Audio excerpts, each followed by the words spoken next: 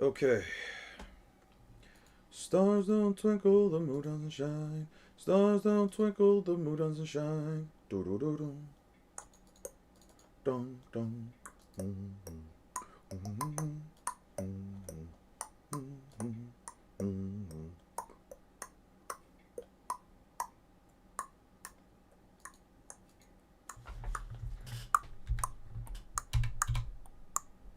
Ba ba ba ba ba da ba ba da ba da ba ba ba ba da ba ba ba ba ba ba ba da ba ba ba ba ba ba ba da ba da da da dum.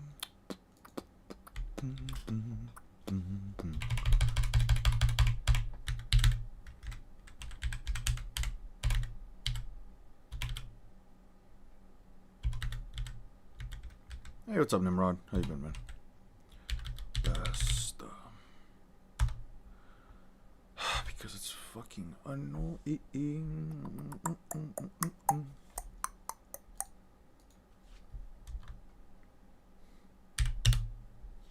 How's everybody doing today? What exactly are these streams about?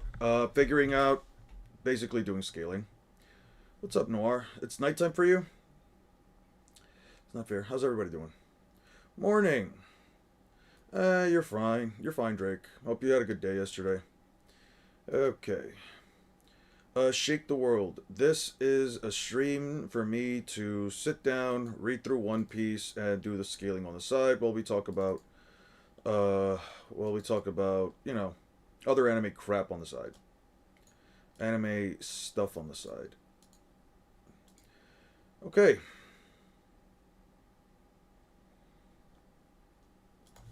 It's been months though. I know it's been months. It's taking me a while to get all the research done because I do want to read through the story so I can get an idea of how powerful the characters are. My favorite alien, Accelerate, Ultimate Echo, Echo. I like Ultimate Humongousaur. I'm gonna be real. Let's avoid the usual Naruto debate topics, people. Yeah. We're gonna talk about that in a second. I do want to bring some stuff up. I do want to bring some stuff out, cause we just need to have a discussion about this. Where the fuck's my phone? I was watching this. Where the fuck is my phone? Where is my phone actually?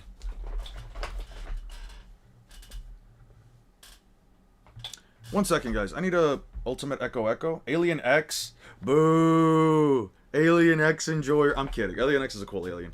I always loved the design of Alien X. Although I will say in Omniverse, I'd never cared for the fact that they gave Alien X a big ass, fuck ass chin. That shit looked so ugly, in my opinion. One second. Where the fuck's my phone? It's not here.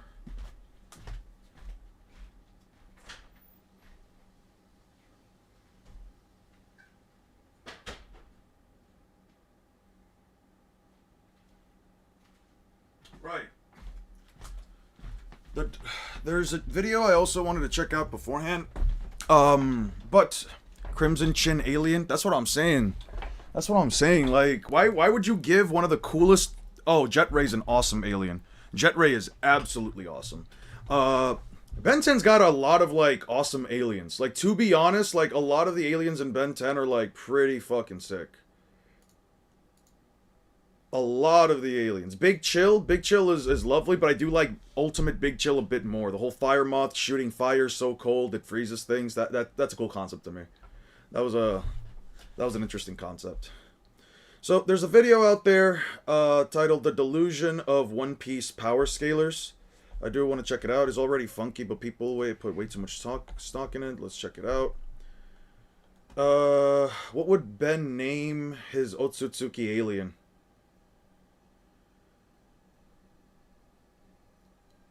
That's a good question. That's a good question, actually. I can't think of a name that he could give, like, his, like an Otsutsuki transformation. What do you guys think an ultimate Otsutsuki would look like? Would it just be Shibai? If Ben went White Man? I don't know about White Man. Anyway, let's see. What I would actually really like would be a DBZ in-depth study, because rewatching and rereading all of DBZ shows that Goku is at best multiversal, And the funny thing is, I noticed that most of the characters die from planet busting attacks or just planet busting up. Yeah. So that's actually a really good point that you make, Shake the World. And I have been, and someone's already paid me to at least read through Dragon Ball. So I will be doing that at some point this year, uh, some point in the near future, honestly. But hopefully. But when it comes to Dragon Ball, I feel like the thing about power scaling that a lot of people usually like get wrong is that characters can be as powerful as the story wants them to be, but they're still gonna have certain levels of limitations, right?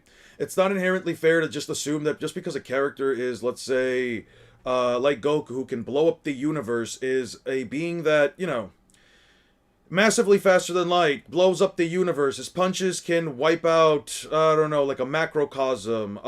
He scales up massively because he fought Beerus, then the Tournament of Six then the Tournament 6 arc. He fought Frieza, who caught up in 4 months. Like, one thing that people need to understand is that, like, not every day, it's not an everyday thing where, like, writers will sit down and write a series that all tangentially makes sense within and of itself, right? Like, if a character has the power to wipe out a universe, if a character has the capability to wipe out a universe, why aren't they just blowing up the planets? Why do they need to breathe on Earth, right? Like, there's a difference between having a capacity to literally blow up a universe and be able to breathe in outer space, to be able to survive outer space. One does not inherently mean that the other has to be true, right? If I can blow up, let's say, if I can wipe out a dimension with a snap of my fingers, does that mean that I am capable of, like, let's say, does that inherently mean that I am also capable of, like, let's say, traveling through the vacuum of space? No, not necessarily. One might be an ability, the other might be a physical limitation of my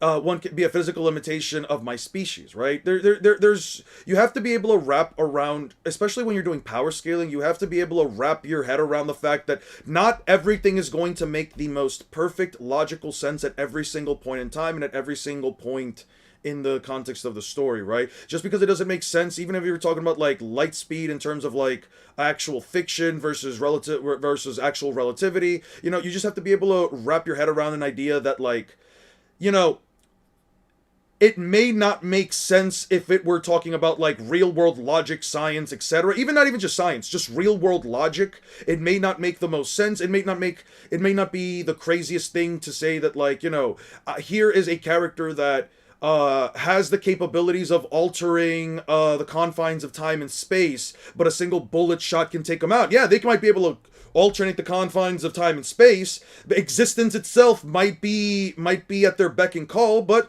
the writer can also say this guy has the bones so frail that even a tiny bit of muscle movement will actually snap their bones in half, or a bullet shot to the head is enough to kill them. You know what I mean? You just have to be able to wrap your head around the idea that in fiction, things might not always be as overpowered as you want them to be, and they might also not be as limited as you want them to be. Which Vilgax design is your favorite? Earliest designs of Vilgax. I'm talking about when he had the massive fucking arms. I'm talking about when he looked like an actual alien instead of that weird version of Alien Force that was wearing like all these different pieces of armor and shit. That Vilgax was a fucking fraud. It's a fandom that takes shit out of control. It's usually fandoms that do that. Goku and Vegeta can't breathe in space. Frieza destroying the Earth killed them through asphyxiation. Yeah, 100%. Vilgax 10,000. Vilgax 10,000 was crazy. I love Vilgax 10,000's appearance, especially with like the giant weird malformed arms. I thought that was really cool. Even if it's something dead like a reanimation, I would still watch it. So there's a video out here. This guy, the OG Daffy, cool name. I fuck with the Daffy. Hey. Appreciate all your streams, broski. Thank you so much for the 10, Jeff. Even if you get tired of the same old people, the same old, it's still a fun experience for me. Keep being you, brother. Bleach sucks. Ichigo losing to Luffy badly. I appreciate that. Thank you so much. Guys, can you get some W's for Jeff?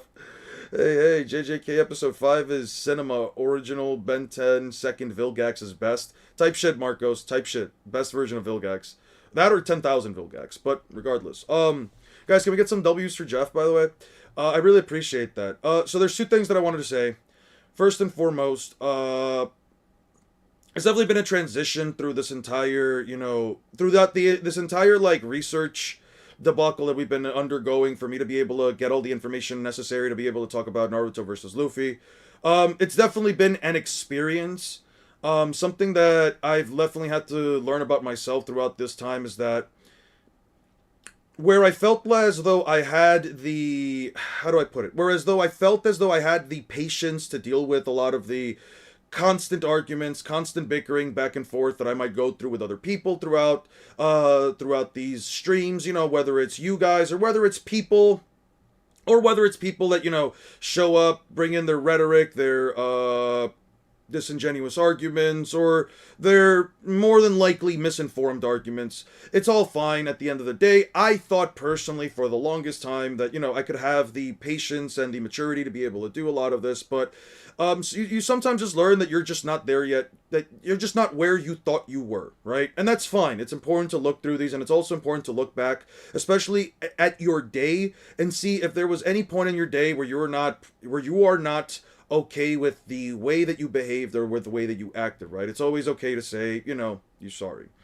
I've learned throughout the last few streams that, my mental health definitely does take it. Doing a lot of these streams back to back, especially while I have to constantly be on the defensive about any take that I have, whether it's with Naruto versus Luffy, JJK, Sukuna, what's his face, Dabura, whatever the fuck it may be. At the end of the day, they're just opinions, and at the end of the day, anybody here needs to have a back and forth with me. I don't know. I feel as though I'm the type of person that would like to have the conversation with the people, even those that, don't want to understand that their arguments based on entire interpretation and opinion are not going to change my mind in the same way that my arguments that are also based on interpretation and opinion is not going to change their minds. At the end of the day, you can't change everybody's minds, and at the end of the day, but apart from the weirdos and anomalies, is much stronger verse than Naruto. That's actually not a hot take here, Shake the World. That's actually very much so not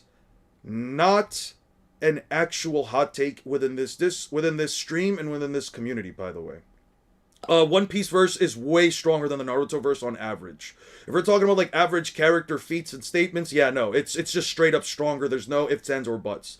There's really nothing that Naruto verse has besides like the higher interpretations of Kaguya, the Ten Tails, and the Six Paths characters that kind of put it above One Piece. But even then, in terms of raw speed, it's just not close. There's just no debate there. At least if you ask me.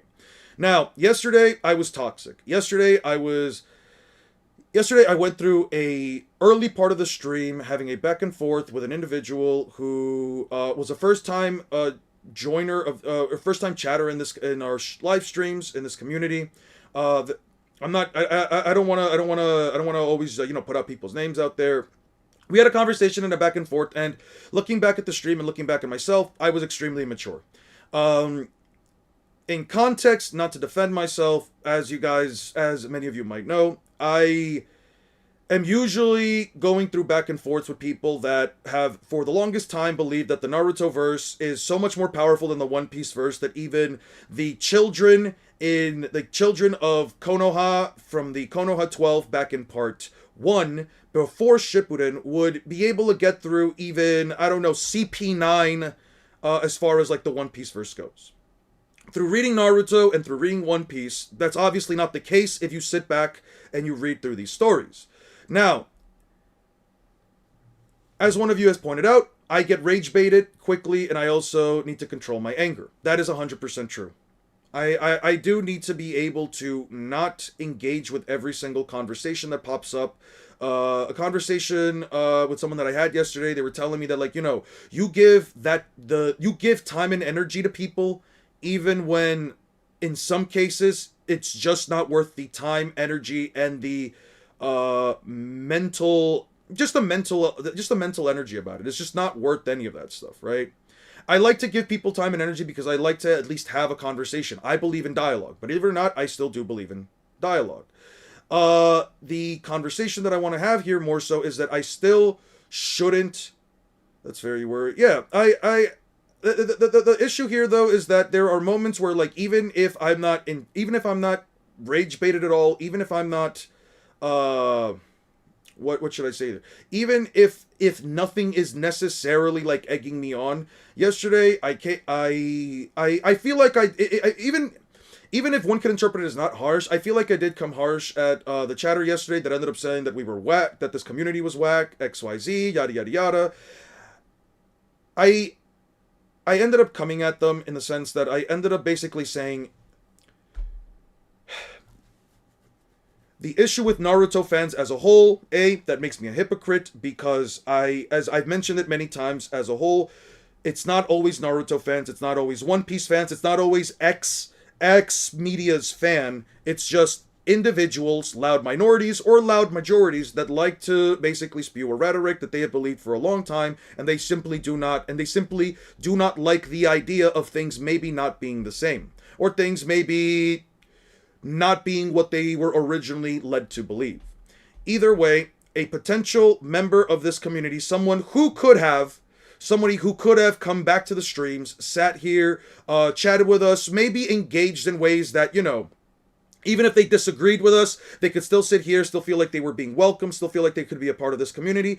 My behavior yesterday was one such that it likely could have deterred another potential member of the community.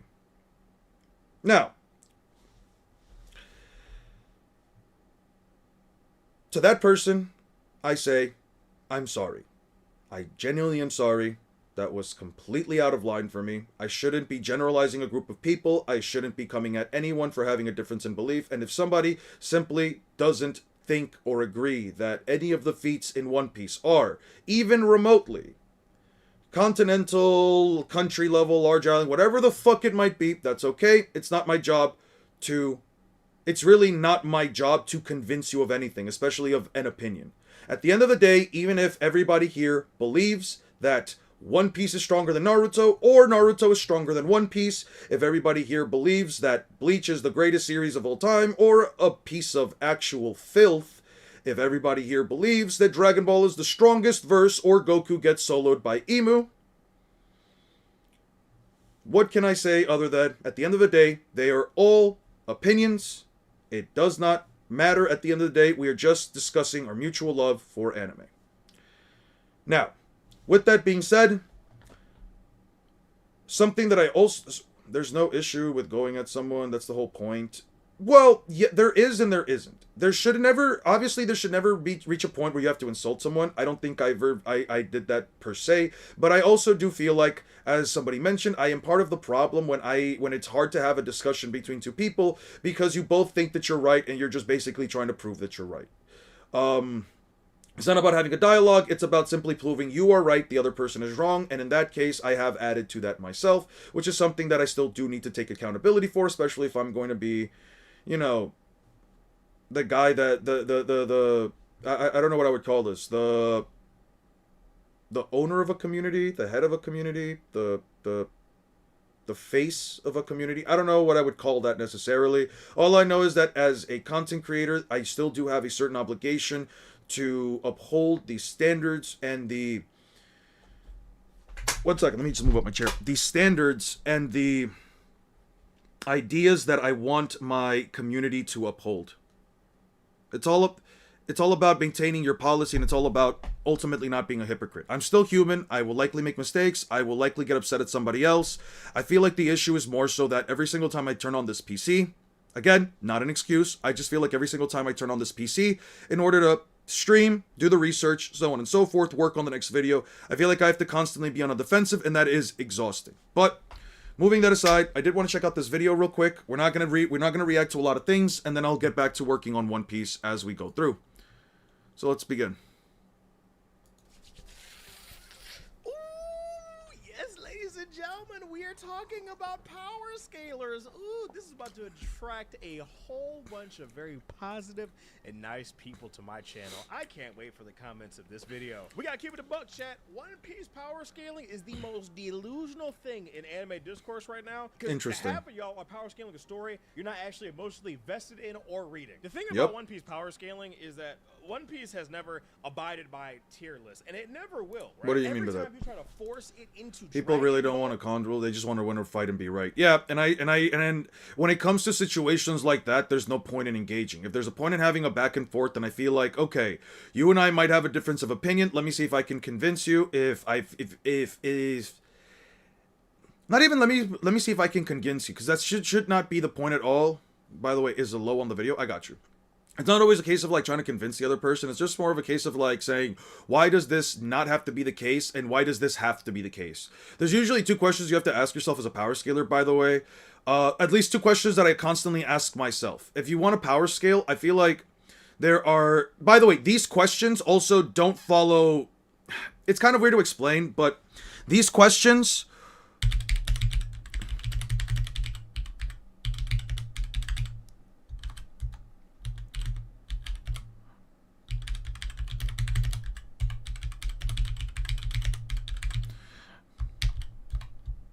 There are questions that you have to sometimes ask yourself, and as one of you mentioned, power scaling is not objective in the slightest bit, or at least it's not entirely objective from a perspective, but something that a person usually has to ask themselves is, why should I believe this, and why should I not believe this? Obviously, there's different criteria for this. It's not as black and white as just saying, well, if you don't believe in XYZ, you're disingenuous, and if you don't believe in XYZ, you're also being disingenuous. It's more so the idea of, like, you have to kind of think about it from the perspective of, like, okay, based on the information that the series has shown me, based on the information that I have gathered, and based on things that the series has tried to present to me, should I believe in something or should I not believe in something, right? If you can generalize a line of logic, right? A equals B equals C equals D equals E, and somebody introduces a new piece of evidence, in this case, let's say F, you have to then ask yourself, if F is consistent with with the consistent logic that the series has presented to me, why shouldn't I believe it? But let's say if F, for example, completely contradicts the things that you have currently seen for the story, and it completely contradicts both the narrative, feats, and statements, so on and so forth, there's a question that you should ask, why should I believe it, right? Why should I believe it, and why should I not believe it? I hope this makes sense to you guys. I'll get back to this point later on, but saying the Minatos is faster than the Raikage, Naruto is also faster than Raikage, that's why teleportation equals Naruto or higher, just stupid. Oh god, when are we going to watch a video trying to explain why Katakuri beats Kaido because Oda doesn't care about power scale, so that means my favorite You don't understand what Oda is writing. I've talked before extensively on the channel about how I feel that agenda pieces tend to really poison communities, but I feel like power scaling, when it gets very toxic, does damn near the same thing, if not worse. One of the biggest problems with One Piece power scalers is that they treat One Piece like a linear strength ladder. They think that this person is stronger than this person. If this person is stronger than this person, that means they're stronger than this person, etc., etc., etc. List keeps going up. But they think about statistics and not narrative, and they also ignore three essential things that you need whenever you're writing a fight in a story. You have context, you have conditions, along with themes, and these things blend together, and it depending on how... I feel like there should also be a conversation about stakes. You might be able to say that, like, stakes are a part of context, but I would kind of, like, differentiate them for a second, because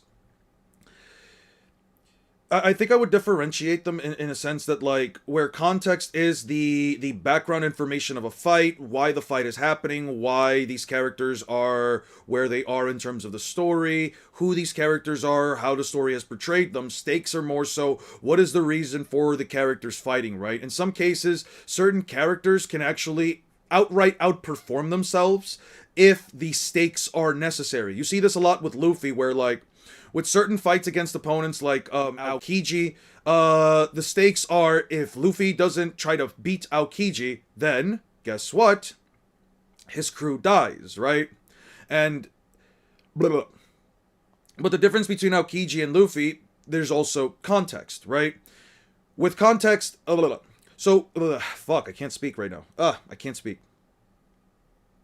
I'm just gonna ignore what the fuck I said. Let's just keep going. I can't speak right now. I don't know why. How it goes, it can either make a story I'm or like- break a story. I'm like so out of it It really today. just depends what's going on here. For example, it is not insane to say that Zoro would have killed Arlong Park if he was at full strength during the time. Now I know someone probably is gonna debate me on that, but I don't really care. But for Luffy, Became it wild was a little of bit, yeah. You know, Just a tad bit. A bit of a challenge until Luffy actually decided to just lock in and just smash his fucking skull through the floor. Smash, smash, smash.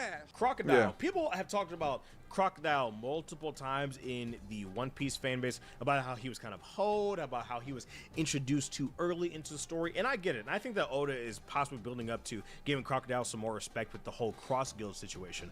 But you have Luffy versus Crocodile. Now, Crocodile is super low on these tier lists because, Crocodile couldn't even beat a pre-time skip Luffy. Well, he did. He killed him like 3 times. But due to the power of plot, Luffy being the main character of the f***ing show, yeah, he lost. But is it... I hate this kind of mentality of like, of course the main protagonist only won because of plot armor. I don't care for like this idea.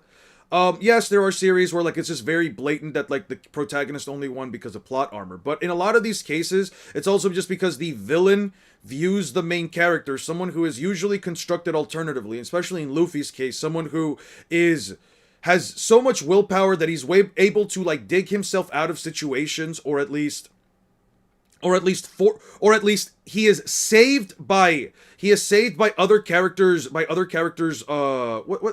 the term I would use here? By the free will of other characters, his life is saved because obviously he can't do everything on his own. He mentions it all the way back in East Blue. There is a scenario that happened where it's like, you could say Crocodile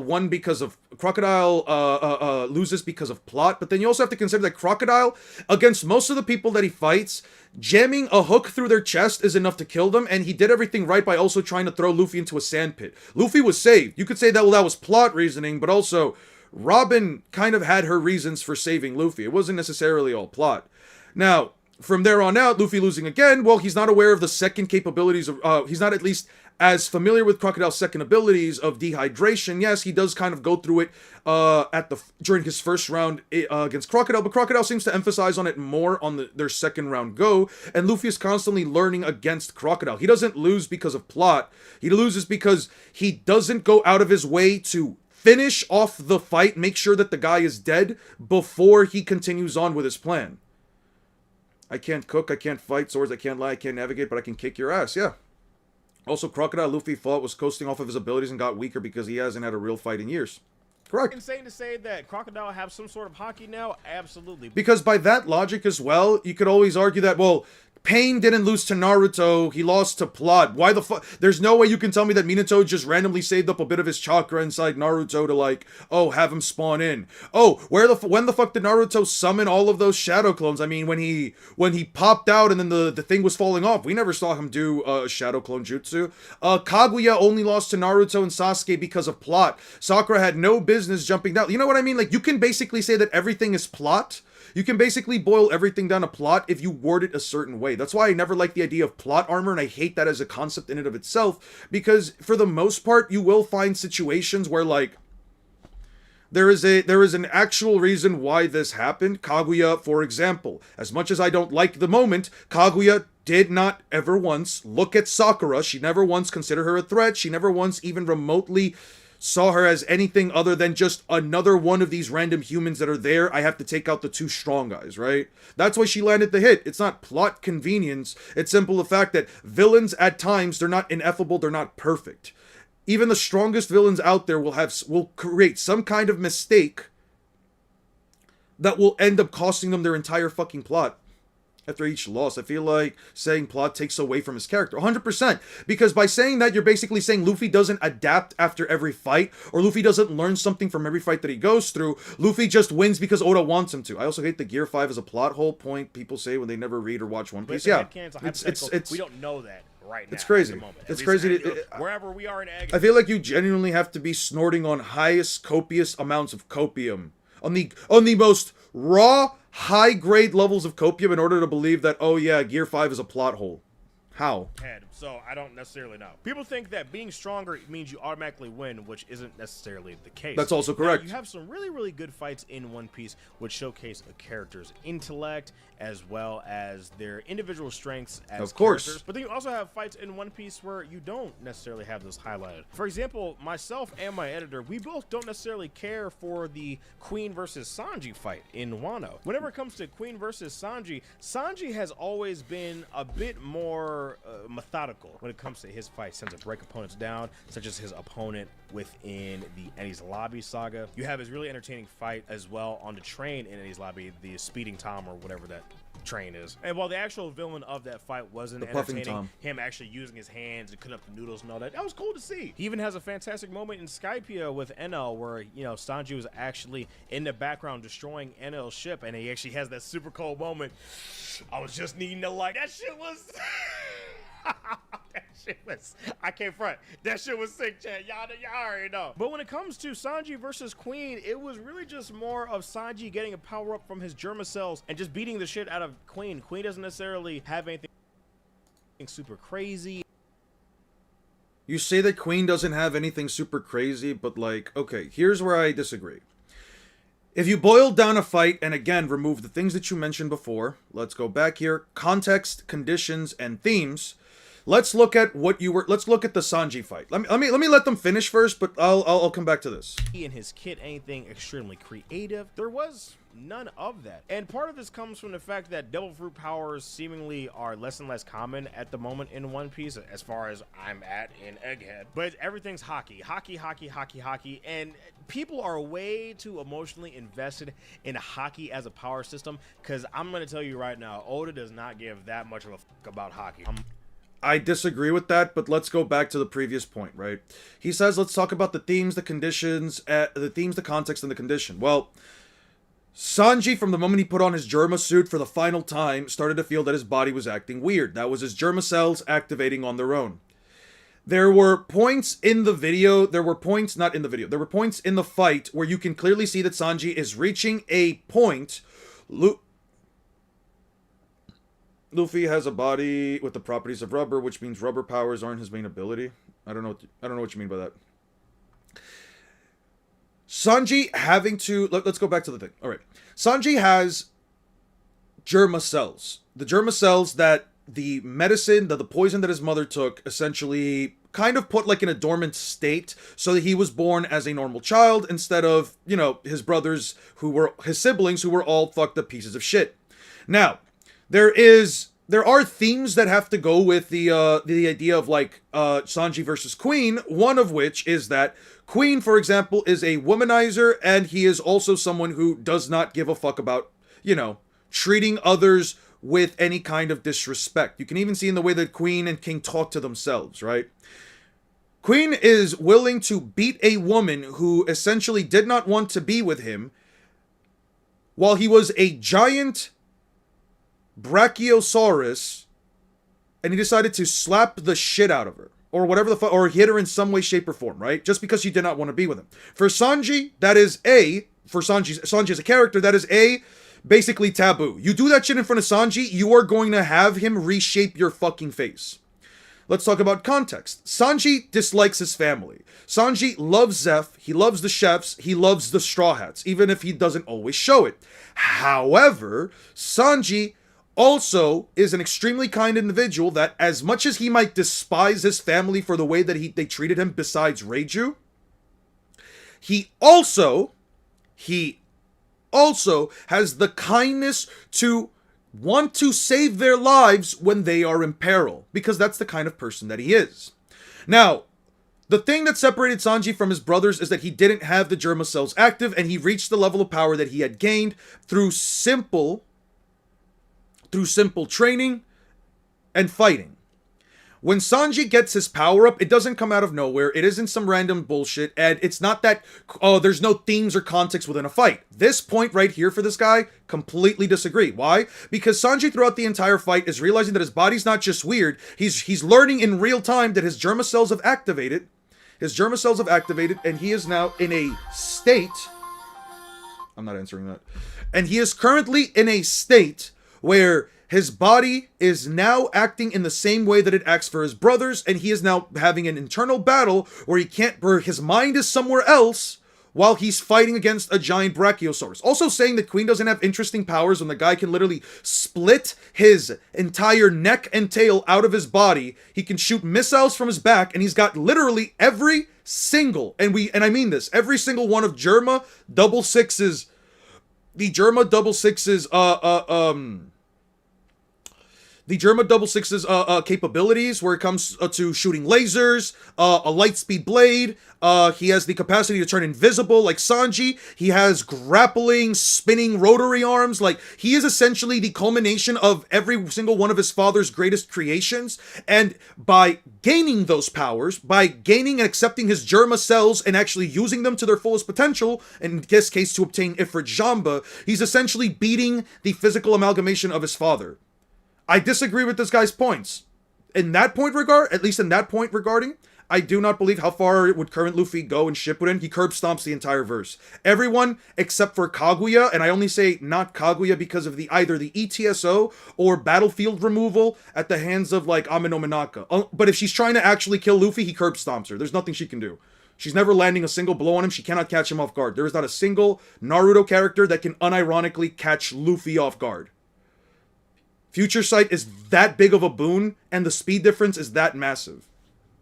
Anyway, back to this point. I'm gonna be honest with you. Is it cool? Do we have the bare bones stuff for it? Absolutely. You have your armament haki. You have your observation haki. You have all. Let me see what he says about this, But because he directly says that compared Oda to doesn't other care power about systems, haki. like a Naruto, like a Jujutsu Kaisen. I think that Jujutsu Kaisen's power system blows One Piece's haki system out of the water. That's a fair Not take. necessarily saying it's a bad thing, because both series do good and bad things. And so I'm not saying that, oh, JJK is better than One Piece. I'm not saying that One Piece is better than JJK. What I'm saying is, as far as the power system goes, you have so many fights. Bro, take Zoro versus King, and you try to apply that in Jujutsu Kaisen, and that shit don't work, bro. There's always something going on underneath in JJK. You can say, oh, but Yuji isn't a very cerebral fighter, but you gotta look at what he's doing, how he fought Sukuna. Yuji is a very hands-on combatant. I would say that Yuji has very high battle IQ as far as being able to figure out what the do's and don'ts against his opponents are. I mean, to be fair, him and everybody else did go into the Sukuna fight with full knowledge of what Sukuna can do, even if they aren't fully aware of all the conditions behind his techniques. They weren't aware of the world-cutting slash being a thing. That was, like, basically the biggest thing they had to worry about at the time, including the furnace. But, like, if Yuji... I mean, most JJK fights, if anything, aren't exact 1v1s. Left, right, good night. Mahito. Yes, the fact that he's a perfect With vessel Black goes Flash into M's. how he fights and directly lends him aid in these battles, because also he is the main character, yes. But something like a Shinjuku Showdown where they methodically break Sukuna down one by one and by one by one. It's things like that. You have Gojo versus Finally, Sukuna, someone which literally- fucking says it, but I still do think Luffy can't beat Naruto and Sasuke as well as Hagoromo. I do see room for that, but I haven't thought that much about it, so enlighten me. Well, the argument is actually very simple. If you want me just to give you the basis for my entire argument, right?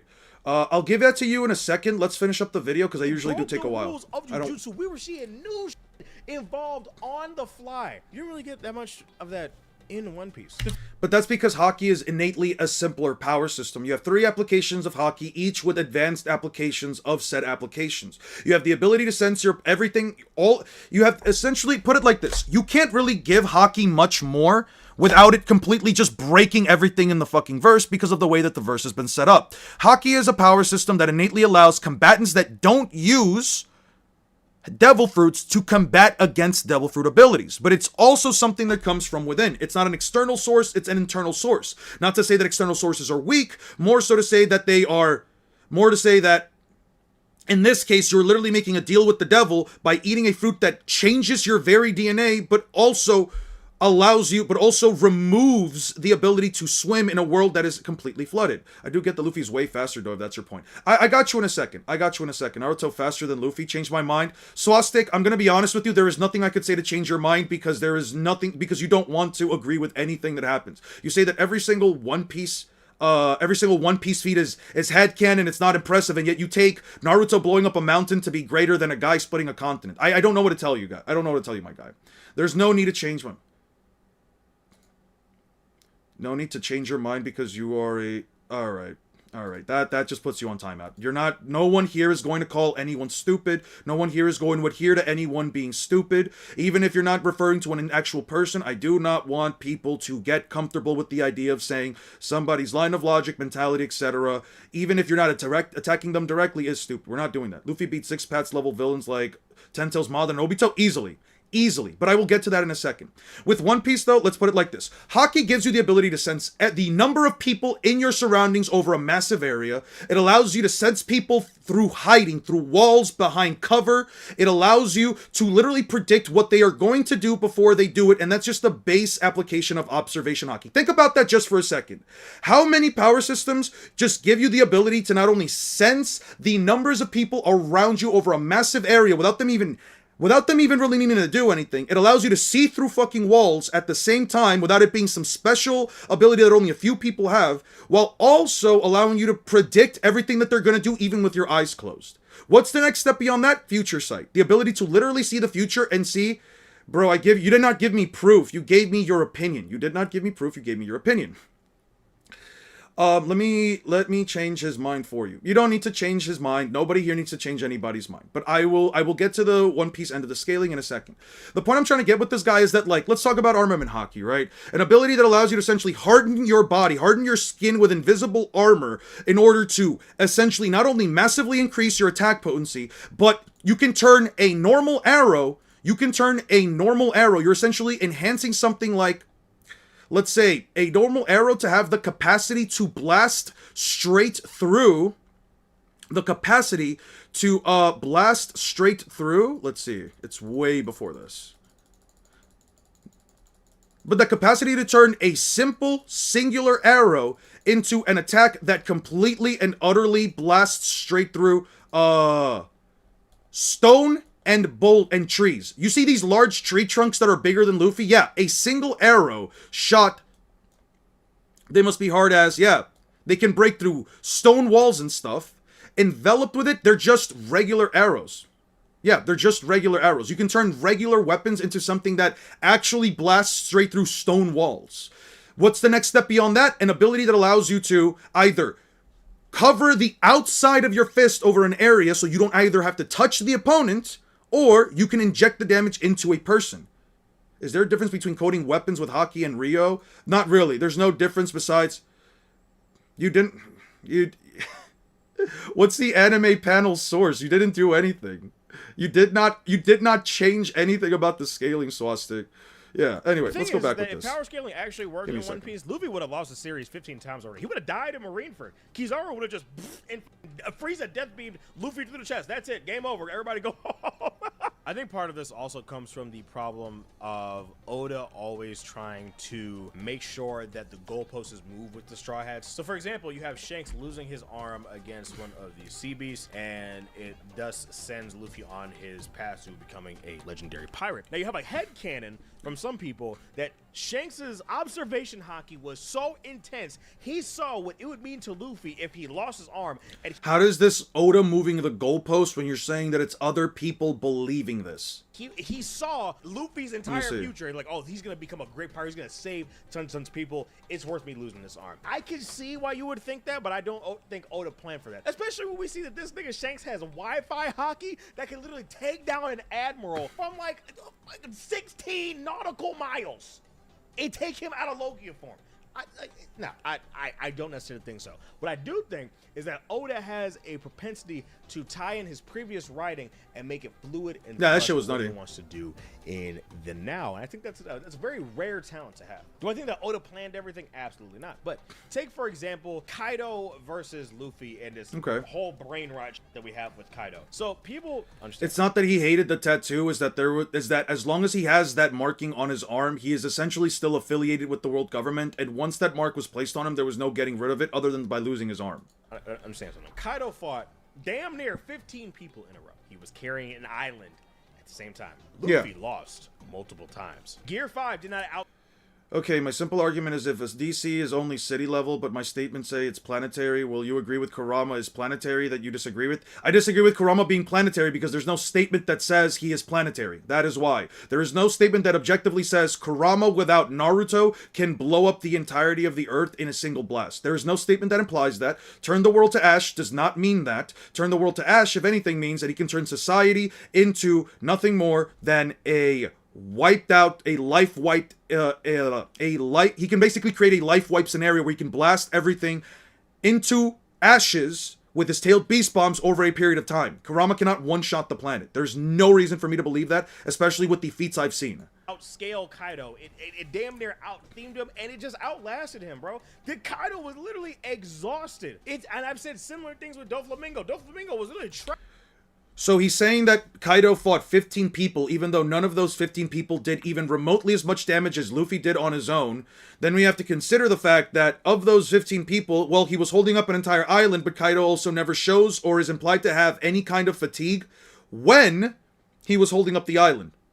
Only Momonosuke showed fatigue trying to pull the island, and that was only because Momonosuke is extremely inexperienced with his fruit, whereas Kaido's had over 20 years with it. trapping a whole country during the time where he fought Luffy. And here's the thing, some of y'all aren't gonna hear this, but sometimes Luffy's fights aren't the most entertaining or the most complex, because at the end of the day, you already know Luffy's gonna But that's the point. It's not about making complex fights. One Piece is a relatively simple series in the same way that Dragon Ball fights aren't that complex. People lost their shit when Goku did the warp Kamehameha in front of Cell because it was like, whoa, we've never seen Goku actually use instant transmission with an attack at the same time. You know what I mean? and the fight there. And we all come to One Piece for different reasons, but does Luffy have the most cerebral fights? Is he always using his brain like that? Yes, he actually is. He's constantly having to figure out how to fight opponents, and he's constantly picking up what his opponents are doing in order to figure out how he can best counteract it. He did it with Crocodile. He easily figured it out with an L, even though it took a couple of blasts. In that case, I would say that's probably Luffy's worst showing. He did it with CP9, where even though he got his ass kicked, he literally learned how to copy their Soru technique, their shave technique, after a single glance of them doing it multiple times. He, what else do we have? He figured out a way to fight around Magellan, or at least he didn't figure out a way. He tried to finally fight Magellan when he was using the wax armor pieces that what's-his-face gave him. Let's see what else. Against Kaido, he figured out how to use Advanced Conqueror's Haki. Against Harakiri, he literally figured out how to look into the future on his own, no training. What do you want me to tell you? Like, it might not be the most like 500 IQ moments where like Luffy's figuring out something that's like super difficult to figure out, but at the same time he is a combatant that isn't just unga bunging his way through everything. No, Luffy had to unlock a different hockey technique and train in Wano, which is fine, but he didn't do anything. An obvious hyperbole. Okay, I agree. cool. I agree. Gear 5 is very cool. I love the Toon Force elements and all this stuff, and I will talk about this more in my big You say it's only a few meters long. Let's look at how tall Don Chinjiao is. Don Chinjiao. Height. Let's see how tall this guy is. The guy is 17 feet tall, which would make him at least 6 meters. That would already go above a few meters. You know, we're recording this week. It's promised. I'm sorry. But to me, when I was reading this, Kaido just, it was like a beast. And then Gear 5 just clowned on him. And it was just very... Gear 5 did not clown on him. It did not clown on him, first of all. And second of all, Kaido... He clowned on him even though Luffy's literally here screaming after Kaido bites into him. Yeah, when Kaido combos Luffy in Gear 5 and actually forces him out of the transformation on the first go-around, yeah, he clowned on him though, right? The way that Luffy just all of a sudden just like big Gear 3 hockey fist punches Kaido in his fucking face. Boom, we won. Like, I want something a little more. I want to take, like, bro, Law and Kid versus Big Mom. That was actually entertaining. It doesn't need to be 100 kilometers long because One Piece characters can manipulate their destructive capacity. Their area of effect, they can control that. If you can't understand that swastic, then that's why you don't believe it's continental. They were actually using their brains, being real smart. I don't understand how he could say that it wasn't that entertaining because, oh, Luffy beat Kaido with a giant punch the size of an island, even though he also used them as a jump rope. He bounced off of this. He literally used lightning as a pole to slingshot himself into Kaido, and he also used What was it? Oh yeah, a bunch of lightning bolts to as bounce, as like a bounce house. I don't get what his point here is. Bro, I like that. Luffy doesn't have fights like that. Same problem that Ichigo has in Bleach. You have all these cool power systems and all this crazy stuff that goes around Ichigo. When it comes to Ichigo's fights, they're bare bones. And they're more thematic, and I understand that. But what is a non-bare bones fight in One Piece then, right? Because he's brought up Zoro. He said you can't do that shit in JJK. He brought up Sanji, got completely just missed all of the themes and context that he brought up before. And now he's saying that Luffy with Gear 5, it was like he wanted more. What more could you want from a guy that... you just don't like the simplicity of One Piece fights? You don't like the simplicity of One Piece fights, and that's fine, but that doesn't make them boring. In Ichigo's case, I would say yes, because all he's doing is shooting out massive energy wave and nothing else. But Ichigo's gonna hit a Getsuga and the fight there, that's what we come here for. By the way, I gotta wait till July for 1,000 Year Blood War. Come the fuck on, bro. Come on, bro. Why? I think he said that they're also bare bones. My PC is so hot right now. What the hell is going on? I can't tell if it's hot in here. It's just my PC. All right, I don't. The most prominent offenders of these whole power scaling shenanigans. For example, you have Zoro beats blank because his sword goes swing and he wins. That's it. Now understand. Post-time skip Zoro has had some cool moments, but has he had a fight that really challenged his intellect as a fighter, made him really, really grow? Besides, okay. This video doesn't sound to me. This video. Okay, I'm gonna wait until the whole thing comes out. King? No, not really. I have not finished Lucci versus Zoro, but from what I have heard, it's more of the same, which is fine. It's entertaining, but it's not really as cerebral or as challenging as I would like it to. Compare that directly to Mr. One in his fight in Alabasta, where he almost died. He had to force himself to level up, right? A lot of post-time skip Zoro's fights is just us showing him how strong he got with his training with Mihawk, not really leveling up his swordsmanship in any way. You have this whole, oh, admirals are frauds because they didn't one-shot somebody. Oh, a Yonko level is a made-up term that, like, the characters. Hey, what's up, Ichigo? How you doing, man? Do not use the term Yonko level, or the fact that, oh, this character's top 5 based on vibes and one panel. Like, Oda does not write strength tiers, he writes moments. And I'm trying to separate myself from some of these Twitter rants, but Oda changes power to serve emotion. Luffy wins fights when he deserves to win, not when he's the strongest. And fights in One Piece are extensions of these ideology clashes and not straight stat checks. Kaido literally one-shot Luffy. Kaido literally one-shot Luffy. What do you mean? What do you mean it's not stat checks? Kaido one-shot Luffy. Katakuri completely overpowered Luffy. The entirety of Marineford was a massive stat check for Luffy. What are we talking about here? One Piece fights are arguments, not necessarily boxing matches. Now Buzzwords. Okay. Watching through this video,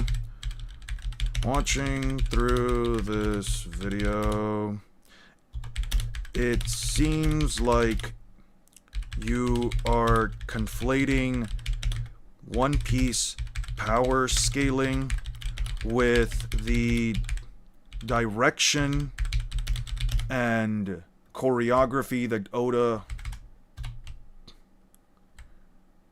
and what's it called? Choreography.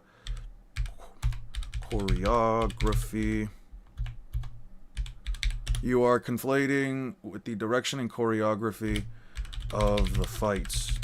You haven't really of the fights. You say that characters like Luffy, when they deserve it and don't, never a stat check, even though he quite literally gets stat checked multiple times, i.e. Kaido first fight and all of the Marineford saga. You bring up context. You bring up context. What was it? Context.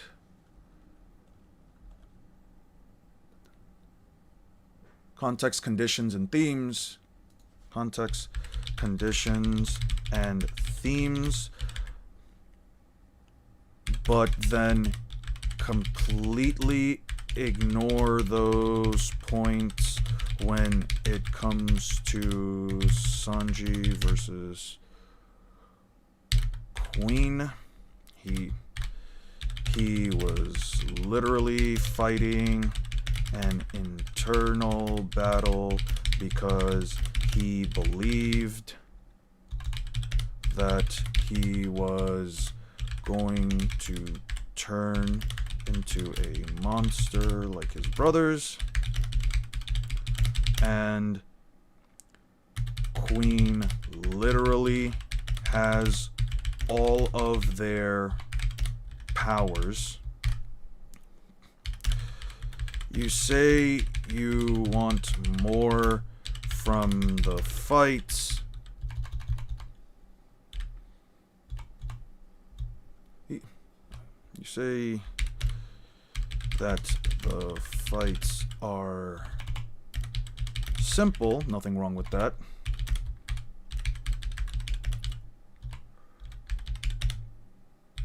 With that,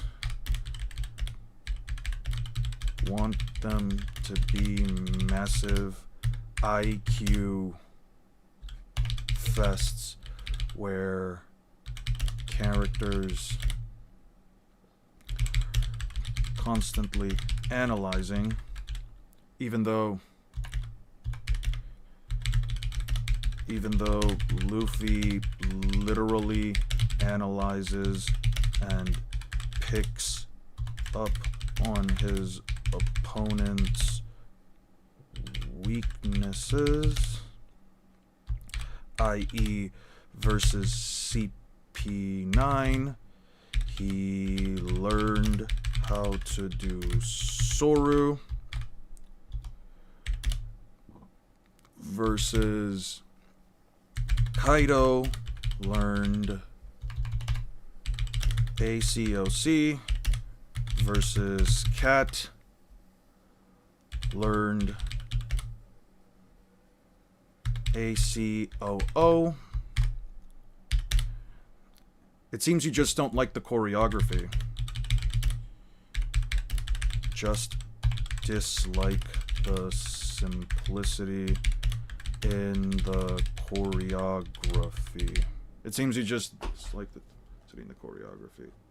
Not all the time. Sometimes they are, and a lot of Zoro's fights are, and they're entertaining. I like them, but no, not all the time. The moment that Kaido is defeated by Luffy in Wano, it works because Kaido says, "What do you want?" Oh. And Luffy says, "I want a place where everyone can eat as much as they want." That's why that moment hits. We had all of this buildup. We saw everything that Kaido did and how long that this country was under the subjugation of this tyrannical ruler, and we actually come to the pinnacle. How you doing, of Dark that King? fight, I've been good, and man. I've been good. To our catharsis, we want to see it finally end because it just takes so long, and it lands. And I'm gonna be honest, I understand why people power scale. People power scale in One Piece because they want certainty, they want control, they want to solve the story. Where do you scale End of Shippuden Naruto and Baryon Mode Naruto?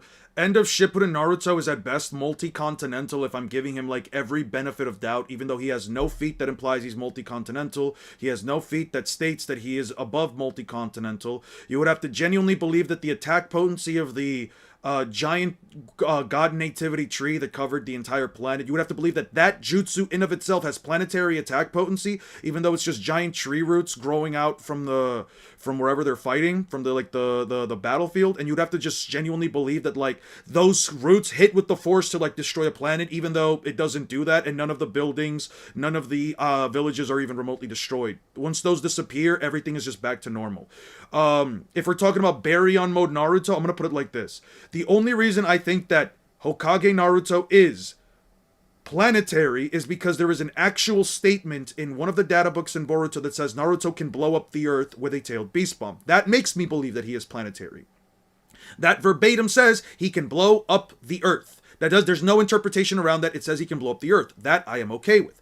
Baryon mode is unquantifiable in terms of an upgrade. There is no way I can tell you how much more powerful it is than KCM2, then 6-path Sage mode, then KCM2 plus 6 paths. There's no way I can tell you how much more powerful it is. All I can tell you is that it is stronger. Naruto is by far and wide an extremely unquantifiable series. If we're trying to figure out like actual scales. This fake objectivity where I see this and you're not seeing the facts. I'm right. And you guys gotta understand something. Hear me when I say this. Power scaling is what you do when you don't trust the Its AP is multiplanetary. Where is it stated that its AP is multiplanetary? Where is it stated? Where is it stated? Where is it shown? Where has the Ten Tails blown up a planet? Show me that. Give me the chapter and page. It's fine if you want to casually enjoy some One Piece power scaling and you want to say, oh, does this person multi-continental? That's fine. But when you start, where is it multi-continental? They are fighting on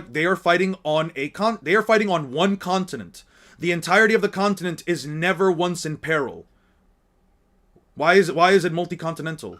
Turning everything to ash is kind of the same. They say Yuga can destroy the world. What's the difference? The difference is that one of them uses flowery language, and depending on the kanji that you're looking at, depending on how you choose to translate it, doesn't inherently mean that Kurama can one-shot the planet. When it's stated for Whitebeard, it's literally a guy saying he has the power to destroy the world.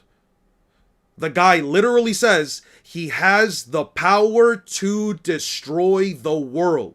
With Kurama, it says turn the world to ash, which could mean especially if you follow feats, it could mean he shoots in every single direction a tailed beast bomb, and he goes across the land, wiping out all human life. And you start getting angry that the power system is not as complex as you want it to be, well, you're making yourself gonna have a bad time. By the way, I had to block the pirate. You think end of Shippuden Naruto can win? No, yeah, he should be able to beat the supernovas. He should still be within that speed tier. Piece subreddit, because they were saying some absolutely insane shit about the Kuma flashback. That Kuma flashback was absolute phenomenal. Some of post time skip One Piece's best writing, I would say. But then they start saying that Kuma was a cuck, and they started posting these really offensive memes about Jinny's. It was awful, dude. I was like, y'all actually read this shit? Terrible people.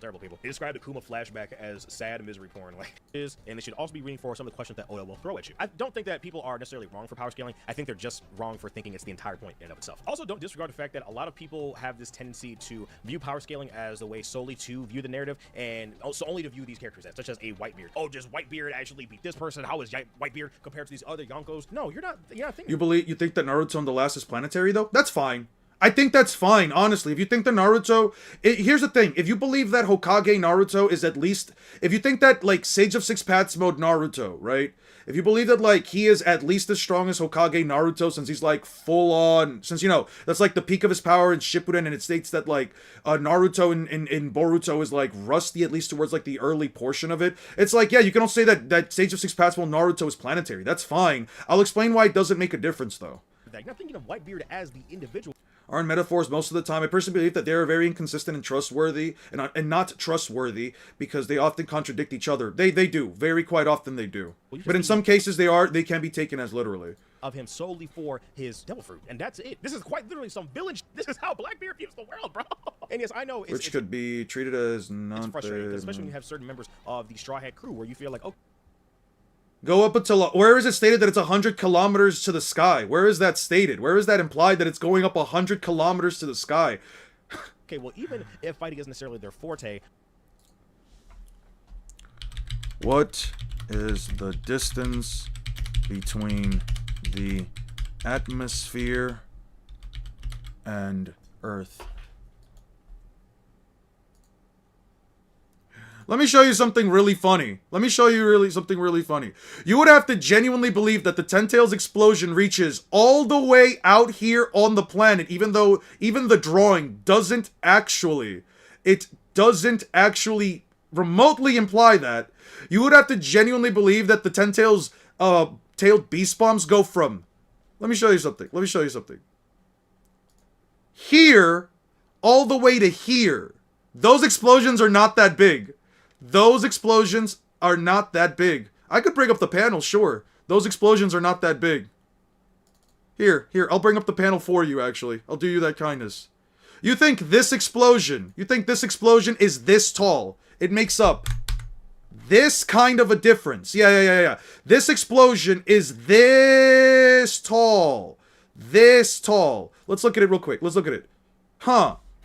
Yeah, quite. You think this is reaching all the way past satellites up until the end of the atmosphere?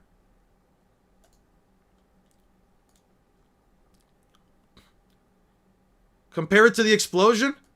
Compare it to what? Yeah? Is this explosion continental? Did this just blow up a continent? You know, the continent they're currently fighting on? Interesting. What do they have to offer? Such as a Usopp, such as a Frankie, such as a Brook. And Oda still gives some shine to some One Piece for the past year. But ever since Thriller Bark, Brook hasn't really got anything. It's only been since Thriller Bark. And even then... Guys, leave it be. Just don't pay attention to them anymore. Just don't pay attention to Swastika anymore. It's fine. Same thing with Chopper. I don't want Chopper to have a crazy-ass fight. That's not what I'd be like... NL losing to Luffy, Lucci coming back stronger. Oda doesn't care that much. And he does care. Also...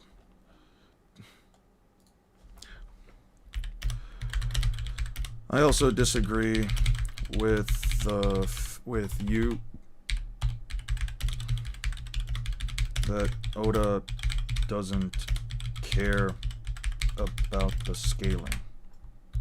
One Piece scaling is much more wide open than Yonko level.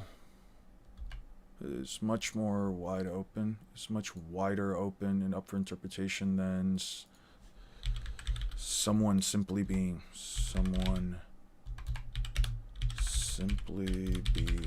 Yonko.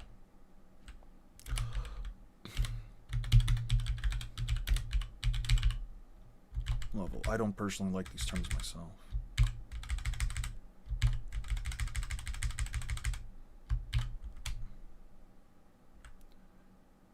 A random Reddit user pixel scale it? Yep, he saw a random person pixel scale it. I mean, your research is based on you counting either pixels or using somebody else's information. Either way, nobody has to adhere by those values. Sorry, I had to blow out the mic a little bit. There was a bit of dust. It's definitely taller than it is wide. Okay, and how tall is it? Have you watched Sakamoto Days? Any plan on scaling it? Maybe in the future. I might want to get to some more like ground level stuff eventually. I do prefer like lower level scaling than anything else. Simply by being Yonko or Admiral level. I, for one, hate those terms. But he also makes it very clear that certain characters are within at least a range of relativity.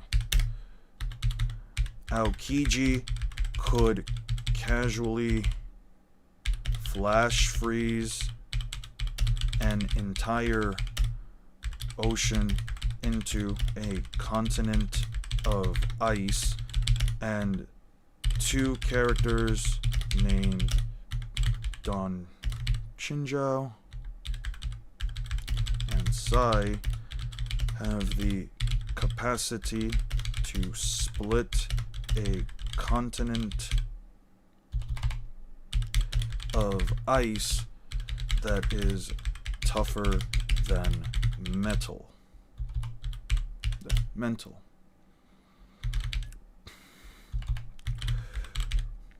With the added context that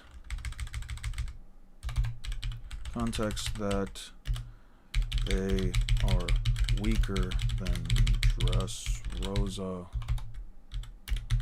Luffy, the added context that they're weaker than Dressrosa Luffy, it would make sense that a continental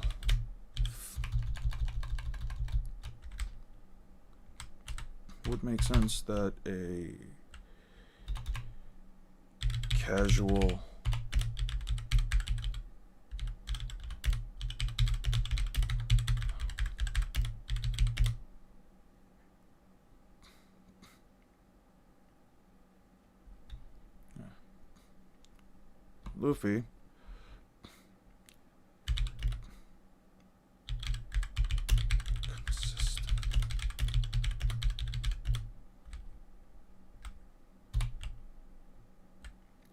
That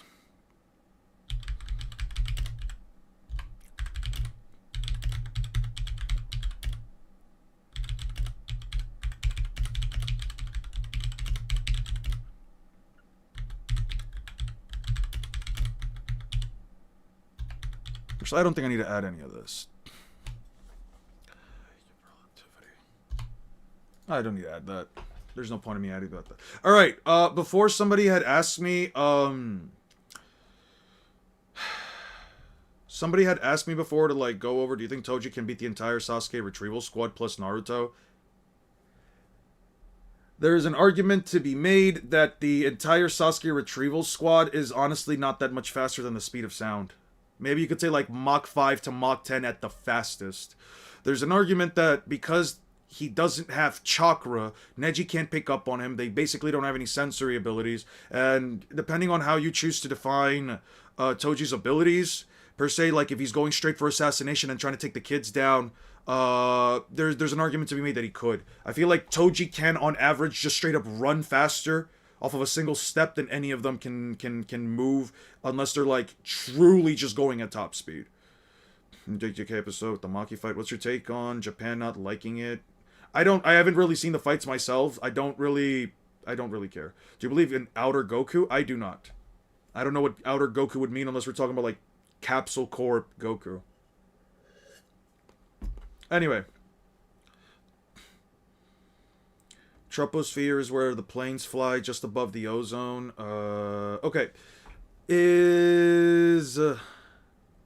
Shake the World, are you still there? You still here? Do you still want me to explain to you why I think Luffy curb stomps Naruto and Sasuke at the same time? Mach 3, the max speed for both Maki and Toji. It is not. It is the max speed for Naoya. He was traveling at Mach speed, and Maki, who is stated to be an equal to Toji, was easily dodging him. It might lack the emotion. I don't know. Sniffing out that bum, saying they have no sensory ability is wild. Considering that they have no sensory ability that can pick up on somebody that doesn't have, that doesn't specifically have chakra, I would say so. Especially if Toji goes for Akamaru and Kiba first. He has, you could honestly make the argument that he probably has sharper senses. Especially since he can actually sense changes in flow and air. Okay. So, Shake, here's the thing, right? I'm just gonna bring up a couple of pieces of evidence to just make it. I'm just gonna bring up a couple of arguments here. I just want to show you a couple of things because these are things that like most people don't pick up on, that unless you're like reading Naruto through and through and trying to find everything, you might not notice on your own, right? Nothing here that I'm bringing up is out of interpretation or something that I'm making up. It is legitimately everything that I would need to prove that every version of Luffy takes down every version of Naruto regardless, right? So, search for Tsunade. No, I need to go back. My bad. Search for Tsunade. Assault. Rasen Shuriken training. I should just call it assault on the Akatsuki. Okay.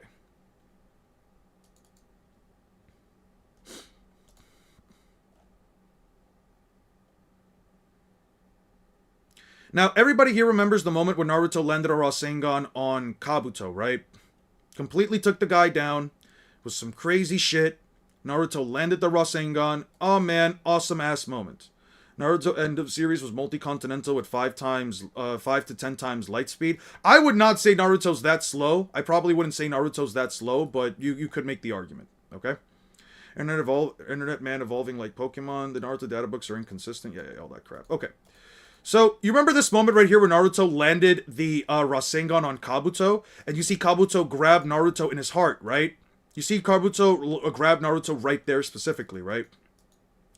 Naruto immediately spits out blood. Kabuto smiles. Naruto falls into the ground. He goes into some stuff here about his recovery ability. We keep going. Okay. Naruto did too much damage to Kabuto. Here's what I want you to focus on. It says right here, his heart muscle is torn. It's induced arrhythmia.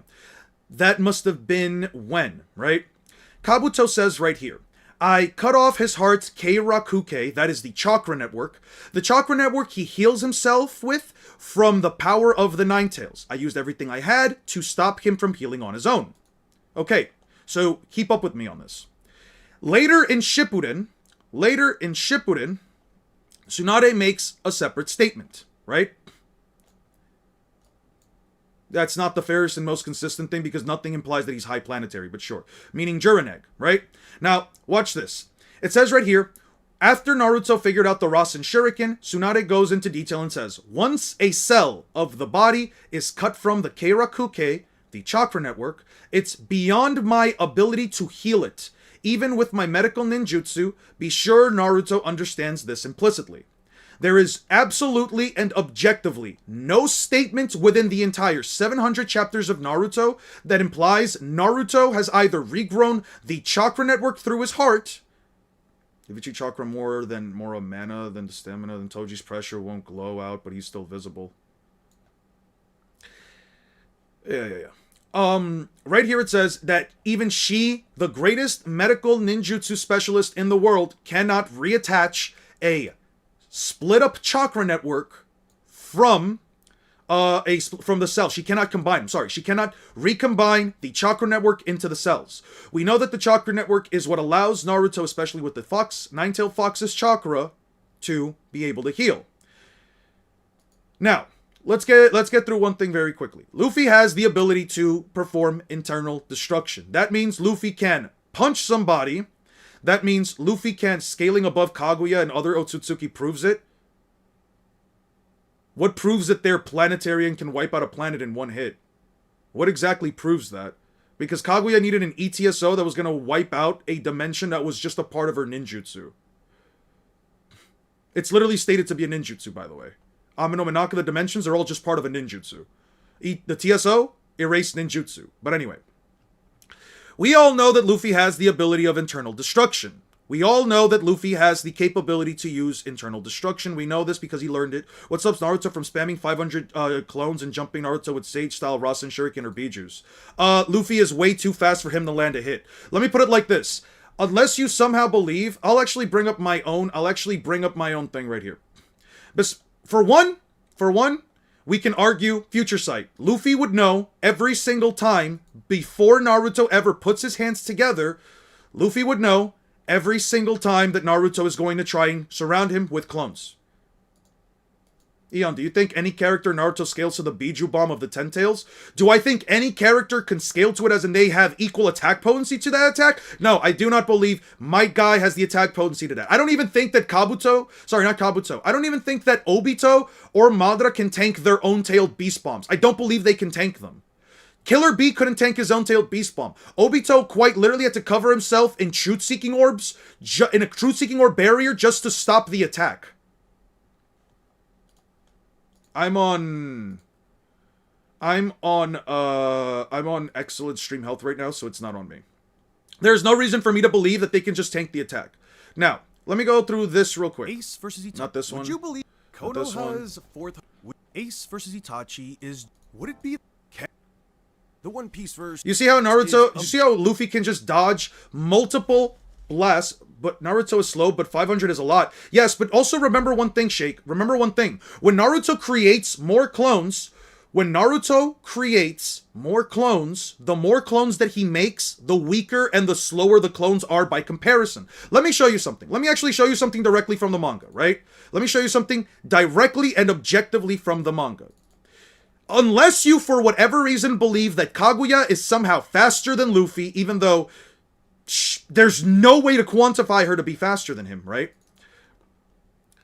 Kaguya is able to jump from clone to clone. Kaguya is literally able to, while being slower than Luffy, able to jump from clone to clone and go through each one of them. She's able to weave through all of them. If Luffy can be quantified to be great, so much faster than Naruto, that the speed difference even before Gear 5 is absolutely and positively mind-numbingly large, If the speed difference between Naruto and Luffy is so great, and Kaguya, who isn't that much faster than Naruto, is able to fly between clones and take them all out side to side, go straight through one of them, attack, go, and they're not able to really do much against her, other than, like, try to, let's say... The only thing that they really did was try to, like, what is it? Try to, like, remove the idea, try to misdirect her gaze so that she doesn't go for the real Naruto. Beyond that, the clones really didn't do much to Kaguya, and you really don't have much of an argument. You really don't have much of an argument that, like, Naruto making a ton of clones necessarily is, necessarily closes out the speed gap, right? Look at like this. If Kaguya can jump from clone to clone and hit them all, why can't Luffy do the same, especially when you can quantify Luffy to be faster than even Kaguya, right? What exactly would make the difference between the clones at that point, right? Okay, how strong is a full Susanoo? They're not planetary either. And also, she didn't casually destroy the Susanoo. The Susanoo was blown up by a knockback effect. The Susanoo was blown back by a knockback effect. You see how Kaguya is still able to, like, keep up with all of Naruto's attacks, even though they were all coming in? Sure, she had to teleport away, but that's because she let herself literally get covered by him. Luffy, in this case, has the ability to see into the future. Why wouldn't Luffy catch a literal gazelle? Why Luffy couldn't catch a literal gazelle? Well, it wasn't a literal gazelle, it was Gazelle Man, and I've already gone into explanation, and I've already gone into that in one of my videos. His insane speed plus future sight can negate it, 100%. There's the conversation that, like, well, what if Naruto can land a hit on Luffy? But here's the thing, it's not about whether or not Naruto can land a hit on Luffy, it's about whether or not Naruto can not only make up the speed difference in order to also try to land a random off-guard hit against the guy who, again, do not call him dumb. Do not call people dumb. We're not doing that. I'm going to give you a warning. It's a 1 minute timeout. Do not do that. Please. The next argument is, okay, well, what if Naruto can catch Luffy off guard? My question is, why and how can Naruto catch Luffy off guard? Why can Naruto catch Luffy off guard? If Luffy can see into the future, if Luffy can see and attack before it even happens, before Naruto even puts up the hand signs to either do the Shadow Clone Jutsu or to raise his hand up to even charge up a Rasengan or a Rasen Shuriken or whatever other jutsu, why would Luffy be caught off by an attack that if Luffy punches that Naruto and it just so happens to be a clone, how would Naruto catch him off guard when Luffy would know that Naruto was planning that in the first place? Luffy can quite literally see the events that are going to transpire before the events even start. Now, somebody here asked, why didn't Luffy catch a gazelle? Simple. Let's bring up the big Gazelle Man. It's not even close to the level of Shanks. I don't care if it's not even to the level of Shanks. I don't have to argue that. All I have to argue is that he can quite literally see into the future. Scaling. Without said context, one can make either. And this is the reason for Gazelle Man. Disingenuous claims. But let's just say for a moment that you are. And Peter, here's the thing. If he can see a couple of seconds max, you realize that if the characters are fighting at light speed, quote unquote, you realize that seconds in light speed is actually a large period of time. So even if you think Naruto can throw 500 Rasen Shurikens in less than a second, Luffy would still know 5 seconds ahead of that he would throw 100 Rasen Shurikens or 500 or whatever it is. Not convinced it was a story-related reason as to why they didn't blitz Gazelle Man. The hierarchy of Kaido's crew is structured through strength. The stronger the pirates, the higher the position they will get in the crew. Gazelle Man is a gifter, which means he got a smile fruit, and he works directly under a headliner named Hold'em. 2 chapters after Gazelle Man takes Tama, Luffy fights his stronger superior, and not only is a passive ability, it won't work. Let's see. Ah, yes, interesting. Let's see. Is it here? Let's see. What chapter is this? Okay.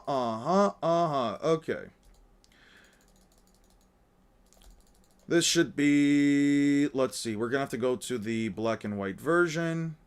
You're gonna have to go to the black and white version, because I don't have the things right here. Let's see, it was like, what, 1070 something? 1068, 1069. Let's go 1066, Punk Records. Actually, it would likely be sooner than that, right? Let's try a little sooner. Let's go to like 58, right? New emperors, okay. Luffy and the others, yep. End of his dream, yep. Luffy and the others, they're eating, they're pissed off, they're sitting down, they have some food.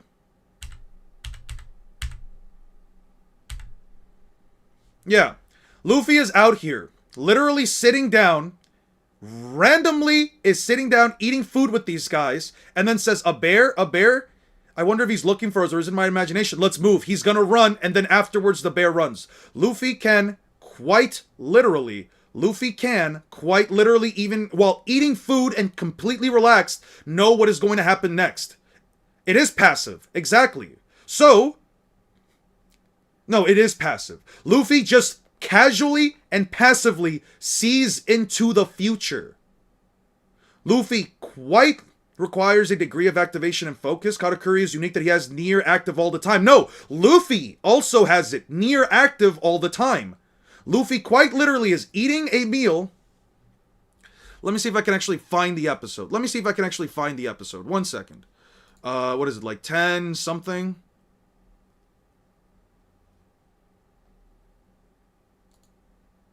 Oh, fantastic. Now those websites down. Active at all times against Kaido. Yes! That as well.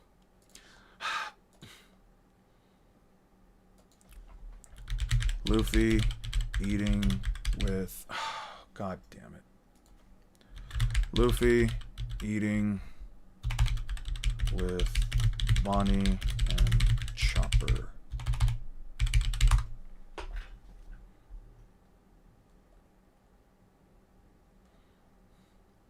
When will the video be ready, you think? I don't know yet. Would be in the 11:10s, yeah. Except the website that I use won't open up. So we've got an issue there. I can't find it. Let's see. Maybe this one. Open this up. Luffy, Egghead Fits. Sees the pacifista future.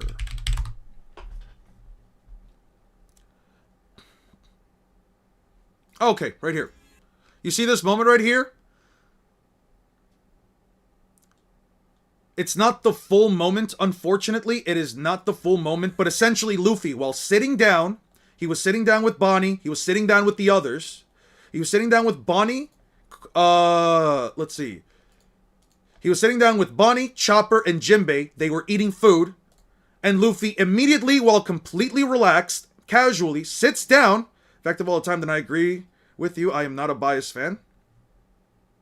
Like, what do you want me to tell you? Luffy's sitting here having a casual meal, and then all of a sudden sees, holy shit, gets into this stance right here. I remember this episode extremely vividly. Use 9 anime, it usually works, yeah, but I don't want it. But I think part of it is that if I put the website up on YouTube, and YouTube sees it, they can probably take down the sites. That's the unfortunate end of it. He essentially got a flash of future sight that showed him that this thing would start running. And mind you, Luffy's literally sitting there with his arm up, covered in haki, because he's ready to fight the thing as soon as it starts moving. It's not passive. You have to activate it just like Kaido activated his future sight.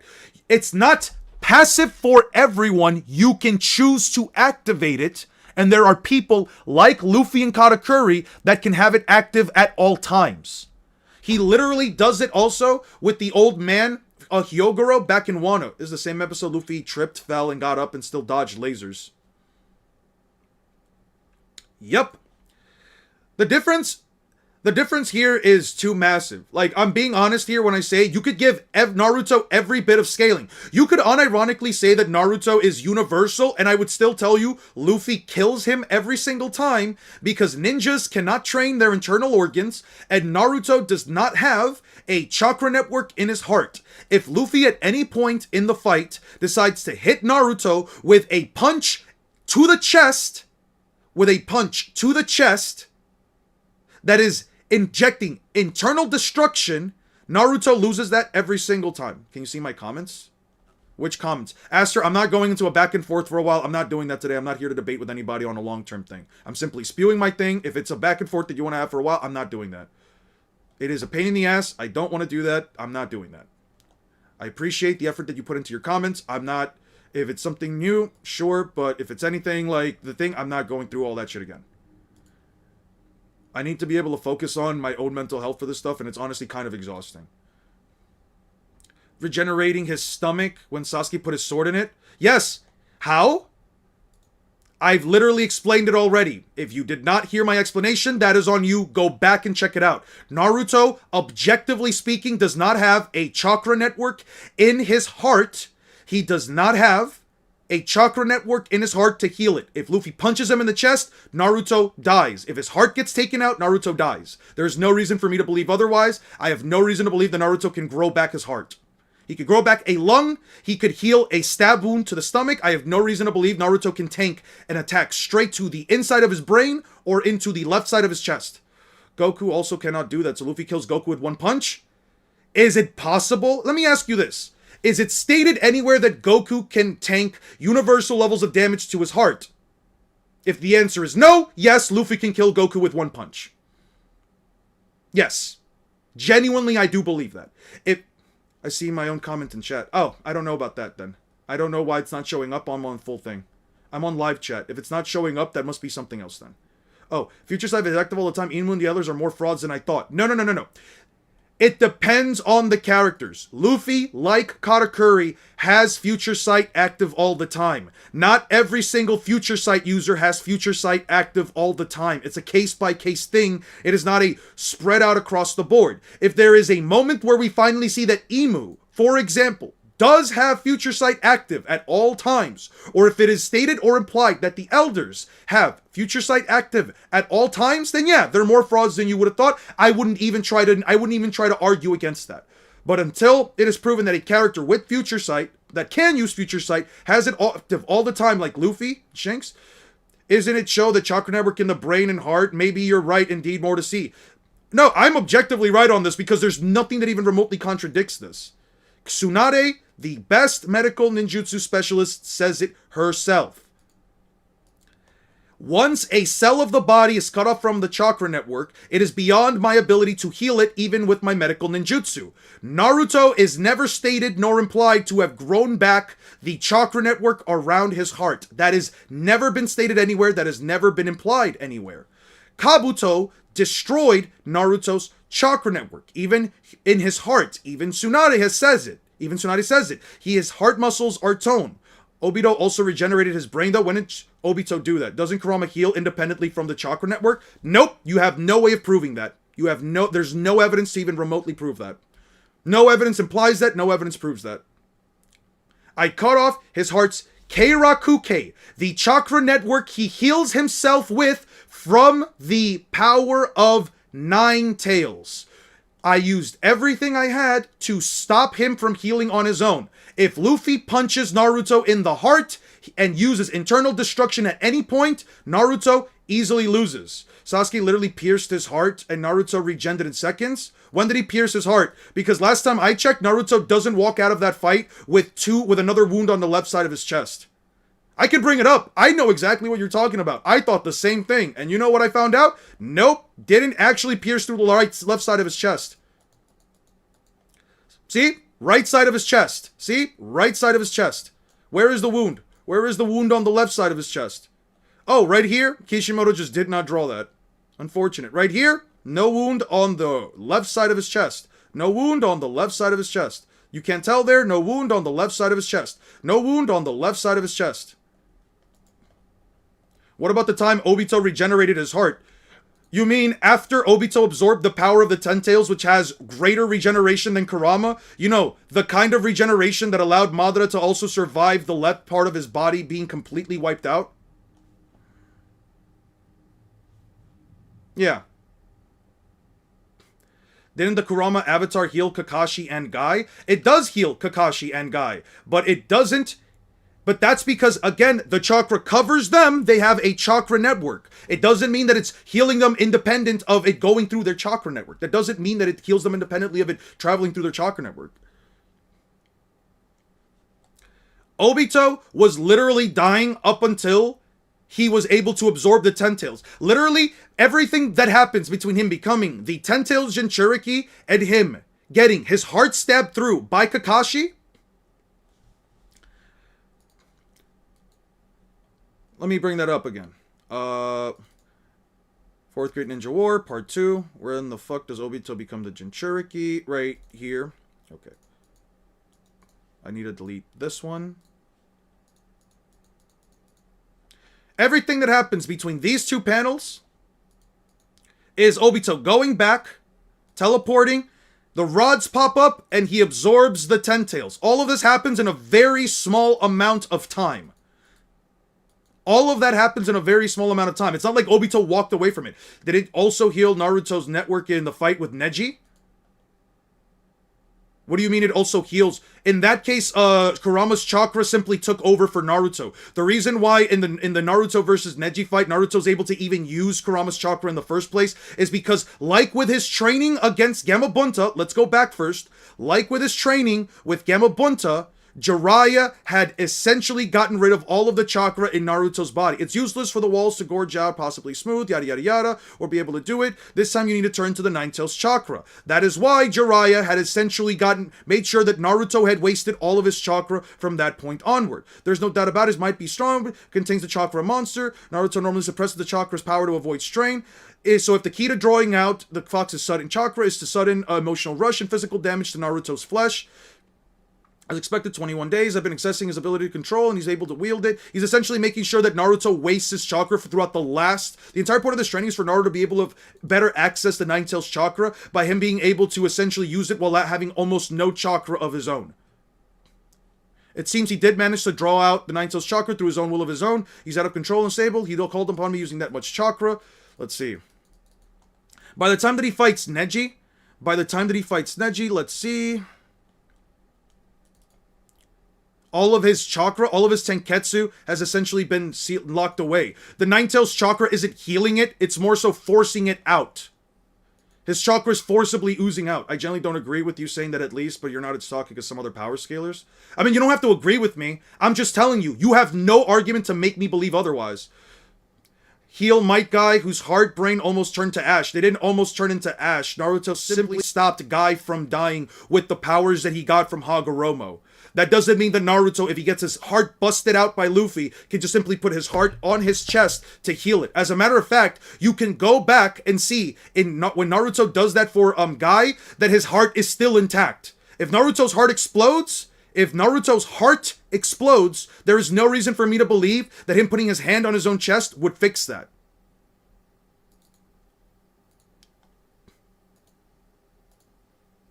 Naruto's essentially just making sure that the node's chakra hasn't gone out. Do you scale to your Jiren egg? So do you scale to your Jiren egg? I don't believe well, that depends on what you're referring to. If you're telling me, does Luffy scale to the amount of energy necessary to destroy Naruto's heart? All he needs to do is punch basically, if Luffy can use internal destruction all the way back in East Blue, it doesn't matter what version of Luffy you're talking about. As long as he punches with enough force to pop Naruto's heart, he already wins the fight. Are we talking about Might Guy bent the TSO staff? You mean the Might Guy that was also bending space? Yeah, no. Couldn't Naruto erase the attack before it hits him with a TSO? How is Naruto going to stop Luffy from punching him in the chest when the TSO aren't even fast enough to keep up with him? Let me give you guys another example. Let me just show you guys something. I'm not saying you're biased, just saying by the way you sound, you speak, sometimes it's a little bit biased. I'm basically just telling you what is straight up. I'm looking at the fucking panel. It might sound like it's biased because, again, it sounds wrong for some people to hear that One Piece is that much stronger or that Luffy can win. It sounds like it's biased, but I'm not giving you my bias. I'm just straight up telling you. I have absolutely and objectively no reason to believe that Naruto Uzumaki can tank a continent-splitting punch from Luffy to the chest without his heart literally exploding. There is no reason for me to not believe that. That's all I'm saying. If it sounds like I'm talking loud, that's just me trying to essentially enunciate my words well enough so that you guys... You mean wrapping it around him? Let me show you something real quick. You see Guy right here? Let me show you something. Okay. You see where Madara is? You see how far away Madara is? Shouldn't the region from Six Paths Chakra be comparable to Jubi? Nope. It's not comparable at all because it's not Ten Tails Chakra regeneration. Unless you have a actual feat, an actual comparable feat of Naruto losing an arm, losing his legs, losing half of his body, and it growing back in the same bubbly, weird way that Kaguya and Madara regrow their limbs, I have no reason to believe that. Objectively speaking, there is no reason for me to believe that.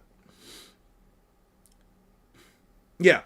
Naruto is not immortal like they are. And Madara is not even fully immortal. Madara can be wiped out. We saw from Guy, if you hit Madara hard enough, as long as there is nothing left for Madara, I believe you can kill him. I do not believe that Madara has the type of regeneration that if you completely wipe him out from existence, if you completely turn every little last cell in Madara's body into ash, I have no reason to believe that Madara can come back from that. There is no feat that even remotely does it. How many One Piece characters use a weapon that forcibly sucks hockey out of them? Not really that many. Does that mean Kid Naruto is stronger than Madara since he got stabbed through the heart? I wouldn't necessarily say that. I would say that Naruto has more endurance. So Naruto's organs durability as a kid should be the same as when he's an adult then? Yes, as Kakashi stated, no, Aizen is straight up immortal, unless you think that you can completely wipe out Aizen. If healing requires the chakra network, wouldn't regrowing any tissue be impossible? That depends. Tsunade has the capacity to regrow her limbs. At least she says that it's possible, but we've never actually seen her do that. We've never actually seen the mitotic regeneration seal actually pull that off. It is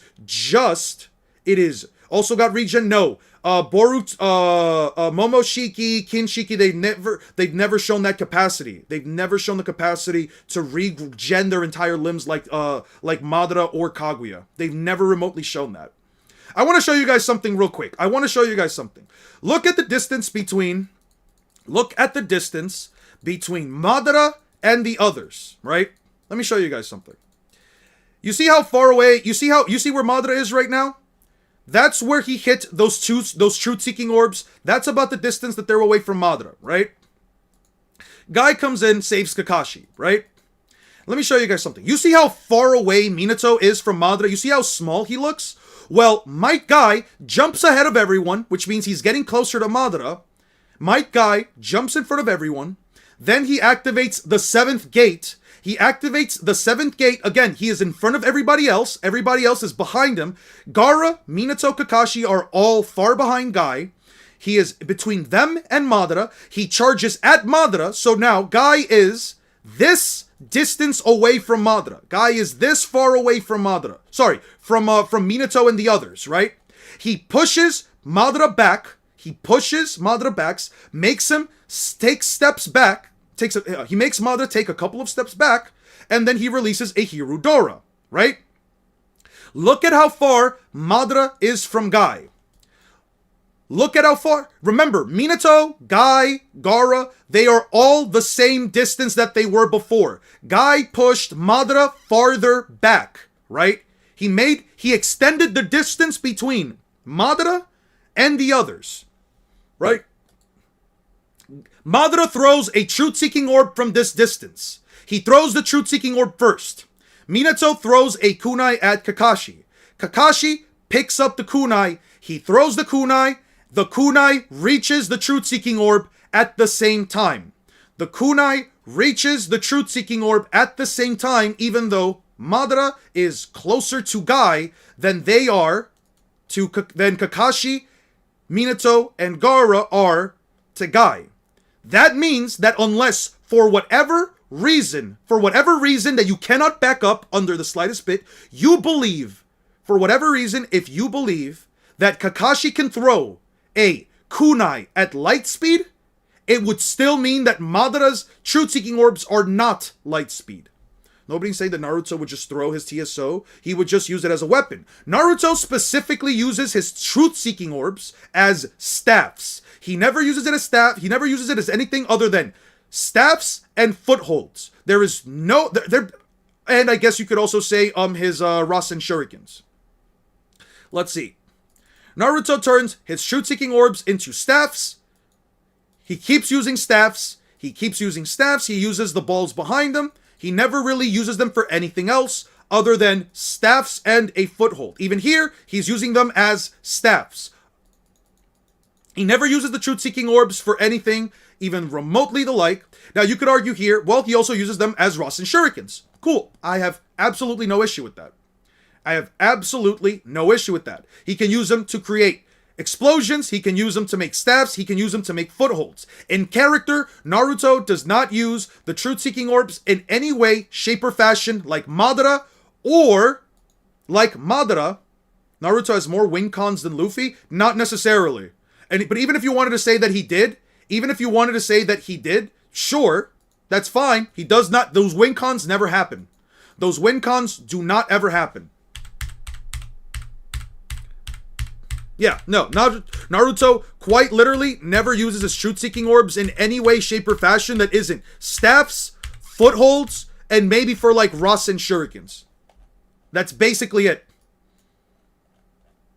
Yeah, Madara and Obito use it better. Now, can he technically use it in the same way as... Can he use them in the same way as Madara? Technically, he can. Can he use them in the same way as Obito? Technically, he can. But at that point, you are essentially arguing that Naruto will sit behind. At that point, you generally have to argue that Naruto is going to sit inside of a truth-seeking orb barrier and send out those spheres at Luffy, which A, will never land a hit even against base Luffy, as using those way is useless in front of an opponent he's facing. Why would making a truth-seeking orb shield be useless? Once you to destroy the truth-seeking orbs, they come back. Yeah, once you destroy them, they don't come back. Having more win cons only means something in equalized speed matchups. It only matters something if the characters are remotely close to one another in terms of their stats. In this case, Luffy just outspeeds by such a large margin. I can unironically argue that Luffy, I can unironically be disingenuous. I could lie to every single one of you right now and say that Luffy is not. Madara can destroy it. Luffy can destroy... Kaguya can destroy it. Madara can... I mean... Does Madara ever destroy Naruto's truth-seeking orb staffs? Like... Does he have the capacity to? Maybe, I guess. Does he ever do it, though? No. Having the capacity to do something and actually doing that thing are two different things. Does Naruto have the capacity? Does Naruto have the capacity, for example, to create an entire truth-seeking orb barrier while also sending out truth-seeking orbs? Yes. Does he do that, though? No. So why would I consider that for something that he would do in the middle of a fight? Did with some arrows from his Susanoo. Light Fang split Naruto's staff, I think. Yeah. If you... It did split that. Might Guy throw Madara out of the truth-seeking orb by breaking it. Yes. And Luffy is physically stronger than Might Guy. You cannot argue that Might Guy is physically stronger than Luffy. He just does... There's just no feat that Might Guy has that puts him above Luffy. He does not even have a continental feat. And Luffy, at the very least, has continental attack potency, even if you think that he never gets stronger than this version of himself. I could unironically argue that this version of Luffy is only as strong as Don Chinjiao and Don Sai, and Luffy does not get any more powerful, but Luffy attacks simply nullify. Luffy's attacks are physical force. Do you still need the script writing work done, or is it over? I haven't even started it, I'm gonna be honest with you, dude. But he can't make contact as he would get erased. Let's bring up Wano. Fuck, it's not here. I'm gonna have to look it up myself. Okay. Where is it? 1040, 1050, 1055. Luffy. Actually, I don't even have to bring up 1055. Let me ask you a question. Why does he need to touch it? You can't touch it without Sage Chakra? He doesn't need to touch it.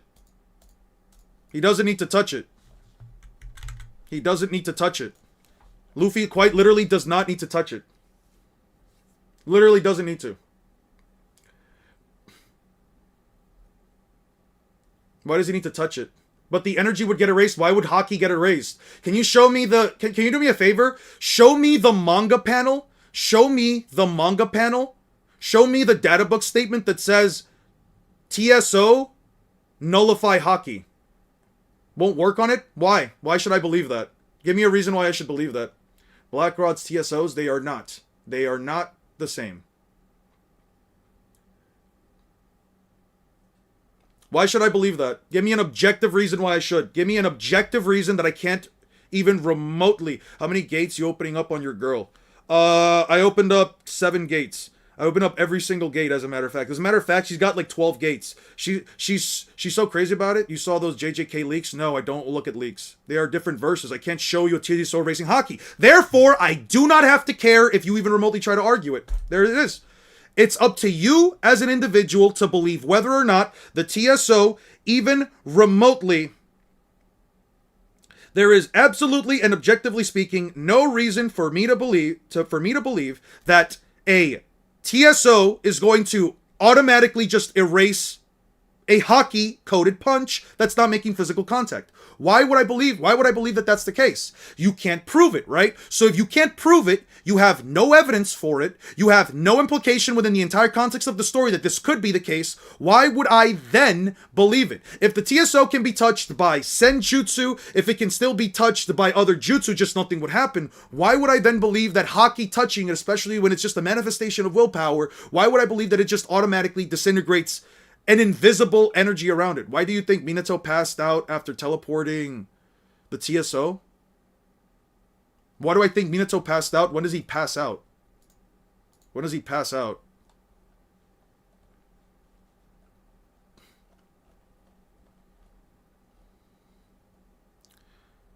When does Minato pass out?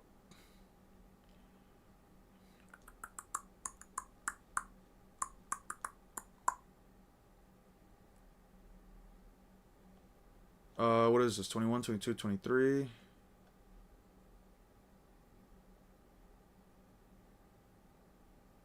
Do I not have that scan? 668. Let's go there real quick. 668. Let me bring this down. 668. We'll go from there. Yeah.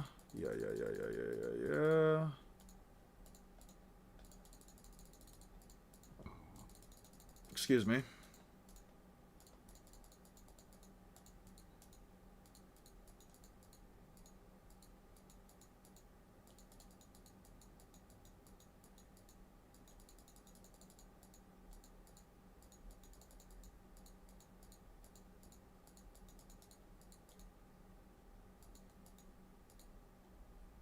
Oh, he doesn't pass out.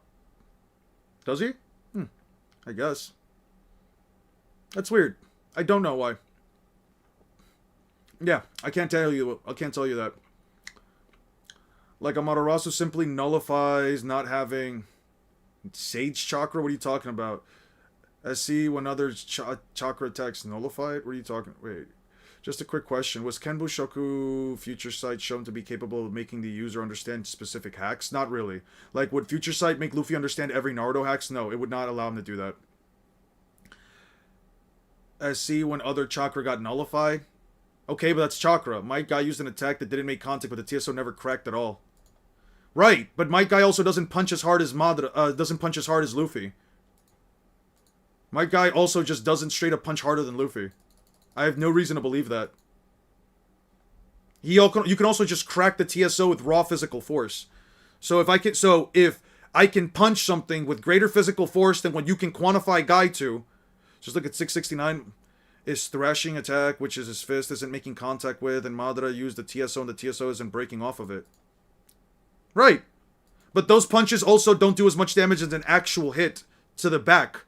Guy's evening elephant, this blast of air, is weaker than the actual force of the punch itself. As soon as Madara took the actual punch itself, the TSO barrier couldn't withstand it. Again, proof to me that Guy has continental attack potency. He would see the effects of the TSO, so he would know what would happen if he touched it without guarding himself. Your evening elephant is big.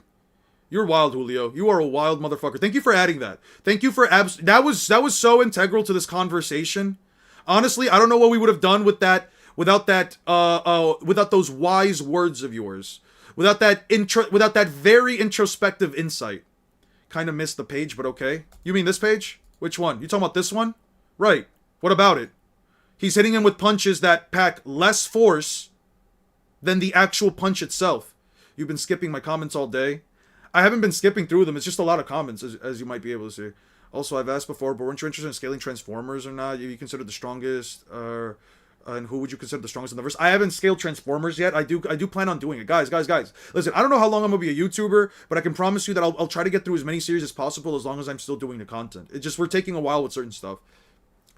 Hit them, Senjutsu. He technically hit them. Senjutsu Madara is infused with. What are you referring to? Can't Luffy just use CLC to attack through the armor? Conqueror's Hockey. If you're talking about advanced Conqueror's Hockey, again, I'm arguing that Luffy can easily crack through these. I really do believe Luffy can easily crack through these. Why are we arguing again? The answer was to mute. It was just mute and let them be. I mean, this is not a toxic conversation, though. And this isn't some, like... This isn't just a toxic conversation. I'm just clearing up some stuff. This is completely fine. I don't need it in a negative way. I've just been saying, okay. You scale... No, I'm not scaling Fate. Fuck no, I'm not doing that shit. Definitely not Fate. I don't know about Proof. How's the scan collecting again? The scans are fine. I think we're good on scans. I just need to get through Alabasta now. Let me close up. Alright, guys. I think it's about time we really do get to this. Let's actually do this.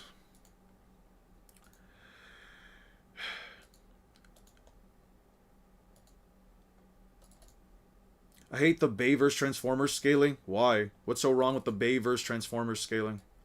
What's wrong with their end of the scaling? Isn't the Ten Tails itself stated to be planetary or a world-ending threat? Let me see. I've written every single Naruto thing down. Let me see.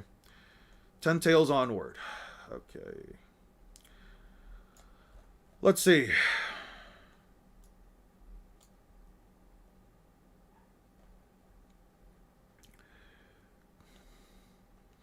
Naruto's in Chami with the Nine Tails. Naruto. Nagato. We need to go down until we get to the Ten Tails type shit. Okay. It's around here. Thanks to combined tailed beast bomb blast, it has no emotions and is walking nature energy having immeasurable nature energy. Charge a massive tailed beast bomb that shows the curvature of the planet and massively dwarfs mountains. Ten tails swinging in its arms creates massive landslides. Kurama can heal through its cloak. Everyone hops in the avatar. Kurama develops a plan, gets up close and personal, seemingly 5 to 10 times larger and is surprisingly fast. Respective of the Ten Tails, rapid fire respectively, and the Ten Tails blast destroys all of them. Get there, suffers massive damage, sends shockwaves. Ten Tails also uses wind and insects to jam that. The Ten Tails transform to its second phase. Dislocated small planet statement is made. Let's see. The small planet statement is made. Let's see. This is the statement where they're talking about the Ten Tails having small planet's worth of chakra. Part 2. This is after the Ten Tails transform, so it should be around here. The Shinobi Alliance shows up. The Ten Tails starts to transform. Yep. Yeah. It only gets the statement once it's on its second phase. Look at the sensory water units. It's almost the small of the planet. We didn't immobilize it, but we're undermassing a massive amount of energy. Or we'll send you the Naruto speed present in the data book. You're not going to convince me, Swastik, so just leave it be. You're going to waste your time, Swastik. I know the scaling. You're not going to convince me. Your interpretation will not change my mind, Swastik, no matter what you show me. I've read the data book entries. You're not going to do it. Yeah. Over canon book? The data book, fan book, novel accepted by Shonen Jump over the canon? Sure. Question I did a while back. Sure, repeat it. Command isn't powerful enough to hold the Ten Tails for long. Decided to blast away the Shinobi Alliance. And B, fully charged, shoves a tailed beast bomb back into its mouth along with its own tailed beast bomb. Survives. He loses his horn and teeth and a tooth. Activates.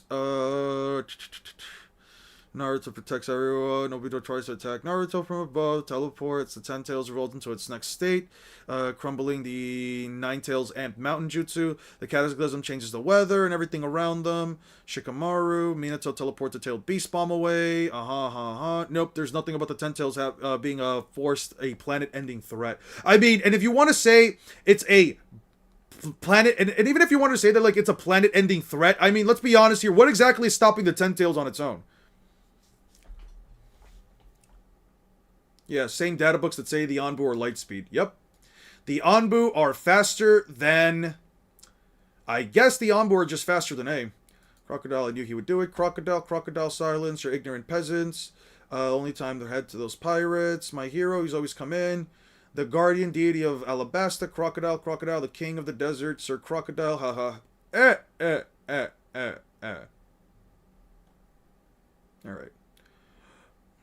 I saw him so fed up with hearing the data books for Naruto. It sucks that we never have a secondary source to get information. I mean, that is the second... I mean... Yeah. It's fine. But anyway, you pirates can plunder Alabasta at will. Don't take us lightly. You think you can handle us all by yourself? No, hero. You're just a government dog who swore his sword to the soul. Getting his treasure. There's only 6 warlords of the sea. I'm a different breed of pirate, Swan. He literally said that he is constructed alternatively. Crocodile is known as the guardian deity of Alabasta. He literally says he is built different and causes a sandstorm.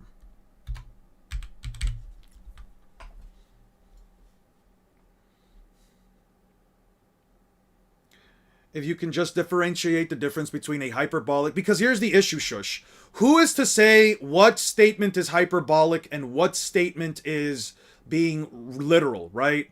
Who here has really the right to say that? No, right? None of us know the exact...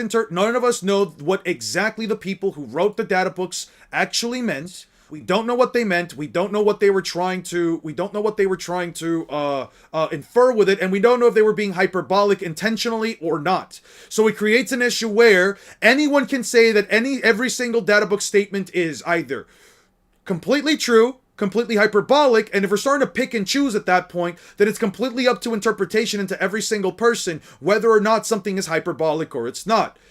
Essentially, it completely falls down to your opinion on whether or not something is hyperbolic or it isn't, and that's the issue that people have. They don't want to sit here and say, they don't want the inconsistency of somebody saying, well, this is hyperbolic, but this isn't. No, what makes you say that this is hyperbolic? I think it's being sincere. You know what I mean? What do you think about observation hockey possibly giving dimensional awareness? Because in film Red, the feats are technically canon, since Oda himself says that one was the one saying that the characters can and can't actually do. There's an argument that you can make it, but at that point, you'd have to sort of argue some level of canonicity to the movies. You can make the argument. You can make the argument if something like that happens within the context of One Piece, within the inside context of the actual manga or anime. But there's a bit of like a difficulty in saying that characters can just naturally do this, or there's an ability the characters just naturally have simply because it was done in a movie. It kind of messes with. It's kind of like one of those things where it's like, how canon do you think a movie is, right? Most manga have supplementary material only in power scaling communities. Do you see people having beef with some data book? You know, in Wano, Zoro was gambling. He slashed the existence of the Yakuza. No, I don't know about that. Exactly. I never understood why people take turn the world to ashes legit will blow the universe away as hyperbolic, but both are absurd statements. One is just more absurd. Yep. Even manga have hyperbolic statements, and it isn't some of the big issue, and it isn't that big of an issue since power scaling is headcanon. Pretty much. Can't live with having other opinions other than you. The data books for Naruto are out there with statements that far exceed anything hinted within the actual story. I could agree with that. I really don't know. They loaded the ship with food, lasted all the way to Alabasta, so how did it disappear? Don't try to fool me with your face. What's in your mouth? Food? It was you. Okay. I love... Yo, real talk. Yo, real talk, this little dude might be one of my favorite characters. Early Chopper and the homie over here and the homie Quack over here are so fucking funny. I've seen Red. What exactly would make Luffy Union there?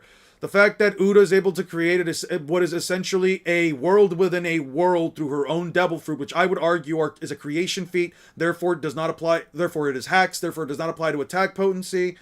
Then they had to basically overpower Tot Musica, which was an even more powerful manifestation of her power. in a world where she essentially does control everything. It's something that has to do along the sides of that. Yeah, Karoo is probably one of the most goated characters in the story. Don't at me. Let me see what I'm up against. I need a refrigerator lock with a lock.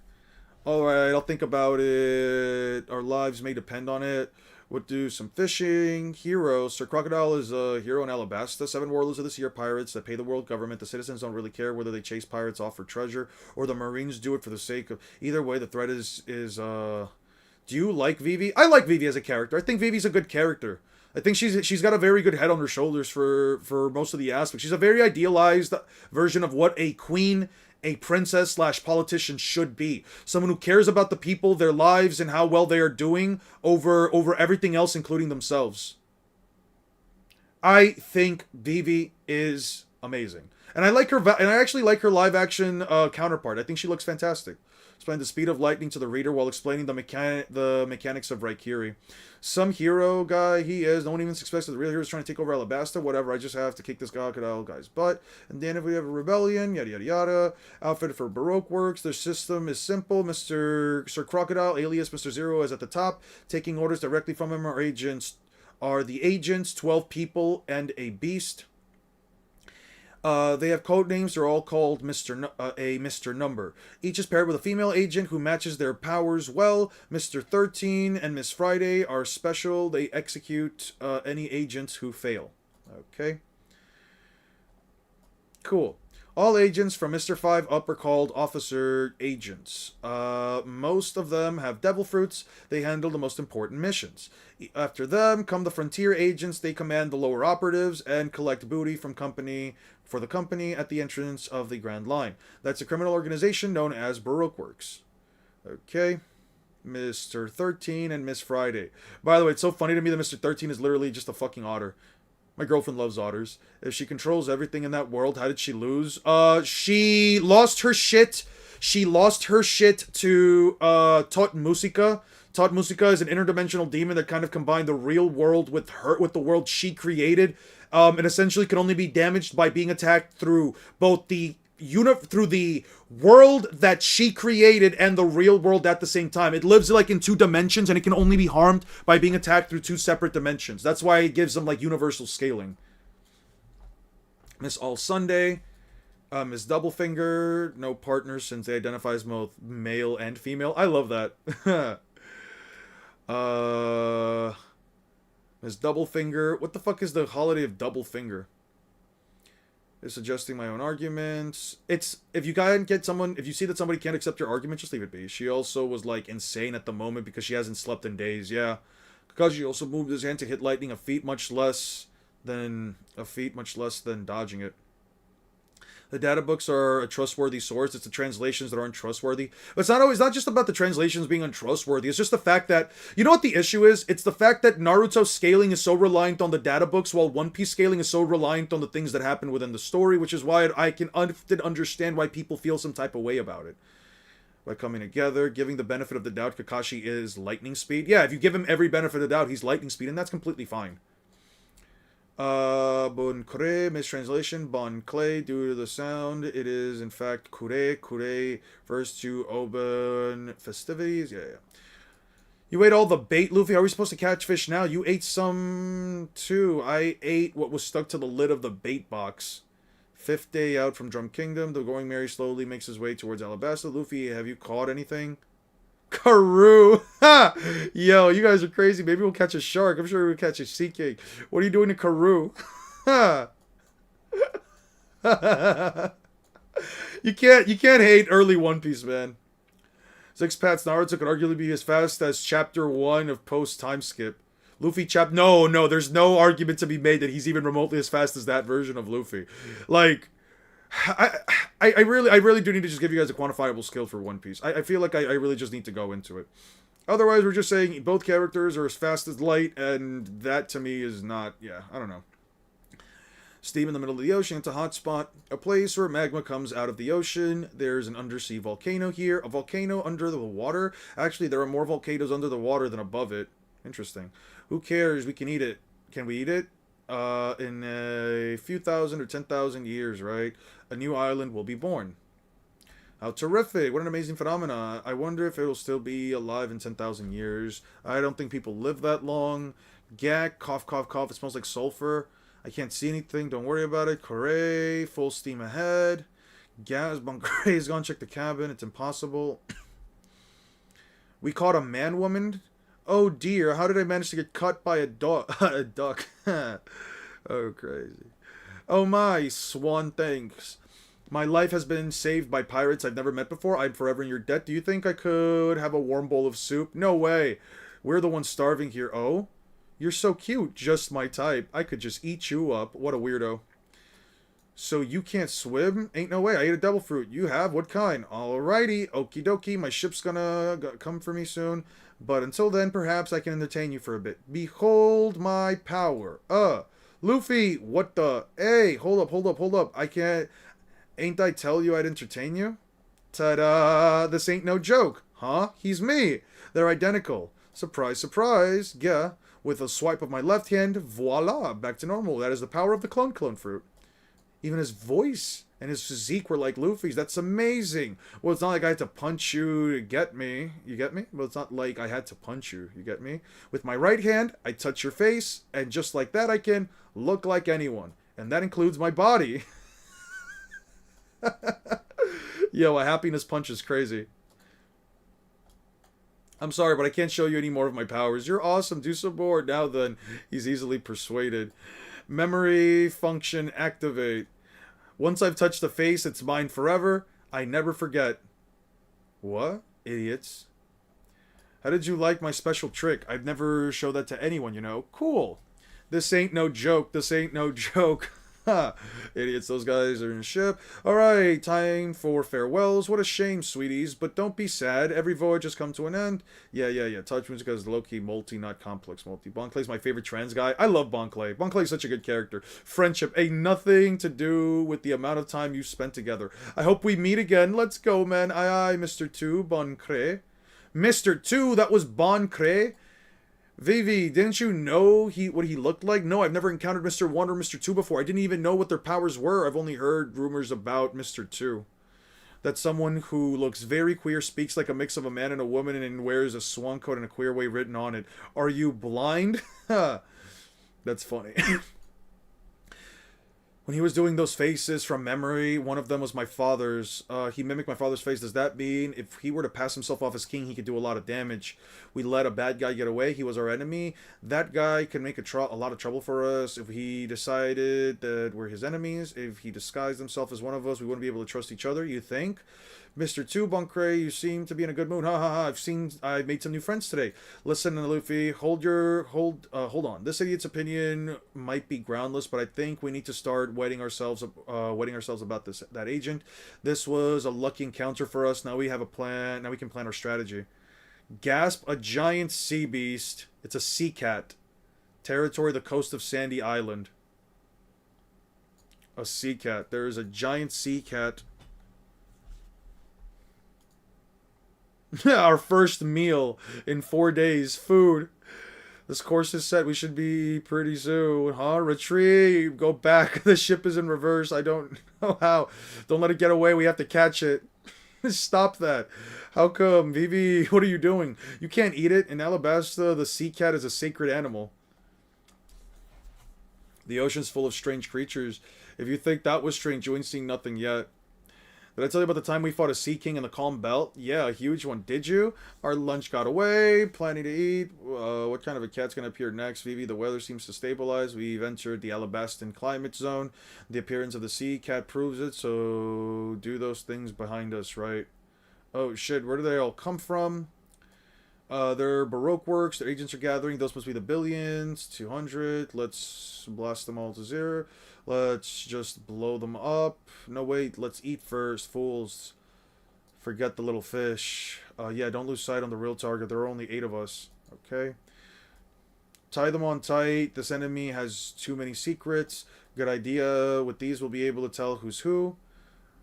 Are they really that good, these guys? The clone transformation. They're not just good, they're perfect. You should have seen them. Sounds like a freak. Karoo with the... Karoo completely fucking covered in bandages is so funny. Upgrade, you kind of done it. Okay. By the way, does anybody know Anbu Naruto Anbu Light Speed data book? I need this real quick. I just want to have this for later.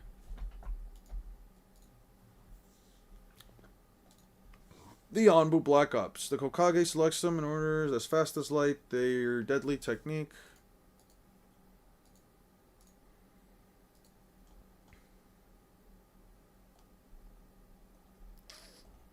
Somebody posted a picture here, right?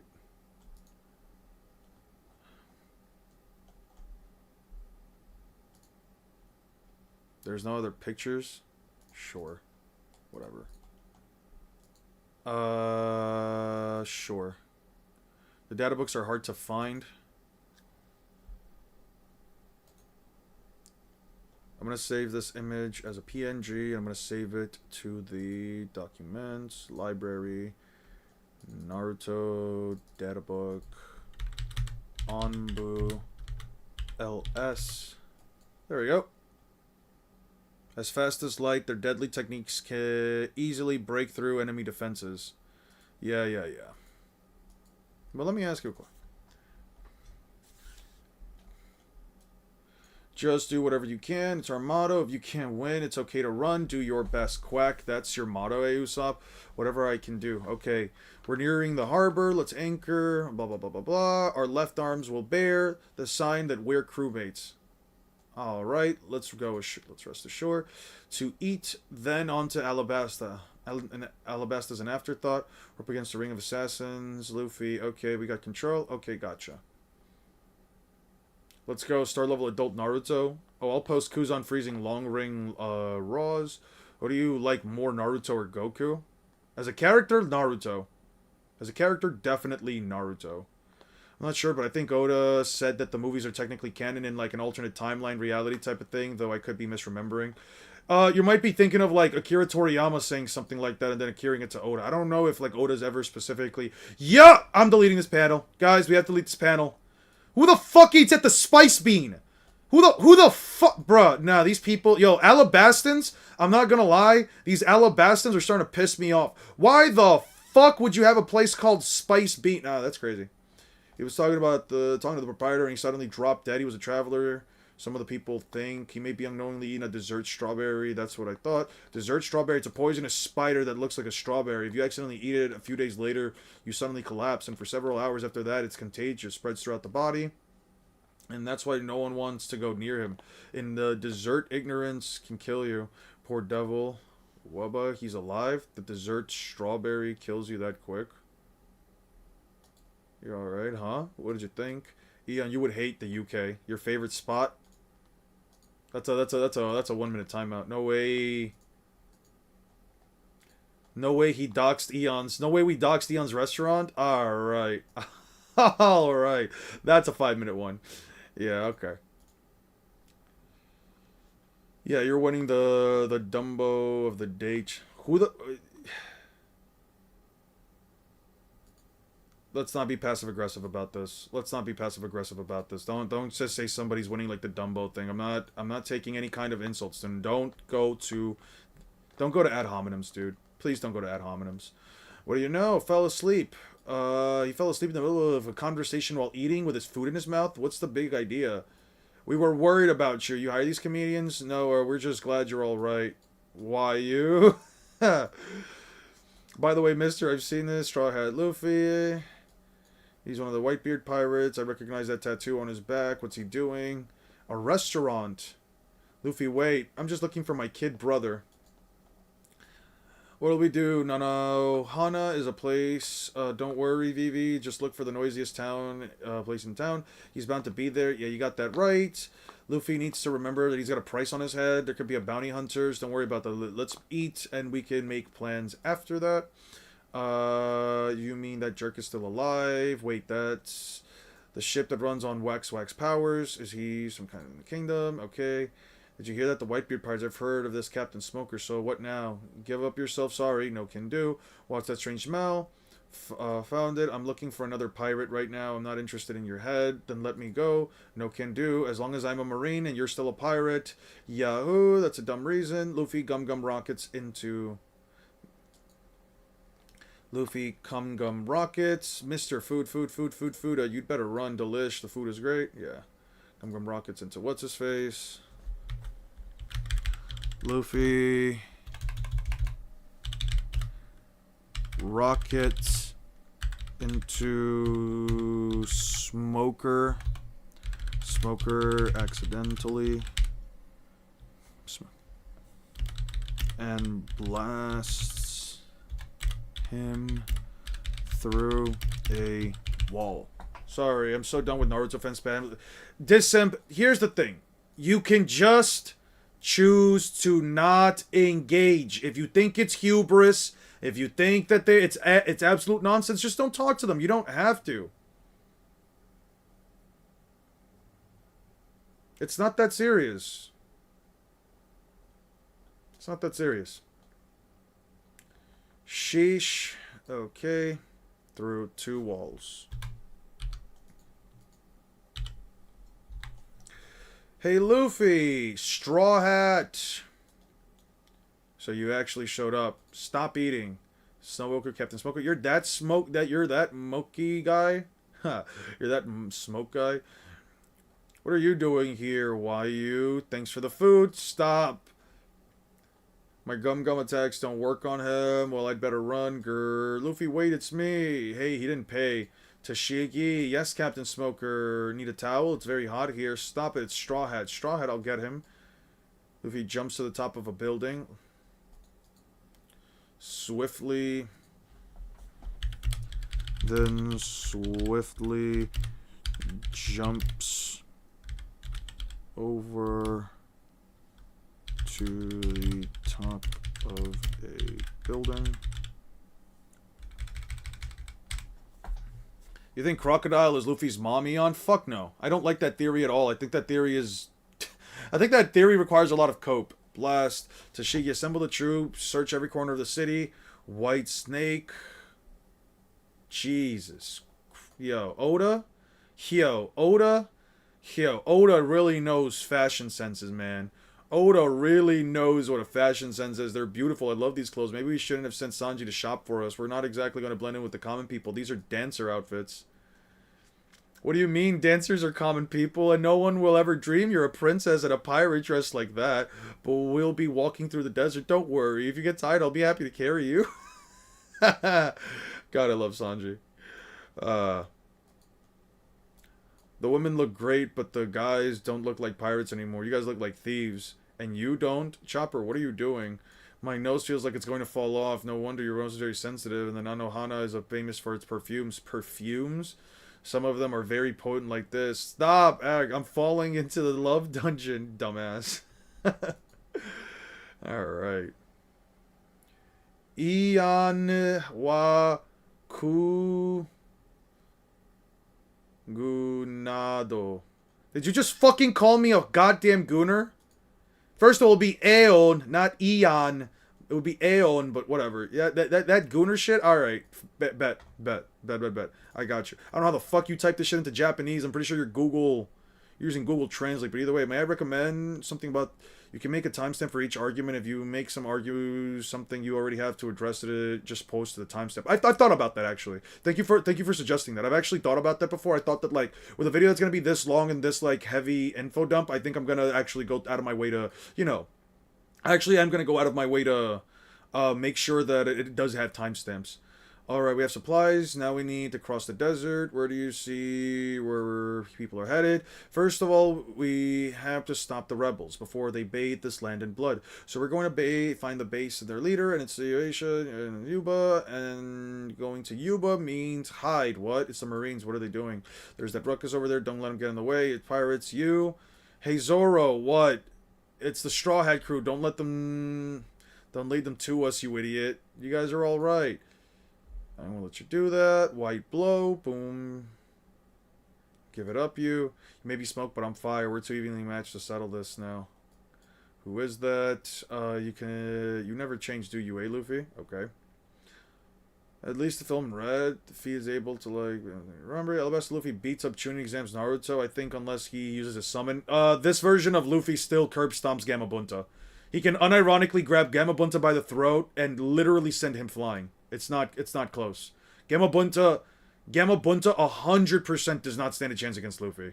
You would have to basically assume that Naruto summons Gamabunta. Gamabunta immediately goes on the offensive, jumps as far up as he can into the sky. And at that point, if we're just arguing things that characters would do out of character, just for the sake of a fight, I can just argue that as soon as Naruto summons Gamabunta, he literally wraps his arms around his neck and he just tosses him away.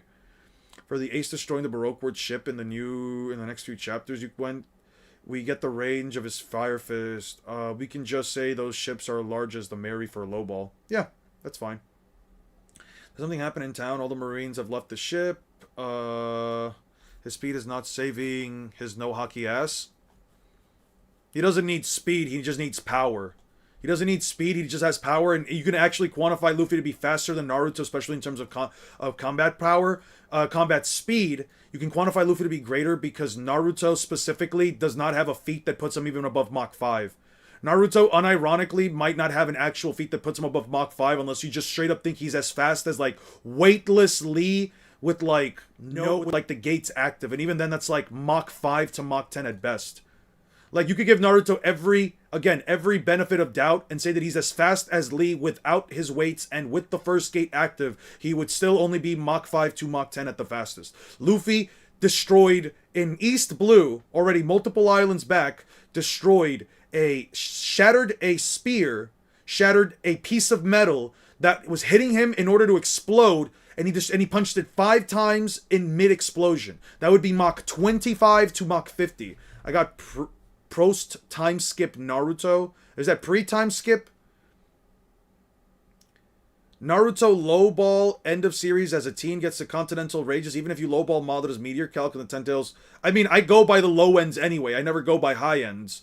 That's still weaker than Luffy by a massive range. That's still way weaker and weaker than Luffy by massive range. Also, the meteor that Madara dropped is not larger than 80 meters. It's not larger than 80 meters. I have no reason to believe that it's larger than 80 meters. You know my name, some of the millions. Okay, don't be ridiculous. Candidates for watch an agent with a high number like yours, Mr. 11. I'm sorry, forgive me, billions. Would you mind untie me? Don't be ridiculous. I'll be opening it for myself. We're leaving the island already. No, we're going to sail the ship to the river of the interior. The desert lies beyond that. We need to stop the supply. Hurry up, the Marines are coming. Get aboard and hoist the sails. I never thought I'd meet you here, Ace. There's no time to talk. We can get away after we catch up. Pre-time skip Luffy over Continental. Are you going to try and calc stack via Moria Punch and an El Raigo? I've seen the Don Creek Spear scene. I think the scene implies Luffy has hit 5 punches in total, not in one instant. He specifically gets hit by the attack, then the spear shatters. That means in the middle of the explosion, he had to hit the explosion. He had to hit the spear 5 times in an instant. There's no reason to believe that Luffy hit it beforehand or afterwards because he never touches the spear before or afterwards.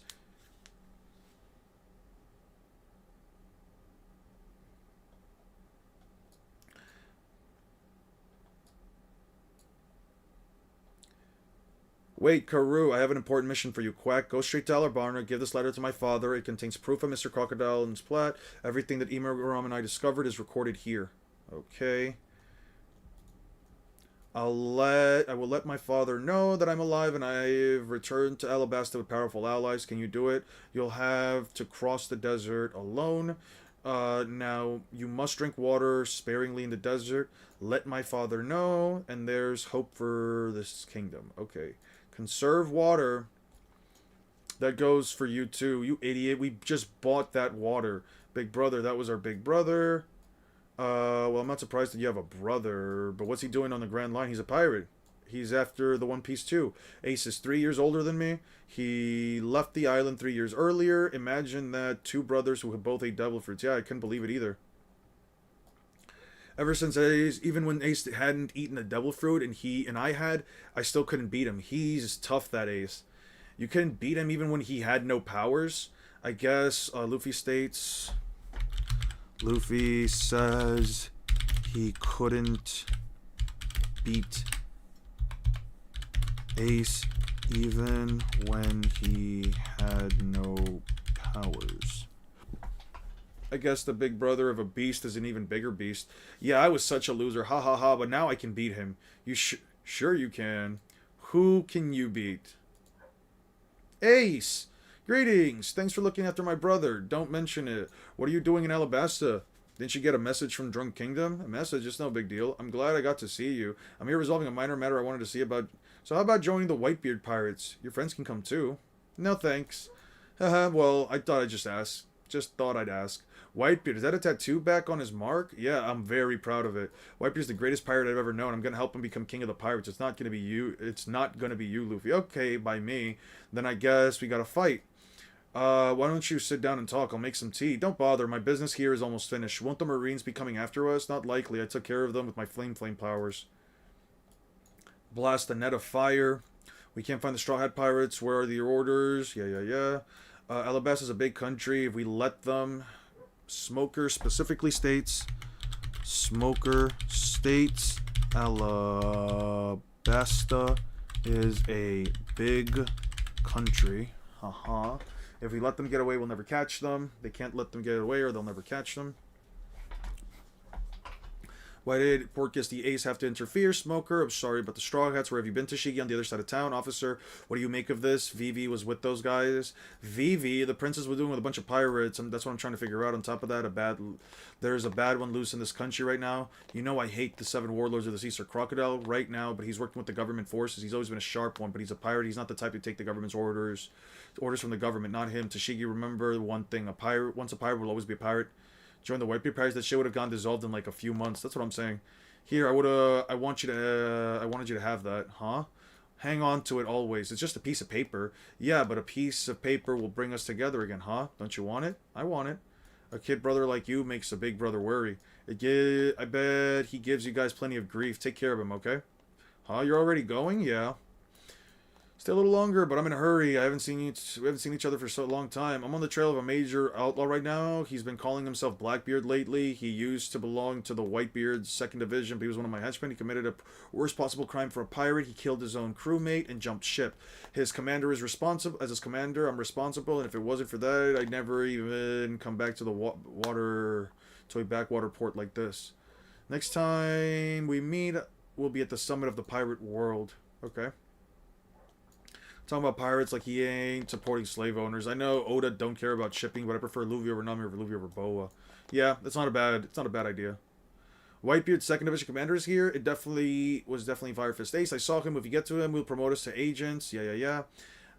It can't be. How can someone so serious and intelligent be related to Luffy? You guys, I wasn't expecting another Luffy. I was expecting another Luffy. An older brother? Wow, what an awesome big brother. You never know who you'll meet on the ocean. See ya. Okay, let's go. We billions are 50 strong. That's more than enough. We got 5 ships. Just try and escape. Anchor Boy. Ace jumps.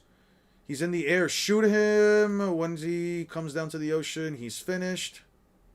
Okay. Ace in a single leap. Ace runs into pirates with 5 ships, 50 men, and in a single leap jumps over all 5 ships and one-shots them with a single fire fist.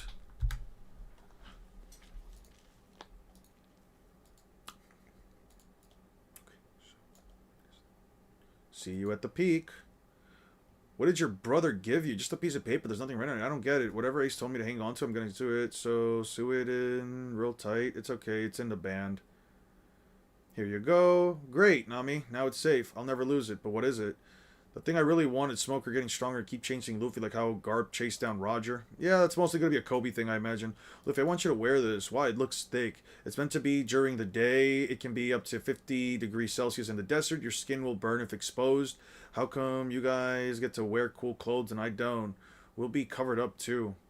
What? You'll be covered up? It can't be. Oh, well, it can't help it. What are we on the edge of the island? This isn't the edge of the island. This is a bank of the Sandora River. You can see the far bank over there. All right. Okay. It's 50 degrees Celsius. How much is 50 degrees Celsius in Fahrenheit? 50 degrees. 50 degrees Celsius in Fahrenheit. 122 degrees. The Alabastan Desert. The Alabasta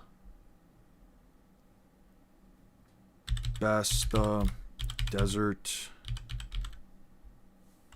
Is it with, no, that's dessert. The Alabasta Desert can go up to 50 degrees. Let's see. Okay. Oh, so Alabasta is a large country equal to or to a continent-sized island. You could argue that. Look, I drew a map of the region. This is our destination, the oasis town, Yuba. That's where we'll find the leader of the rebels. Yeah, we're going to kick his butt. No, we're going to reason with them. I don't want any more bloodshed. There are about 700,000 rebels, right? You really think we can stop that many? Stop them. You'll understand when we get to Yuba. You'll see just as Baroque works has done to this kingdom. This is how much people of Alabasta have suffered. Okay. I don't know what that means. So it's time to stop the senseless violence. We'll leave this country on our desert journey to me. Yeah, I didn't know that. That's Yuba. The plan goes into action in 2 more days. I've seen arrangements. Yes, everything is in place. 150 billions are on standby at Nanohana. 150 of the billions are standby on Nanohana. I've recalled Mr. 2 as well. And it seems Mr. 3 couldn't be found. All of the officers, agents will gather tonight at Spider's Cafe at 8 o'clock. Very good. It's already 5 o'clock. Okay, I believe Alabasta is the size of Australia. The flashback actually upscales Alabasta Smoker, Luffy, and Crocodile, plus any pre-tempted characters will scale above them. And you see these scales to Yamato, who is relative to some degree to Kaido. I don't think base Yamato is relative to some degree to even base Kaido, if I have to be honest with you. They'll be gathering soon. Yes. Merry Christmas. Gosh, I'm tired. What a long journey. Hurts. It's her fault. It's too slow. That hurts my hips. You id. Sorry, Mr. 4. Miss Merry Christmas. Zala, the proprietor of the Spider's Cafe. About that, yes. How's the business, Paula? How's business, Paula? It's empty. Yeah. Okay. Empty, you call that empty like Christmas? Like Xmas? Hello, Miss Merry Christmas, Mr. 4. You have the place to yourselves today. You have the place to yourselves today. You'll have an orange Pecco and the Mr. 4 like an apple tea. I don't want it. It's too hot. I'll be able to drink it right away. Anyway, bring it on. Bring it in. You seem well. Okay, how's it going? And the Kill Biz failure is not an option. Idiot. You idiot. Of course, how silly of me. Well, where are we lyrics coming from? Weird lyrics. It was playing a sonata. It doesn't have a sonata. Ooh la la la la la la. Undo toi. The world mercy. Hello, men. Don't be stupid. I ain't stupid, Paula. I'm just happy because being queer makes you happy. Let's have an octopar. An octopus parfait.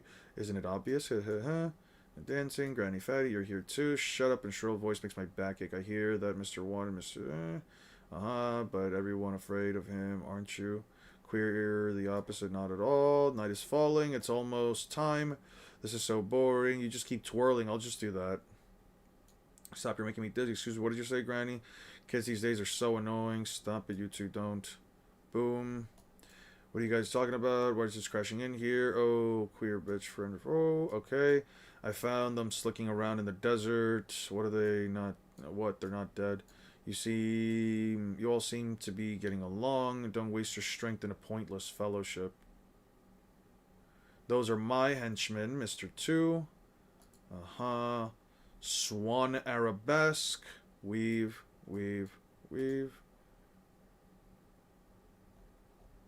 Yeah, they can literally manipulate their fucking attack destructive capacity. Guess I want to die. Did he slice it into bits? Okay.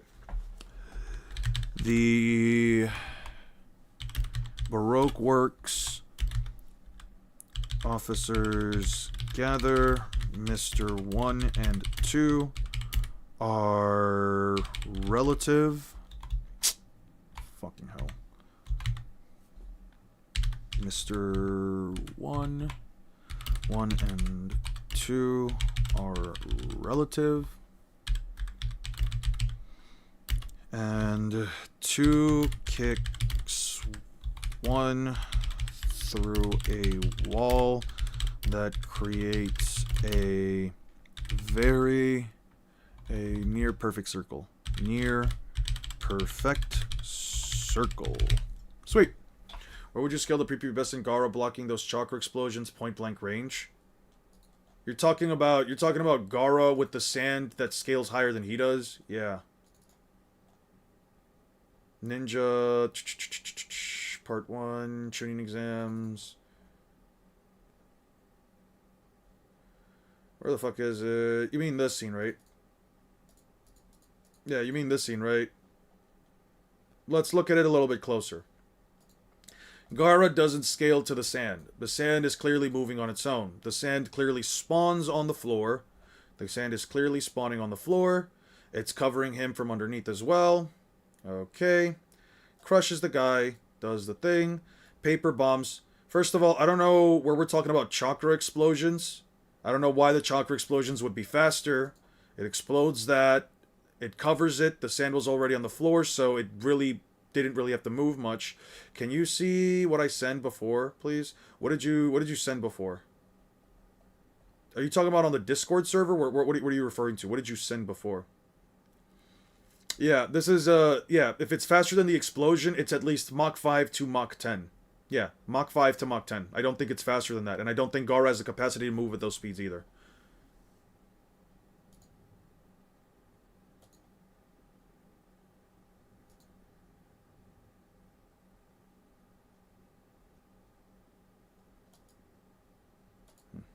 Okay, back to this. Perfect circle. Let's calm down. Don't stop me, Miss Double Fingers. I'm going to kill him. Let go of me, fatty. Calm down. It's 8 o'clock and all the agents are here and are ordered, haven't passed down. We'll go to Rain Base, the town of dreams. The one we call boss, who face we've never seen, is waiting there. Yeah. He said look at chapter 64. Of what series? One Piece or Naruto? So Rock Lee should be at least Mach 10? Not necessarily. He could be faster than the explosion. Don't just start jumping into like at high end. Explosions can be anywhere between Mach 5 to Mach 10. Explosions can be anywhere between that. We can't say what the explosions are, but just to simply shoot it all the way up to Mach 10 for no reason, I don't know what to tell you. Especially if there's no quantitative metric by which you can say that it is faster. We know that Rock Lee's base speed should be at least Mach 1, since his attacks are stated to be as fast as... Sorry, they stated to be fast, but their other attacks are stated to be supersonic. In order to be... For you to blitz someone or something... Not really. Fact, Bon Clay, Double Fruit doesn't enhance his physical powers or affects his skills, just how strong he is. You have to be at least 2 times faster. 164 of One Piece, Rock Lee. Okay, there we go. That's what you meant. I can do that for you.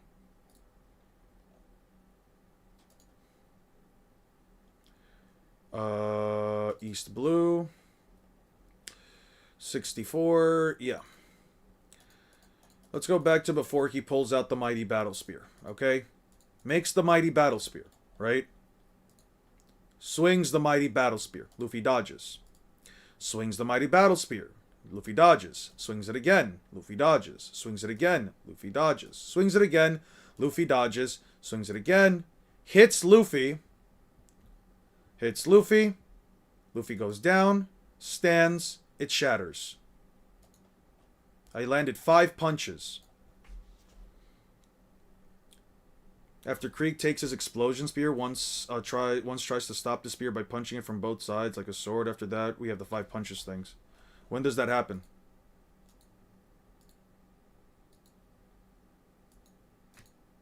When does that happen?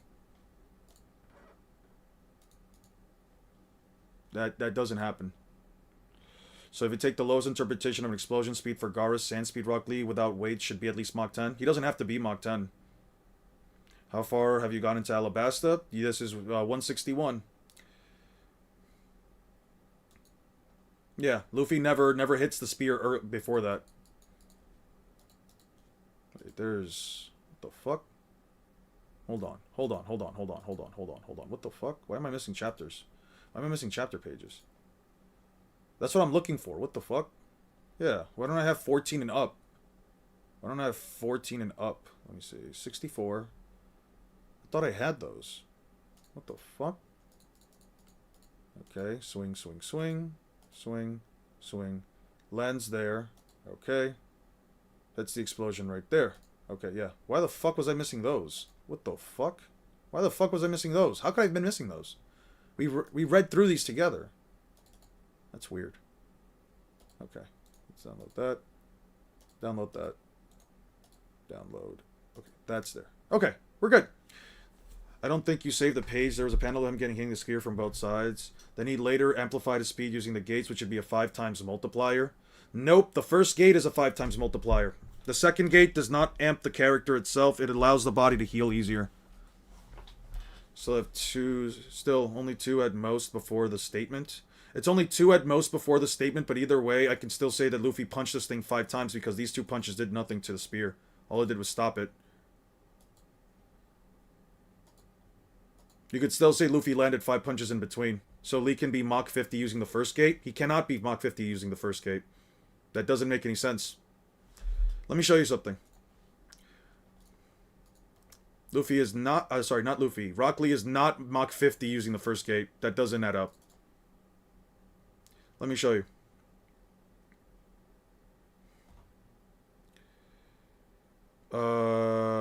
Tuning exams right here. When Rock Lee fights these guys, he uses the first gate. Appears right before the guy, blitzes his perception, knocks him up into the air, does the thing, lands on the ground, they reacted to it. But now it's my turn. Your moves may be fast, but ours are supersonic. The term supersonic refers to anything that is faster than Mach 1, so Mach 1.1 onward. We're not just going to sit here and say that Rock Lee is Mach 5 because that these guys are all Mach 5 or that they're Mach 3 or 2. I'm going to say that they are at the very least Mach 1.1, but I can also agree to at least Mach 2. That means that Rock Lee's Hidden Lotus with the first gate released,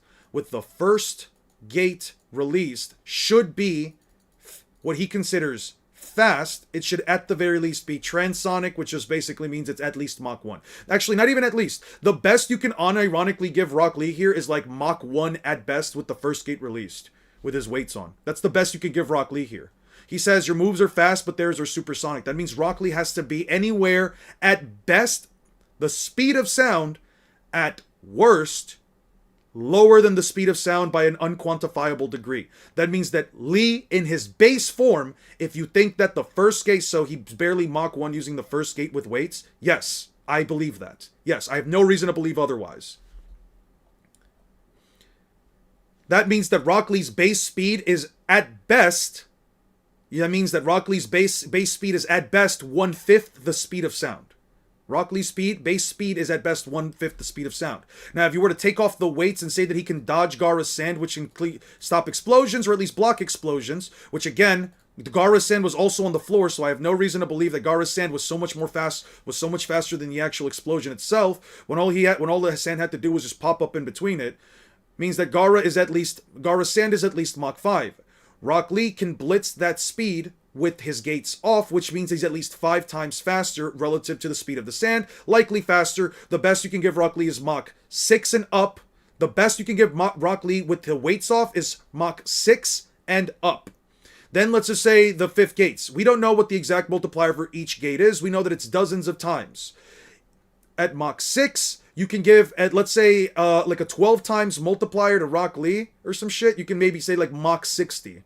But nobody in part 1, specifically none of the other characters, Naruto, Sasuke, any of the other guys, they never scaled to 5th gates Lee. They also, and technically it's 4th gates Lee. Do you think that Kaido, when he's in his dragon form while he was making Yamato, why the fuck would he be in his dragon form to have sex? And where have you seen a penis in Kaido when he's in his dragon form? How about that? I've never seen a Kaido's penis just dangling out there while he's in his dragon form. And that motherfucker is basically nude. I don't know what to tell you, dude. I'm not, nah. I am pretty sure he was at least in his human form, or his Oni form, or whatever the fuck you want to call it. Alright. It's retractable, obviously. Since show me where in fiction dragons have retractable pieces. I just said he was around Mach 50. Yeah, but that's when you give Rock Lee like every benefit of the doubt and you assume that he's at least the speed of sound in his base form with the weights on, even though nothing remotely implies that. You can't really get Rock Lee to Mach 50 unless you give him like every single benefit of doubt. Doesn't have a penis confirmed. Like, oh shit, what the fuck? The gates multipliers are so weird because we also know for a fact that the second gate, 8 inner gates, because we also know for a fact that the second gate isn't necessarily a amplifier, more so isn't necessarily an amplifier, more so it is a gate that allows the body to heal. Located in the brain's hemisphere, increase the user's physical strength. It doesn't increase the speed. This has an added effect of re-energizing the body enough to rapidly recover from exhaustion. Have you ever wondered where his Kanabo goes when he's in his dragon form? I'm pretty sure he just drops it. He just leaves it there somewhere and just goes back to pick it up. So how would Neptune's daughter were born? So how was Neptune's daughter? The magic of birth. Let's see, the Gate of Life, the user skin turns red. When open, other effects include the pupils disappearing, their head standing up, and their bulging veins all over their body. Allows you to perform the Reverse Lotus, is enough to create a buffer zone that allows safe passage through adverse weather. In the anime, the chakra release is enough. Spinal cord allows the user to Reverse Lotus, seemingly to increase his speed as he performs the Reverse Lotus. Yeah. Yeah. See, there is a bird that carries a baby one, a couple of, I don't know about that. Yeah, there's a bird out there that goes around and does the thing and injects the stuff and blah, blah, blah. I've never dreamed that you were Miss Doublefingers, Paula. I never said I wasn't. Okay, you have the Billions in Anohana, blah, blah, plus substitute, the Erimaki Runners, urgent delivery force, I see. We're here, it's Yuba. Whoa, it's a ghost town. Okay, now to find the rebel leader. We haven't reached Yuba yet.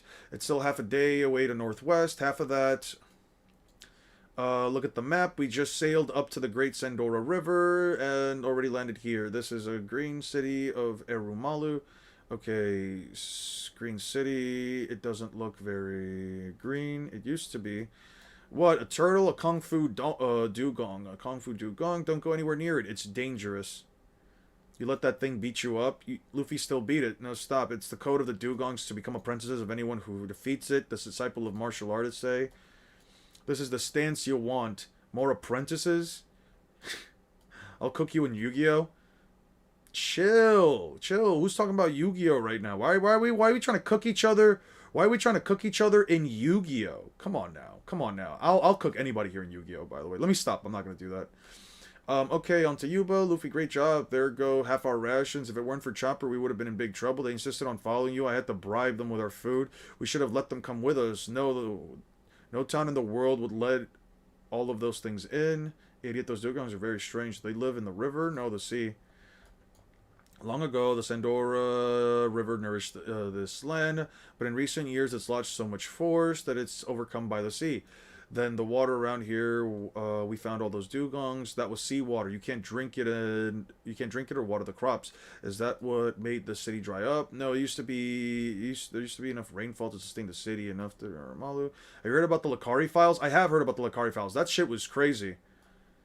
That shit was absolutely insane. Feel bad for the dude. Well, not really, actually. He had a lot of child porn in his thing, so CP, I should say. But, you know, just like, damn.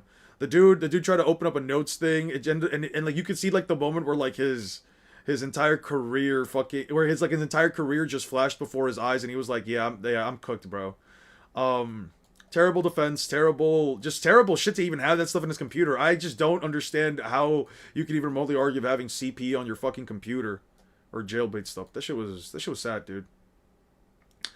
In the last 3 years, not a drop of rain has fallen in the entire region. The port looked like that. Throughout the long history, suffered. Okay, this is mostly just stuff I don't need it for the 2 years ago. Offload. Look at that. It's going to fall. Everybody here. Anybody of that? This is weird. Terrible. We dropped it. We were supposed to deliver it to the king of Alubarna. Green powder. What is it? I don't know. The king ordered it. He's just making a delivery. This is dance powder. What? Dance powder. So what's that? They call it the powder that summons rain. Was it confirmed? I don't know if it's confirmed that it's CP yet, so I probably shouldn't say that. I'll take that back. Sounds like a 5th rate duelist with an 18th rate deck. That's what everyone's assuming though, but it doesn't really. He started with false arguments and even blamed his own friends. Yeah, he also said that he has like 3 terabytes of corn on his PC, which, to be fair, 3 terabytes of that stuff is absolutely... Like, listen. We can all sit here and ogle at anime tits. We can sit here and look at Nami or Sakura. Actually, if you look at Sakura, gross. You can look at, like, any of these characters, fairy tale girls, so on and so forth. You can look at all of this stuff, but it's like, I hope that people understand how much a terabyte is. There are video games out there that are hundreds upon hundreds upon hundreds of fucking terabytes. Well, gigabytes, I should say. There are games out there that are like hundreds of gigabytes, especially depending on, like, if you're playing like your Call of Duties or Fortnites, well, or at least nearing edge of Fortnites. Like, those things take up dozens, if not hundreds of, upwards of 100 terabytes, and yet... And mind you, a single image in general is probably like a megabyte, like 1,000th of that. So to have 3 terabytes of this shit, I don't even know how many images or how much video or how many videos you could possibly have for that stuff. It's absolutely weird, bro. Even in my Prime Gooning days, I never downloaded a single megabyte. Prime Gooning days is crazy. Yeah, he also had JBT, and people assume that that means jailbait stuff. So, yeah, including animal stuff. I don't know about the animal stuff. There was no animal stuff. I don't know about that. It's not confirmed. It implies that it says teen, if I remember right. Yeah, it just implies if it was teen. Which, to be fair, teen for some people, I know that, like, there's like the weird thing where it's like teen means like 18, 19, even like early 20s, like girls that look especially young. I mean, still, I don't know, man. That whole situation was just fucking gross. If the dude is actually not guilty of anything, I mean, I feel bad for him. That shit is like a terrible thing to have to go through. Just his entire livelihood is now affected by it. But if it is actually any of the weird shit that's happening, he cooked himself. He's nobody to blame but himself. Rain powder. Dance powder.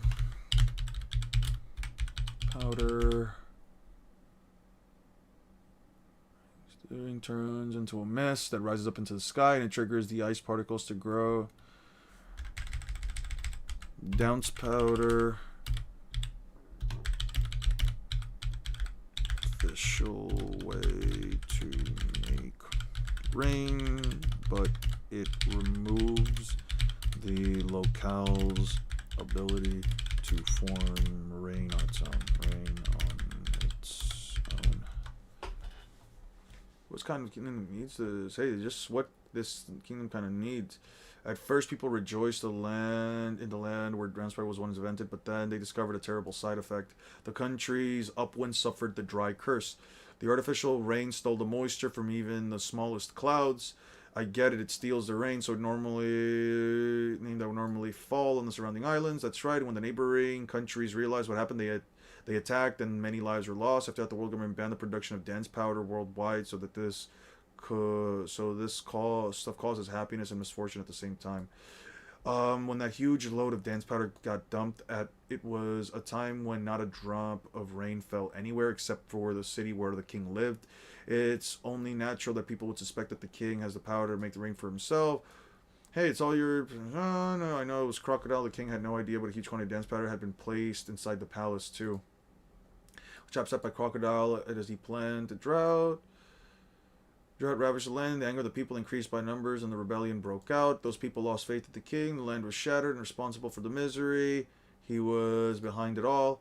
I will never forgive that man. Stupid kids. Hey, what are you doing? Let's get moving. I'm itching for action.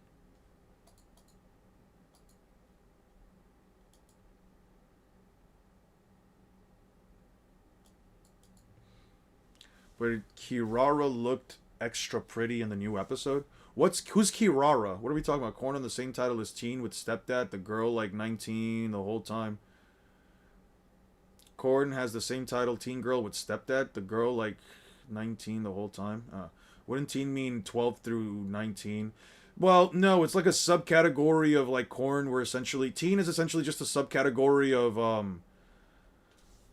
Korn that just means that, like, you like girls that look rather on the younger end. Something, men liking women looking young. Something. Yeah, something that. Teen doesn't necessarily literally mean, you know, underage minors, though 18 to 19, especially as a closer to 30 than I am in my 20s guy, yeah, it just feels weird at this point. I really think that that the no rain is not because of the rain powder, but because crocodile causes where he passed desertification comes like Ace that can stop ice for weeks in Drum Island. Like after Luffy beat him, the rain came back. I mean, it's heavily implied that it's the rain powder, but there is a bit of an implication with crocodile as soon as he takes the hit. Stop gasping, Luffy. You're making me tired. I'm so hot. I'm out of sweat. I can't go on. I can't take the heat. I'm adapted to the cold. It's your fur. Why don't you take it off? I'm a reindeer, you idiot. Ah, monster chopper. If you get big, I'm not pulling you. The heat doesn't seem to be getting to you that badly. This is my home. I'm used to the heat. But why are there so many dunes? It's like climbing mountains. This is an ancient desert. The tallest dunes can reach up to 300 meters. The dunes in Alabasta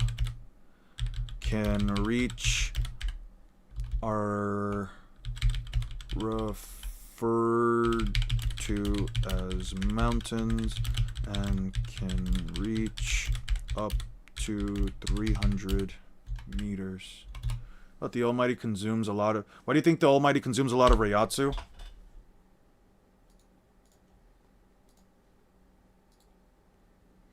Not so much the Almighty, more so Yhwach's other abilities like the bringing himself back to life. If Yhwach is killed, I have no reason to believe that through his own Reiatsu, he can just bring himself back to life.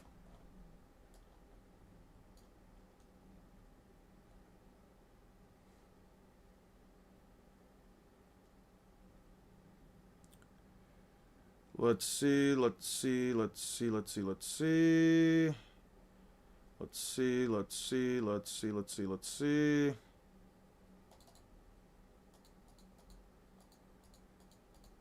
Comes back. Not that one. Was it the Almighty? I might have been misremembering.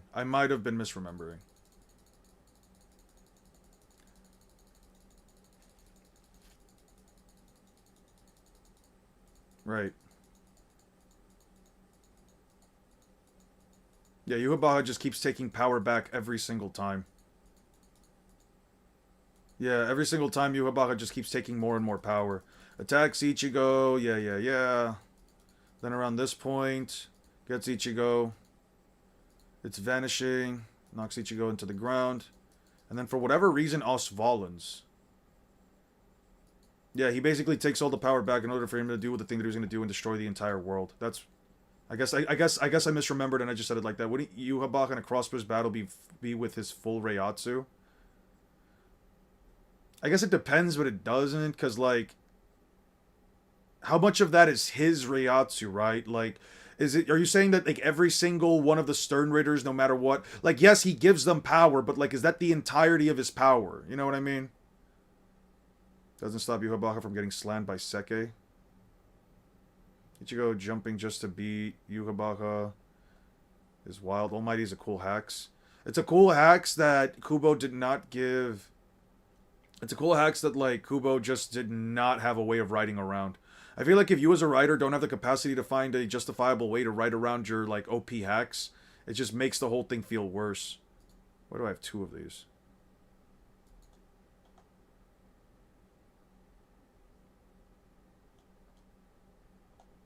I checked and he never mentions an energy issue. I assumed he killed his men because he couldn't offer him much and he wanted to be as strong to merge the realms. Alright, but then at that point, that means that Yhwach, without all of his power, can't merge the realms on his own. He needs full power. Where the fuck was it? I know that, like, at some point he was fighting Ichigo and he did absorb some power. It was somewhere around here. Whatever. I don't give a fuck, dude. Don't ask me about dog shit. I don't care. I can change my mind on that later. That's something I can change my mind on later. I don't give a fuck. 300 miles, that's literally a mountain. Water, just a sip, Luffy. Just enough to wet your lips. Just enough to wet your lips. I want some too. That was 13 gulps just now. No way you just had a drink. It's my turn. He made me spill it. All I did didn't count. Stop fighting. You're wasting energy. How big do you think the One Piece planet is? I've told you guys before, over 100 times larger. What's good, Mr. Dents? Over 100 times larger than our planet, bare minimum.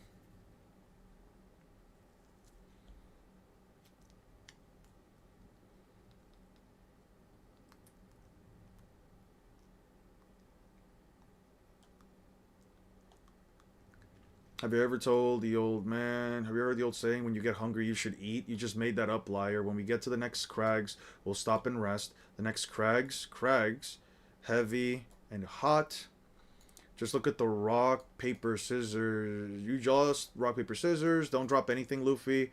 Yeah, drags ahead. Are you hyped to deal with Bleach fans after you're done? Nope, I am not happy to deal with Bleach fans. I do not like... I don't like having to constantly be on the defensive. I went over this earlier in the stream. I don't like the idea. Not as big as the Black, though. It's multiple infinite tiers large. Then the Black Clover planet, it's multiple infinite tiers large. I don't know about that, but sure. This is bad. What is he coming? There are dying birds all over. You gotta help them, Chopper. Okay, birds. Those birds are fakers. Our supplies, they got us, but hey, we're dying. The heinous herons tricks several travelers to steal their supplies, and then they call themselves desert thieves. I should have warned them about it. Birds pretend to be dying. They're con artists. Yes, crane artists. That's so funny. That was 3 days worth of a supply. Phew, it feels so good. This is bad. Where's you gotta help them up, Chopper? Those birds are fake or our supplies. They got us. 3 days worth of supplies. They were your responsibility. We're in the middle of the effort. They even took our personal belongings. We have no food, no water. How are we gonna survive out here? I can't help it. I was tricked. You let yourself be outsmarted by birds? Shut up. Cut it out. Rest a while. The heat's getting to you. Just cool off. We'll be in Yuba. Water. Yeah. There's water. What happened? I think thirstier. We'll rest for 10 minutes and then... It's them. Give us our stuff back. Just don't go after them. You'll get lost. She's right. Luffy, come. What's that? Holy shit, that's a... Yeah, there's something chasing them. That's a Sandora lizard. It's huge. How big are the Sandora's lizard? What's that running beside him? It's a camel? What star he was born under, that idiot? The idiot's a magnet for trouble. Gum, dragon. Whip, Twister. Yeah. Luffy, Zoro, a Sandora live. How large... I'm gonna look that up, bro, actually. How large is a Sandora lizard? You guys keep asking me. To be announced. I cannot tell you. I'm not gonna make some random thing anymore. I'm just gonna tell you guys straight up. I don't know. I don't know when I'm gonna be done. I'm trying to get through it as fast as possible. Kung Fu Dugongs, the Yasa Camel, Sandora Lizard, yeah. They hunt in pairs, yeah. Luffy, Zoro, and Sanji take out a giant Sandora Lizard. Luffy, Zoro, and Sanji take out a giant Sandora Lizard. Yeah, okay. Which version of Naruto? I'm using pre-time skip part 1, end of pre-time skip. Basically, right here. Sorry. Right here. Look at this. Pause the stream. Read through these. These are the versions of Luffy and Naruto that I'm using.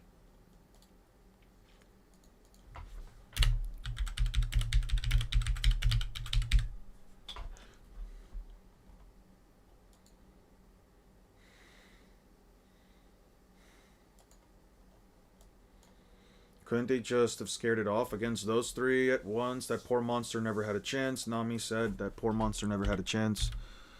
Nami states that poor monster never stood a chance.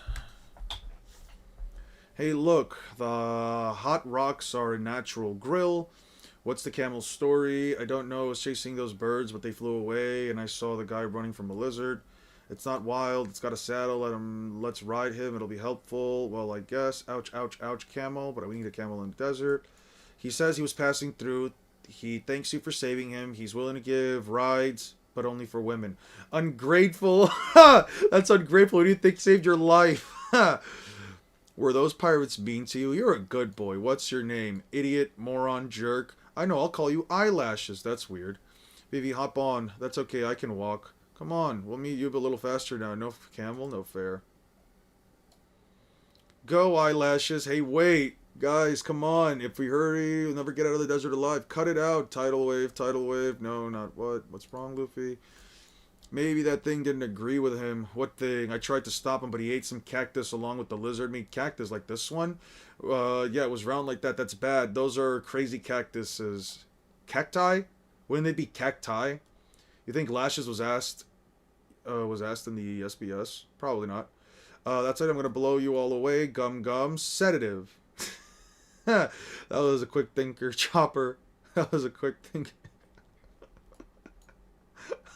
I love early Chopper. I absolutely love. End of series Luffy. Yeah. Us as inaccessible. Yeah. Yeah, inaccessible speeds, all that crap. Yeah.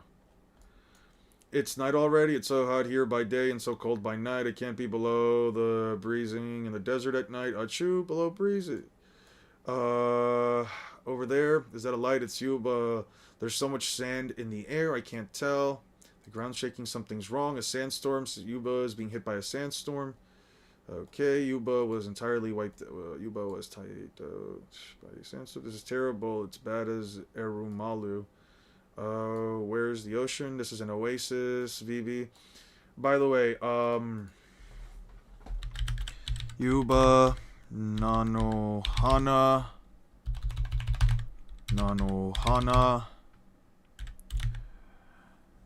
Erumulu, Alubarna,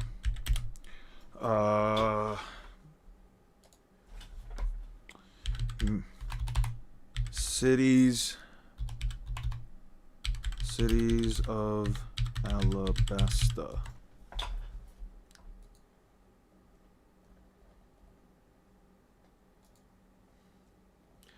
Yuba, Alubarna, Rain Base. Yuba, Alubarna, Rain Base, Nanonahana, Rain Base, Katoria, Tamarisk. It's Eric's hometown. Hina, this is where Hina arrived. Katoria, Rain Base, Tamarisk,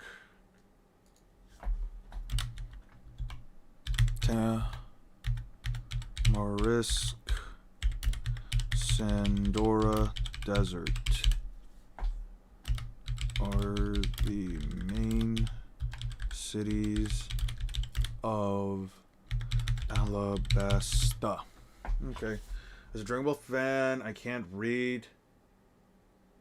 So I don't know what versions of Luffy and Naruto you're using. Just think about me using like all of the versions. Just think about it like that. I'm gonna be going after every single version that doesn't include Boruto. It's just terrible. Erumalu.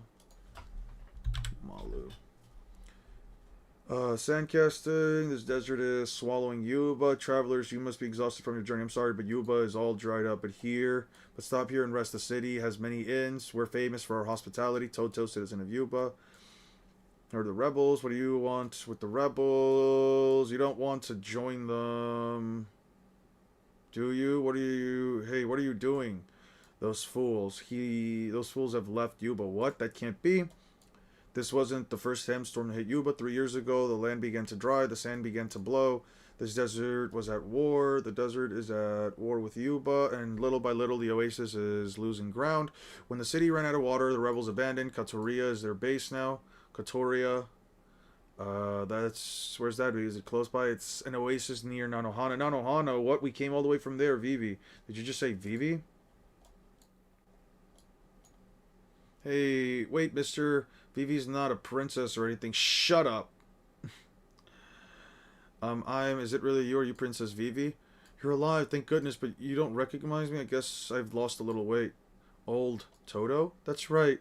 No, princess, Still believe in the king. He'd never betray his people, would he? This rebellion is idiocy. Those blasted rebels, you must stop them. Vivi, you must have become a great princess. Toto, 11 years ago. The village is all dried up. Why didn't you save us? Weather is controlled by the gods. Not even a king has power over it. But Papa says the king can do anything. My commands are only to work on people. Only work on people. Yeah, Your Majesty. Your Majesty, forgive my worthless son's impudence. It was my fault. Don't punish him, you fool. Crown survivor. Such benevolence. Your master. You have no idea what it's like for us villagers. Koza, shut up. Toto, it's fine. He would defy even the king for his people. He stormed in here for the sake of his fellow villagers. You crybaby. Who are you, Pipsqueak? Your Majesty. Okay. Can the third Kazekage with Sasori with him as a puppet give himself a hand? A hard time, since arguably only Luffy can break steel? That's probably a good question. Now I got a boyfriend or girlfriend, would you sit in the chair? Fuck no. Your Majesty, Princess Vivi, I got in a fight. Is that Tiny Karoo? Is that Tiny Karoo? Ah, I love Tiny Karoo. I love Tiny Karoo. Princess Vivi, how dare you, a brat, lay a hand on the princess? I'll thrash him. Igaron, forgive him. Kill me, but spare my son. Quiet, both of you. It was only a fight between children. It's a fight to the death. Okay, we'll teach him a lesson, Koza. Then I'll win. I'll be your chief. I've been top dog around here for a long time. I'm not gonna let some pipsqueak do it. Alright, Vivi, alright. She punched. Everyone listen up. Vivi is the second in command of the San clan. Anybody got a problem with that? No. Igaram, Vivi has made new friends. This will be the most important thing when she one day leads Alabasta. It's the king. It's His Majesty Igaram, the royal guard. Good morning, Mr. Toto. Whatever. Where's the chief? Koza's nowhere near. Vivi, will you stay for lunch? Yes, thanks. Captain Igaram, will you eat lunch with us? No, thank you. I brought some rice balls. Please excuse Your Majesty. Your Majesty, you followed here too? Yeah, okay. I don't think any of this is remotely necessary. Hurry up, run, Vivi. You're in danger. Hell, we're not going to kill her. We're just going to hold her for ransom. Okay. Now get over here. Okay, you can't save her. Protect with Klein. Blast, she's getting away. She's heading out. What the... Okay. What the... Hey, what's all this? What happened here? Some bad men tried to kidnap with swords. They ran away. Koza went after them. What are you going to do now, girl? Hand over the princess. We shouldn't... I'm not scared of that. You're being cut, kid. Koza. It hurts. Okay. He knocked him down with a stick. Yeah. You knocked out our brother. Let's get these brats. Scoundrels. Okay. Koza, as a kid with a stick, could knock out and... Oh, man. Igaram and King Cobra. And Cobra one-shot random thieves. How dare you attack my daughter, you rogues? What are they doing that? Chakapel, what are you doing here? Are they a gang too? What are you doing? What are you doing here, Your Majesty? Why aren't you back at the palace? It's dangerous. Igaram, Koza, I know you've gone...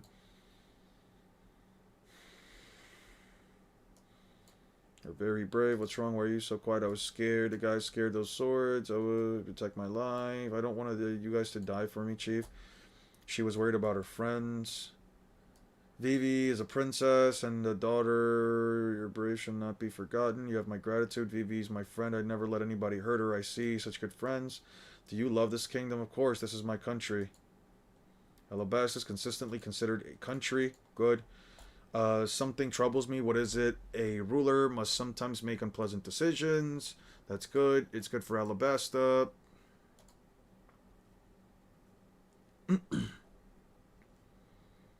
A finite number. What's a slur? What are you guys talking about?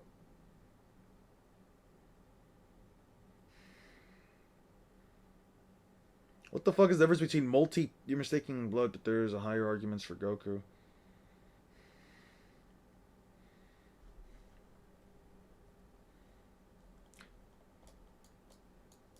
Yes, your father spoke, right? There's a lot of travelers in the past. Crossroads on Alabasta Desert. A city would be a lot of helpful. Isn't that great? A father representing all of them.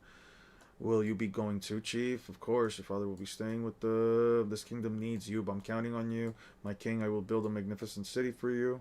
I hope that you'll visit the city is settled. I will, Toto. Are you gonna... We're gonna build a great city. We'll make this kingdom even richer than it already is. Vivi, you become a great princess, right in Koza someday. I didn't, so it hasn't rained in 3 years. I have faith in the kingdom, so I must do what I can. So many times I stopped them. So many times I was hopeless. I tried to. I couldn't talk them out of a rebellion. The next battle will decide everything. They've been driven into a corner. They're ready to die. Please, Vivi, stop those fools. Okay, Katoria. Current, any weapons? Not many. Where's the boss? What's wrong? Why are you lying here in the dark inside? This kingdom has gone to the dogs. Are you saying we won't be seeing for a while? I hope you'll be able to visit. I will. Good old Toto. Please don't worry. I'm going to stop this rebellion. Well, it's been a long day. Let's get to bed and save it for our strength. You've been sleeping all day. Ooh, that's not fair. I collapsed from exhaustion. I'm only human. I'm not a monster like you. That does it. Besides, you get a prize for fainting. You get the prize for fainting, Blue Nose. I'm adapted to the cold. Sanji, that's my... Oh, I think you'd want to sleep... Oh, I didn't think you want to sleep alone, right? What are you trying to pull? Who threw a pillow? You gone... Yeah, don't you guys know the meaning of rest? Let's fight it. Oh, yeah.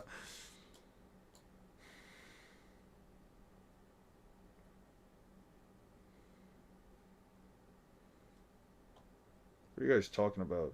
It's not a get that you can close at finite multipliers. Uni is a finite number, but high uni is infinite. Low multi is multiple infinities, and multi is 100. It's a very simple explanation.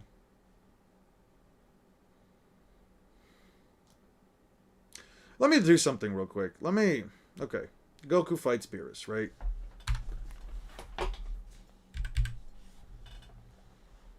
Let me do something real quick.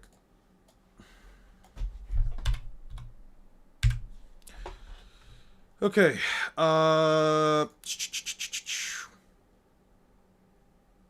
We don't need it at like 72 size. Okay. Goku fights Beerus, right? Goku fights Beerus. SSG can, alongside Beerus, wipe out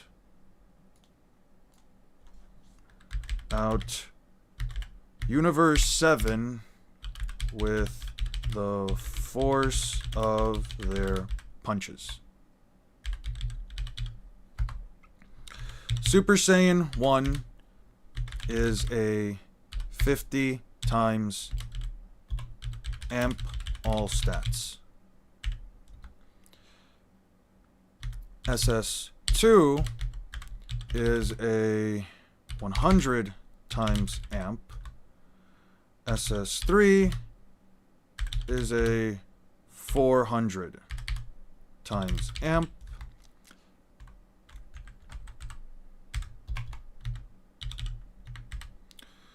SS with punches. Universe 7 is a macrocosm that is at least 3 times larger than our universe, because heaven and hell are also uni-sized realms, right? Is a 400 times. SS God is stronger than 3, and SS God and SSB is the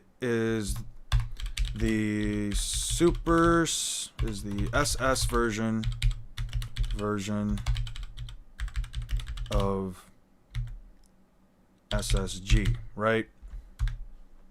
So at least 50 times. Is Hell canon? Yes. At least 50 times SSG, right? Then you have Kaioken. Kaioken is a stat amp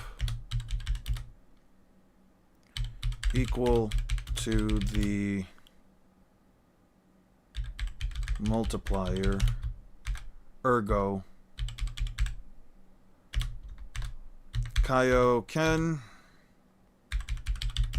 times 20 is a 20 times amp. Alright. Goku surpasses himself. It's crazy to call your blonde hair form SS. Fair enough. Okay. Goku in Resurrection F is stronger in base than SSG. That right? Than SS God that fought Beerus. So he is at least greater than. He is greater than a version of himself that can destroy a universe 3 times larger than our own. Right? So Goku is stronger in base by Resurrection F. So that means that Goku should be at the very least. We're talking about anime, manga, or both. I'm just going by the anime because that's what I watched. Okay. The manga doesn't have Kaioken. It doesn't have the Kaioken, so it doesn't matter. Right? So Goku is in base at least 3 times uni. So he's at least 3 times universal. That means Super Saiyan. That means with Super Saiyan God, Super Saiyan. Goku in base. So SSB Goku with SS Blue is. Let me do the math real quick. I'm not doing this shit off the top of my head. We're gonna assume that it's Super Saiyan off of Super Saiyan 3, so 400 times 50 on a low ball is 20,000 times uni. 20,000 times uni. And that's just off of Resurrection F. For the manga continuity, I don't think it's a greater than that amp, but sure. Low multi, not uni. I don't care the difference. I don't care to define the differences. That's just how many universes Goku can blow up. I'm just telling you that's how many universes Goku can blow up. Yeah, I don't care if it's multi plus. Those values mean nothing to me. Just uni. There you go. So Goku from like Resurrection F when he's fighting Frieza should be this strong.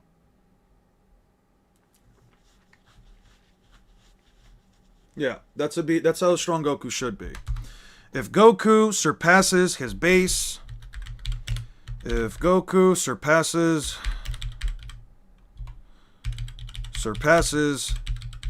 the version, if Goku surpasses SSB, let me make this smaller actually.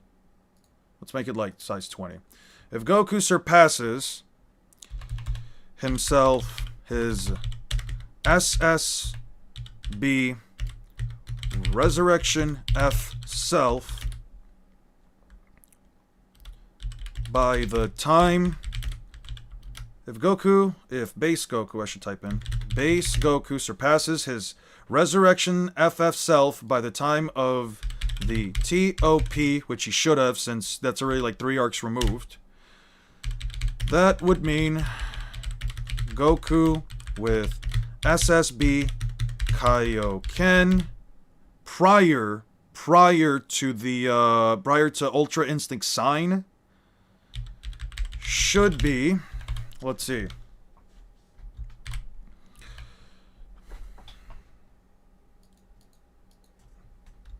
That would mean Goku should be... So 20,000 times uni times, what was it? Another 20,000 times 20. So what is this? 20,000 times another 20,000 times 20. 8 billion times stronger before he uses... Yeah. Should be... That would mean SSB should be 8 billion times uni before UI sign. There you go. Where does shaking an infinite void scale him? I don't fucking know. Once we get to a point where we're talking about conceptual shit, I stop caring. I only like scaling to the perspective of like understanding what somebody can do within the aspect of our like real world and shit like that. I know that it sounds kind of counterintuitive because I say fiction is fiction, it can do whatever the fuck it wants to be, but I can't possibly even remotely tell you what shaking an infinite endless void is. But hey, you need infinite multipliers to that. Listen, man. If I can blow up a universe 8 billion times over, you're not gonna tell me that that's not multiversal. I don't care what somebody's definition is. I don't care what somebody else, like, if you can blow up a universe 8 billion times over, yeah, I think I can say that Goku's multi. I'm just gonna call him multi. I think Super Saiyan God should be at least 7.5 times to 10 times Super Saiyan 3 because of how much stronger it is. Going from basically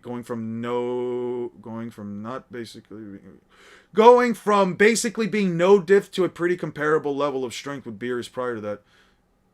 How am I taking another L to math and logic? I'm just saying 8 billion times universal isn't multi? I don't know, man. That's why I say the multi shit just doesn't make any sense to me. Like, oh, it needs to be infinite. Who the fuck said that, dude? I don't care. Multiple universes, multiversal? Yeah, I would say that's multiversal. Yeah. I don't know. It's objectively not multi, but what makes something objectively multi? That's the thing. That's what I mean when I say I hate going into these higher tiers. It's all just somebody's bullshit that they like. It's just some bullshit that somebody on the internet said, yeah, it should be this, so then people decided on it and blah blah blah blah blah. I don't care. It's power scaling. It can be whatever the fuck you want it to be. I'm saying this is multi. Yeah. It's an infinite time space that they were literally going to destroy with their punches, and I'm saying that Goku would surpass himself over and over again in terms of all of his stats. Yeah, I don't know, man. You guys can believe it. You guys don't have to. I'm just giving you a scale for like how strong Goku should potentially be. You guys can agree to this number. You guys don't have to. I'm just giving you guys a sign that, like, if you want to say that destroying multiple universes makes you multiversal, I would say I would agree with that. I would say if a character could destroy 2 universes back to back, 2 separate infinite time spaces, I would say that's multiversal. It's just a greater infinity number of infinity. Yeah, and in one of the Akira Toriyama, yeah, but look at it like this. There was one of those like promotional materials that essentially is from, I think it was from Akira Toriyama, that essentially said when Frieza went through 4 months worth of training, his like power level would be like a massive number. What was it? Golden Frieza massive power level. Power level. It was like something like this. Like the level of power that Frieza would have would be like 100 quintillion times, or something like that. Stemming from an interview where Isa's voice actor mentioned it jokingly through reflect his immense god tier strength capable of challenging Super Saiyan Blue. Okay, so it was from that. I was wrong. It wasn't from Toriyama. It was something like this. Yeah, it was something like this. Frieza's new power level was like something quantified to this, and this would be a power level that's like, again, comparatively greater than like the SS, than like the Super Saiyan God version that fought or whatever. And Frieza basically shot up his power level from like somewhere around, what is it, here to this many times. Yeah, I don't know. It's some random bullshit. I don't know. Multi is blowing up 1,001 universes. Multi is 1,000 infinites away from Uni. And Goku is 8 billion. So Goku is multi. So if Goku can blow up a universe with his fists, and then becomes 8 billion times stronger than that by the determinant of power before UI sign, that would fall under that definition you just gave me. That would unironically fall under that definition by what you just said. Multi is blowing up 1,001 universes. Okay. Goku blew up a macrocosm that was already 3 times the size of a regular universe. An infinite time space, mind you. And then he becomes 8 billion times stronger by Tournament of Power. That would fall under the definition. Not trying to be rude, but low multi to multi plus is extremely simple relative to uni. I don't really see why you just don't engage with higher tiers. Because they sound stupid as fuck. That's why they sound... Because it sounds all stupid as fuck. You have to have an infinite... Why doesn't Goku fall under the prerequisite if, as I showed earlier, he gets to 8 billion times?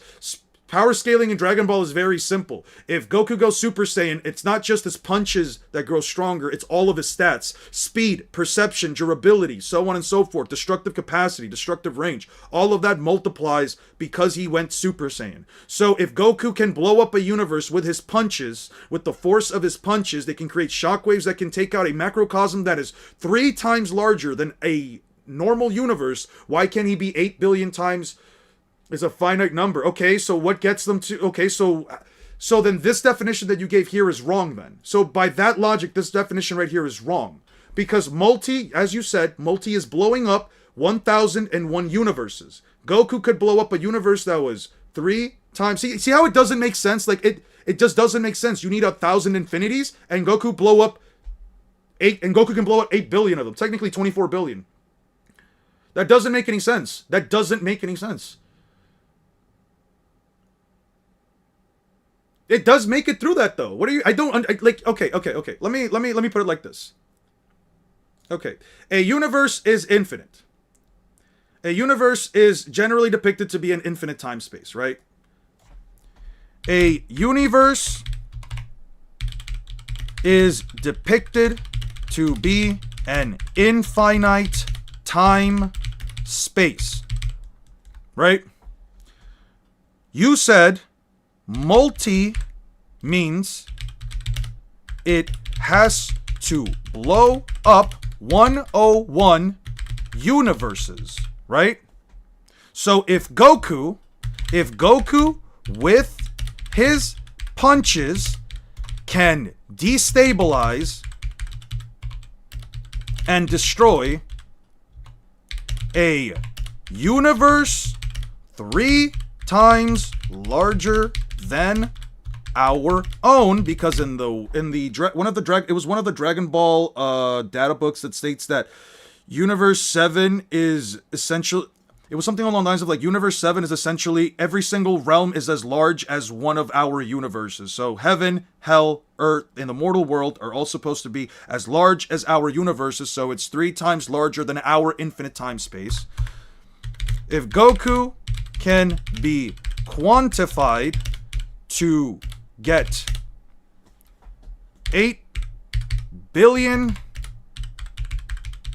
times more powerful in every stat with SSB Kaioken times 20 pre-Tournament of Power.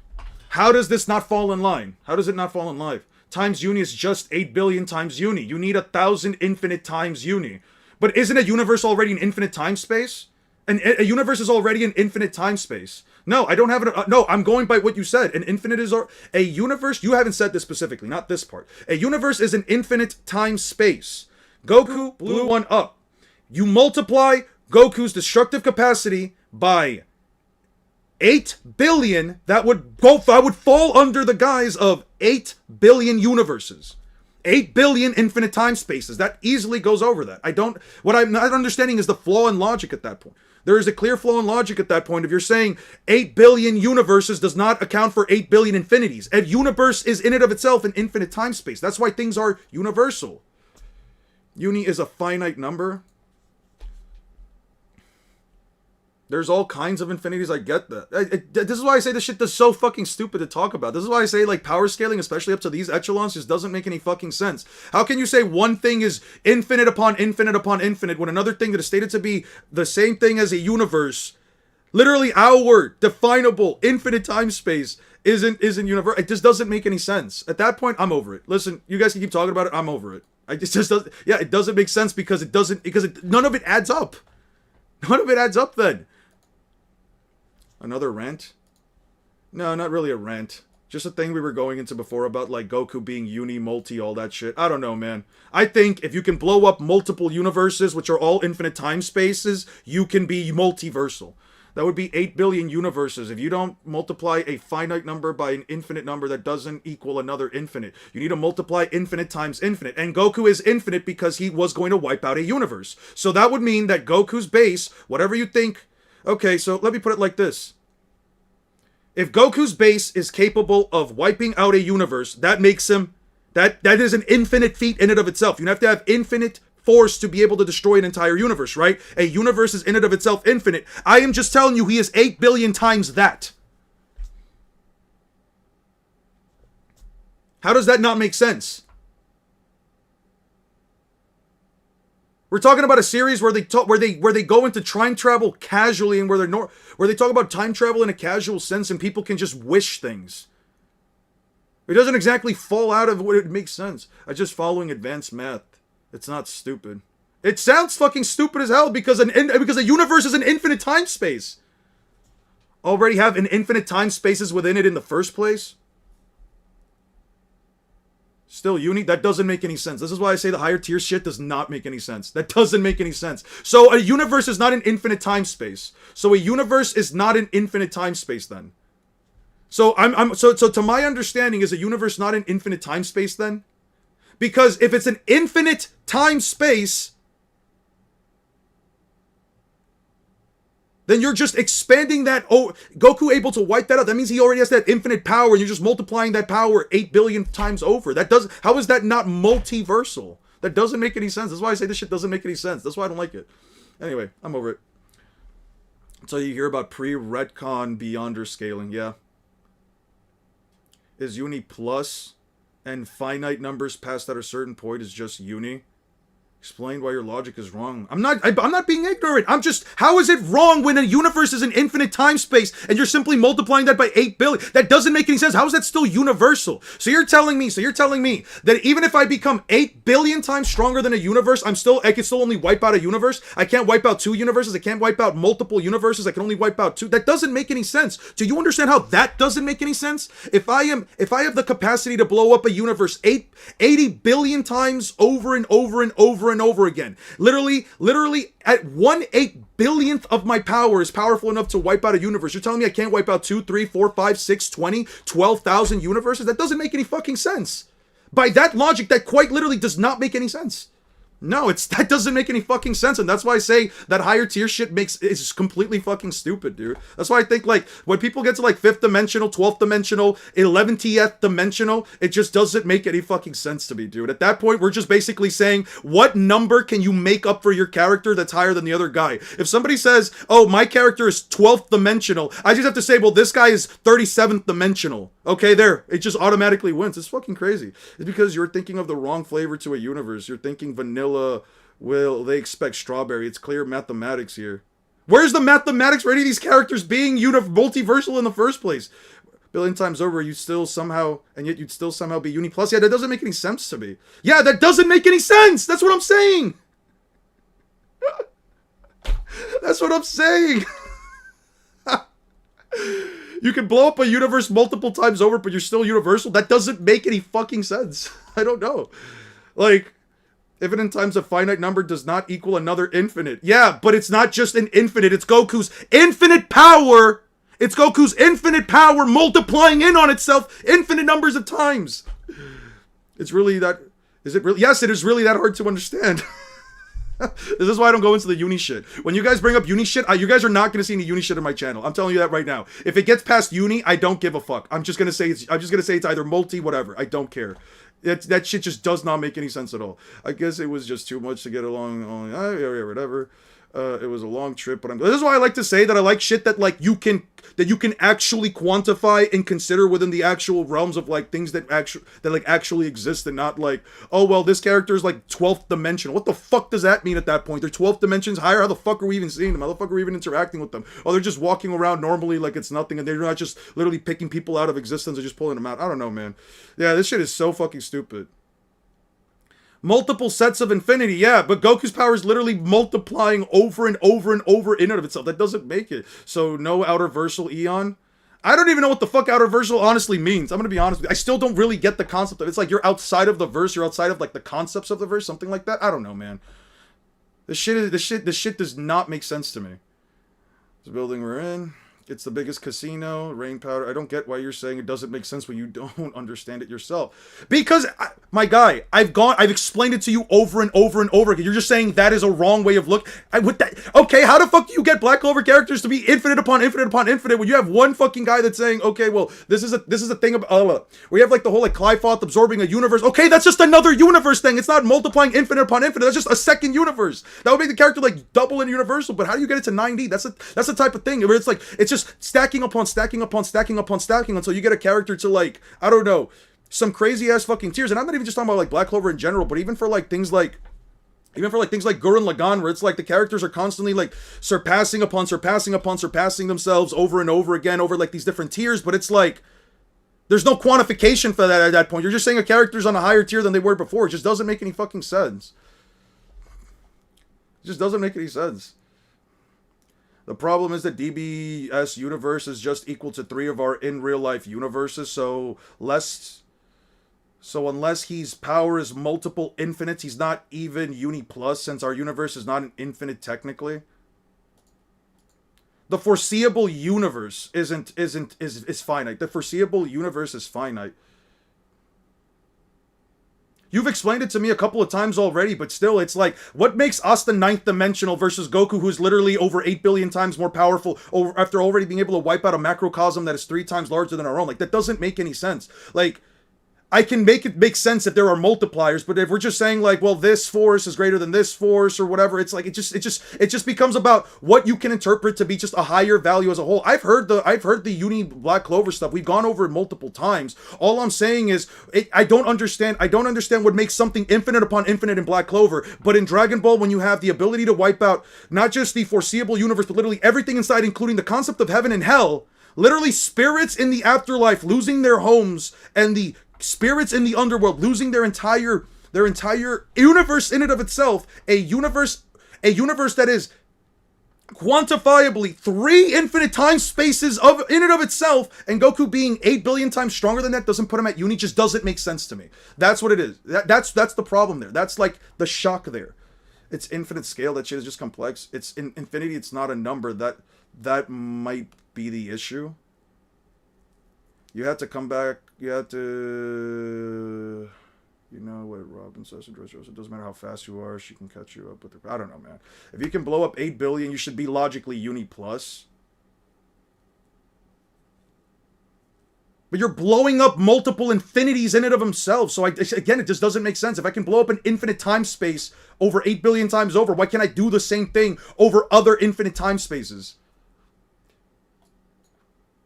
If there are more questions, you'll get down. I think the issue is that there's just such a massive separation between infinity and finite and all that crap. Because at that point, now we have to define what truly means something to be infinite. I don't know, man. It's annoying. It's dumb. I don't really care.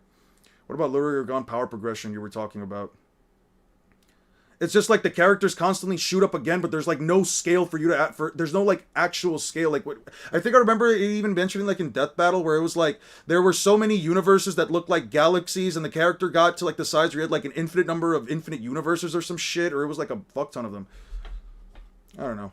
It's a low multi multiplied by finite numbers because it has multi plus feats and infinite multipliers. What are the infinite multipliers? Dimensionality is not the same as a certain number of infinities.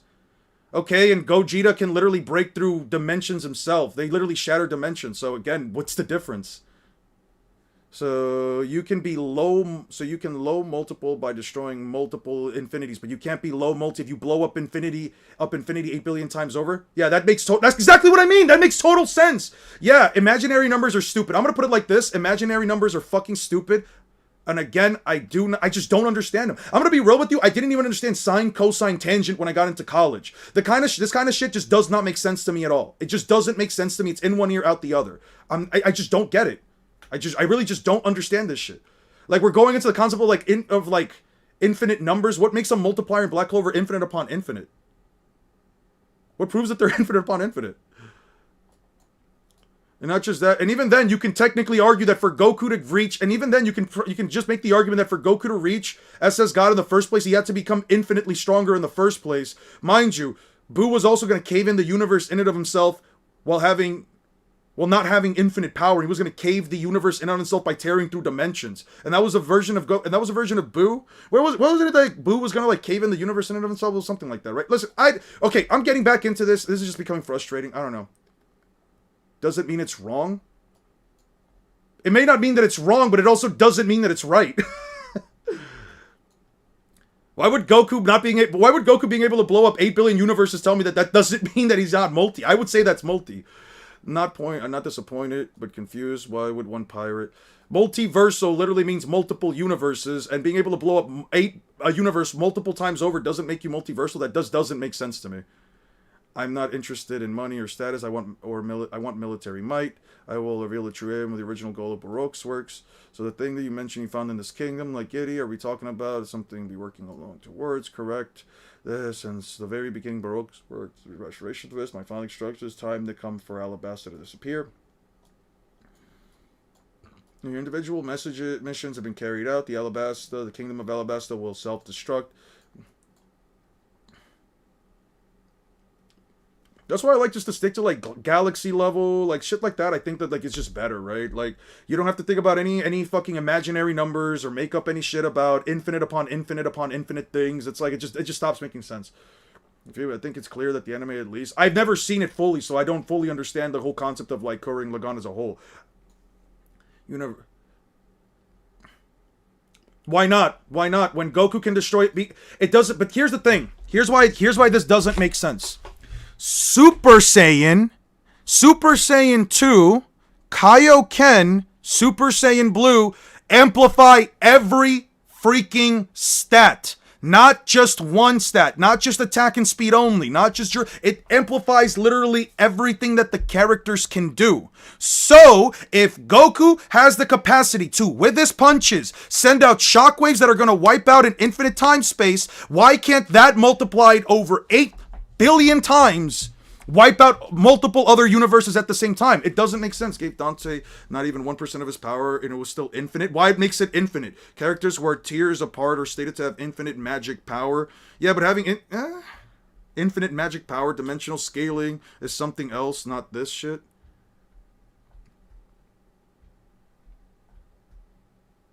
Stated to give him infinite magic power? Oh.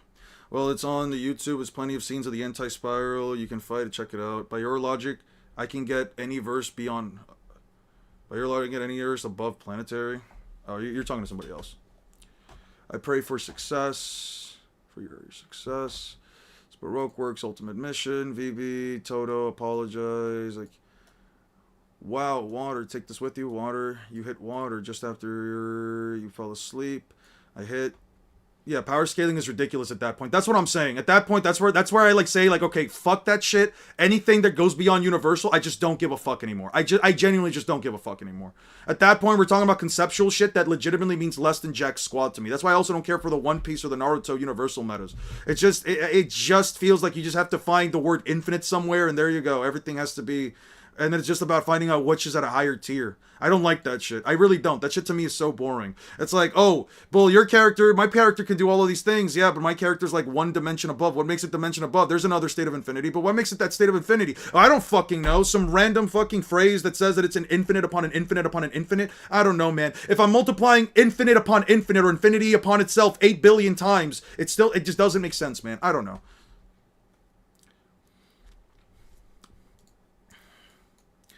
How did on earth did you sneak up on us? I was instructed to get rid of you. Wait, Mr. 2.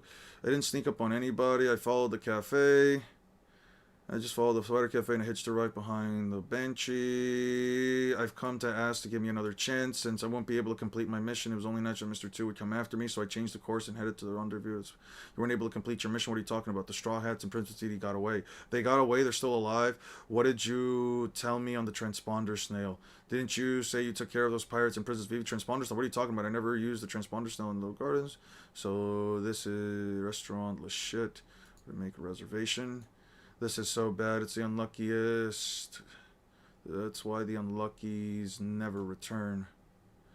But what about, but at least get rid of a couple of them. Their infinities bigger than ours, as weird as it sounds, but the real reason why people don't do versus battles as this point, it's just not interesting. Yeah, it's not interesting at that point. Like, if all you have to at that point is just argue, well, I'm an infinity above your infinity, at that point, I'm just out of it then. I just don't care anymore.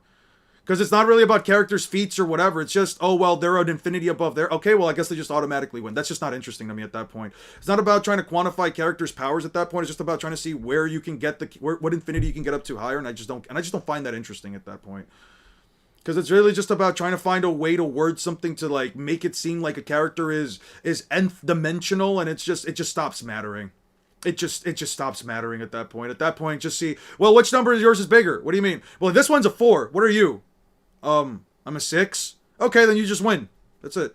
There's a lot of issues with dimensional scalings for many verses, especially when it's abused. I remember all those Bleach scalers and Fate Stay scalers trying to get to scale to 12th dimensional nonsense. Yeah, I'm just out of it at that point. I don't even know what the fuck. I don't even know how the fuck you get something to 12th dimensional in the first place. It just stops making sense to me. Like, yeah, like at that point, what are we saying? You have to multiply an infinity upon itself, what, 12 times? That just sounds stupid. You have to multiply infinity into itself 12 times, but multiplying infinity 8 billion times doesn't, like, it just sounds stupid. It just sounds stupid. The channel named Surfbone that have some videos explaining it. I don't care to learn how to, listen, here's the thing. I don't care to have it explained to me, and I don't care to learn it. That's the thing. It just sounds stupid in general. If anybody enjoys that kind of scaling, they're more than welcome to do it. They're more than welcome to talk about it. I just don't myself care for it. It just gets to a point of, like, complexity that I just don't want to deal with it.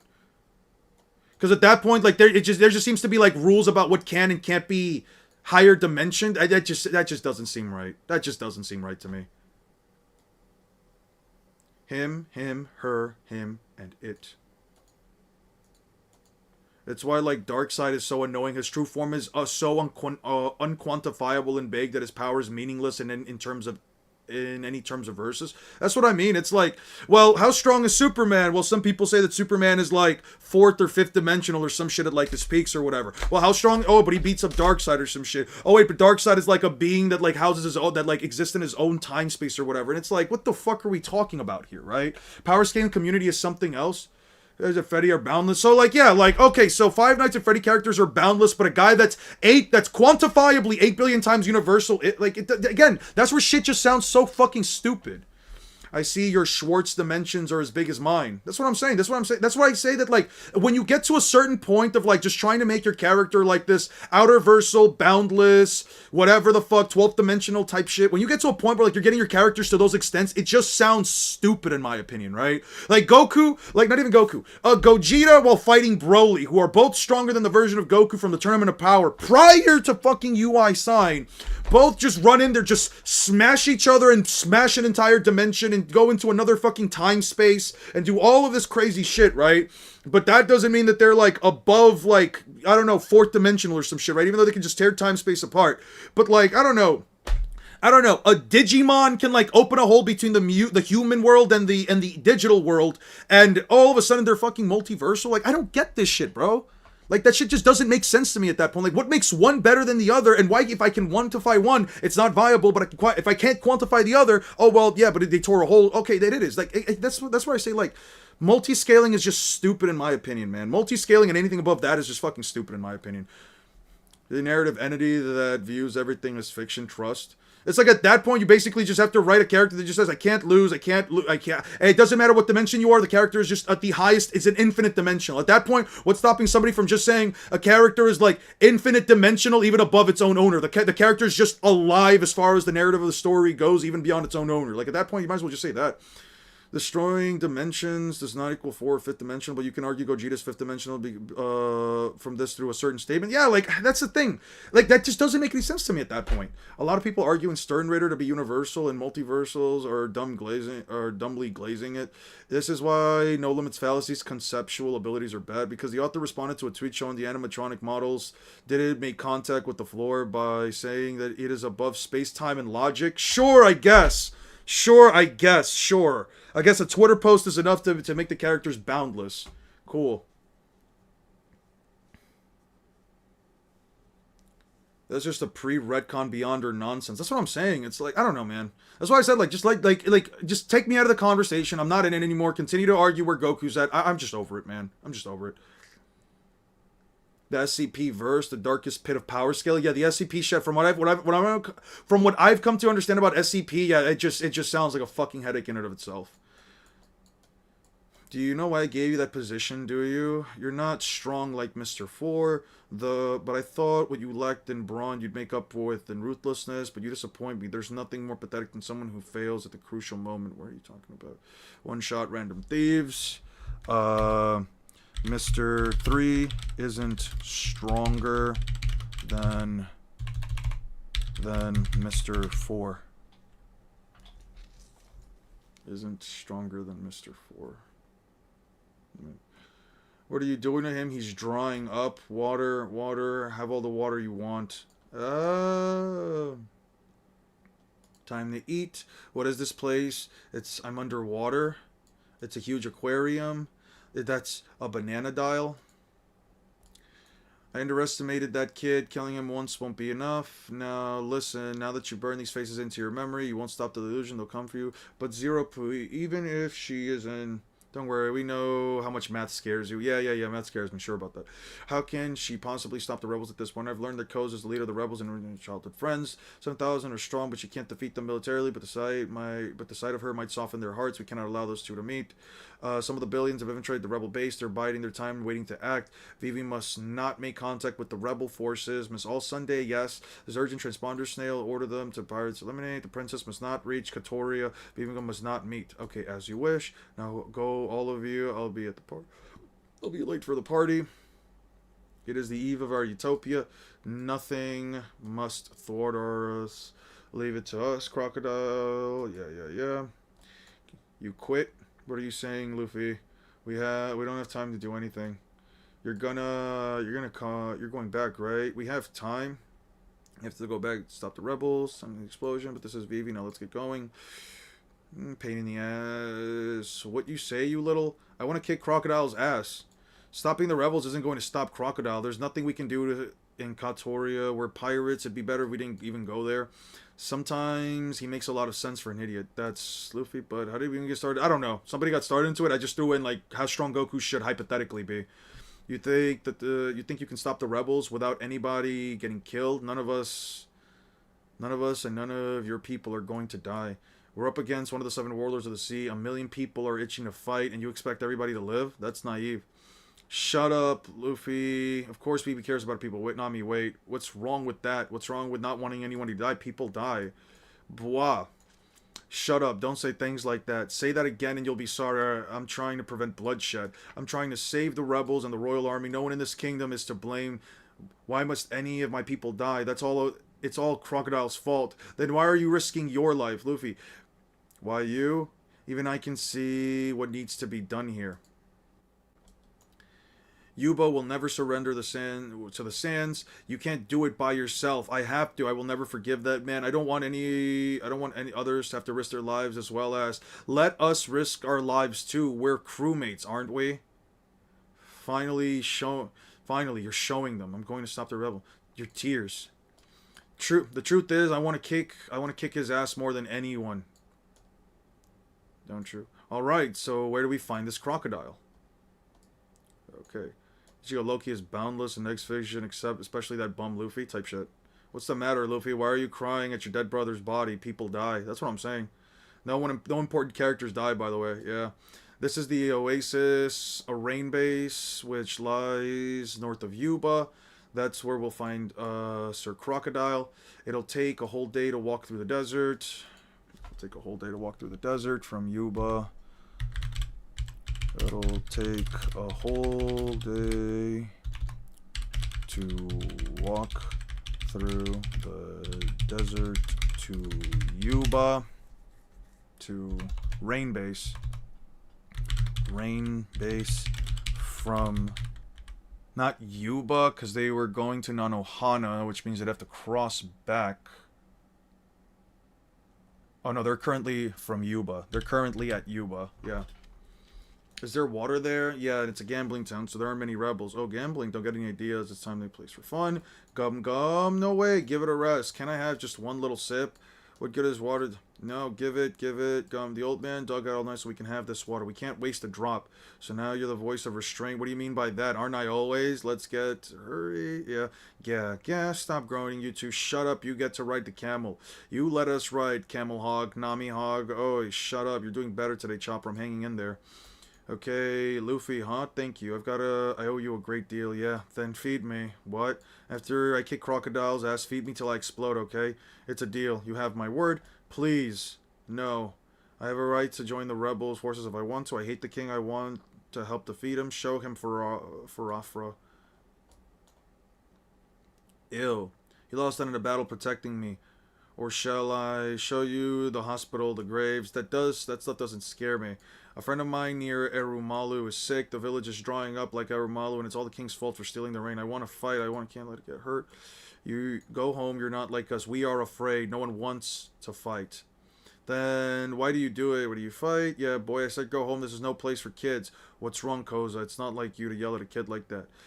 Reminds me of myself as a boy. It makes me mad. I guess I haven't changed much. Did you get that weapon? Not enough. Get the word out there as soon as we have enough weapons. We're launching an all-out attack. Silence, I said. Yeah, they hit us, so you want us to hit them back? This isn't a squabble between children, your majesty. The kingdom is in peril. You're suggesting we attack our own subjects without even knowing what the cause of the unrest is? Then Alabasta would truly be lost. The country is its people. Ever since that dense powder incident, someone has been stirring people to rebellion. It is he that we must fight, but we have no idea who he is. He's in the shadows. Sire, Her Majesty refuses to allow us to attack. We can only fight defensively.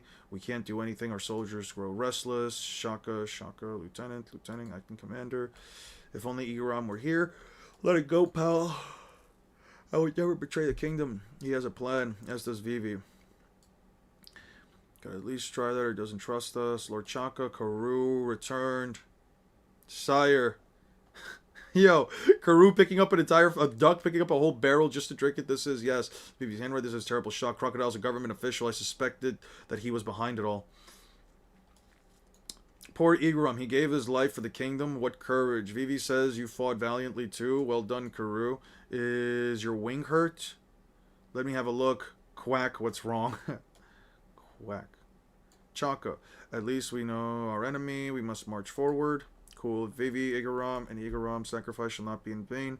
March to Rain Base. Crocodile must be stopped at Saya. Rain Base is too far away, and the enemy have no intention of fighting us. The hearts of the people are with Crocodile. Forgive me, your majesty, even with that. Attacking Crocodile now will only incite the rebels. Range base Elaborna will be defensive. I don't care if the rebels take this place. As I said, the people are the country. Crocodile must be stopped even at the cost of our own lives. Only one then will the people be safe. But if we fight the rebels, Crocodile will have the last laugh.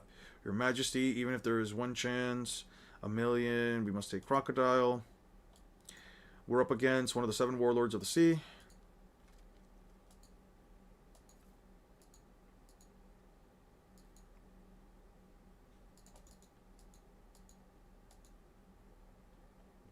So range is super.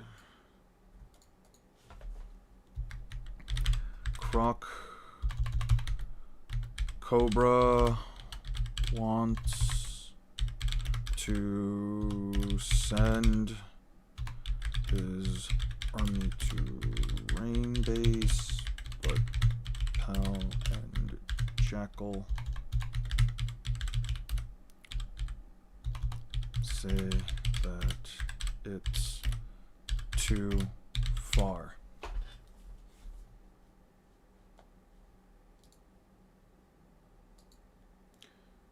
$50 kilometers.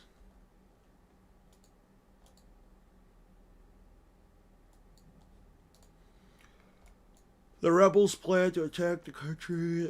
That's attack Crocodile and Luffy. Rain Base. In 17 hours, Baroque Works operation goes into action. Too far. Ben Bunman is crazy. Bunman is crazy. That's crazy.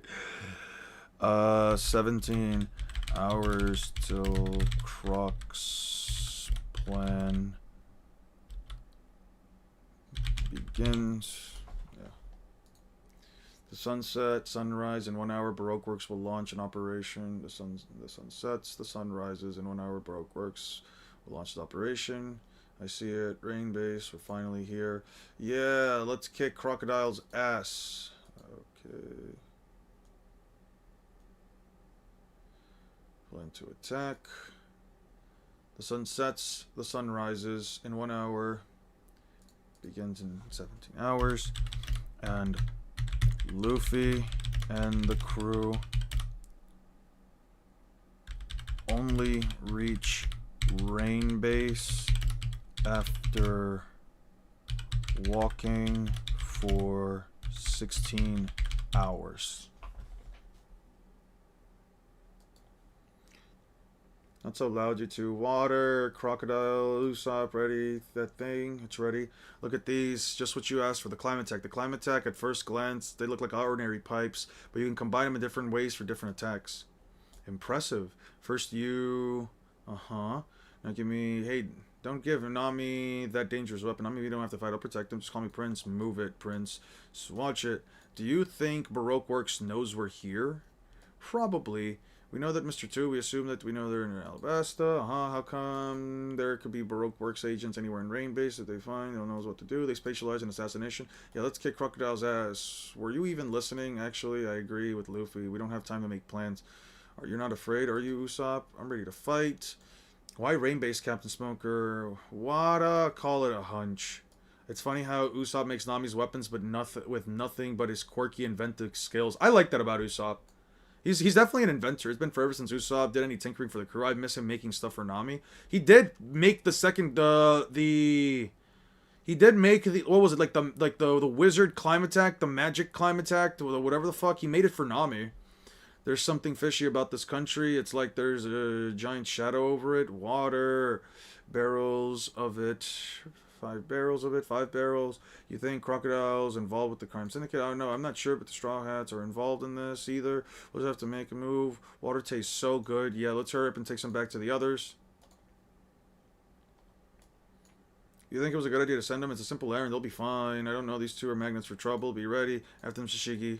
Call up for backup. How much do we owe you? You pay for those. You have to pay for those friends of yours, too.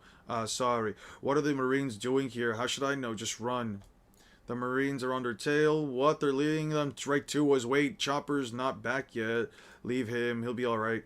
Hey, guys, the Marines are coming. You led them right to us. Right after this? Yeah.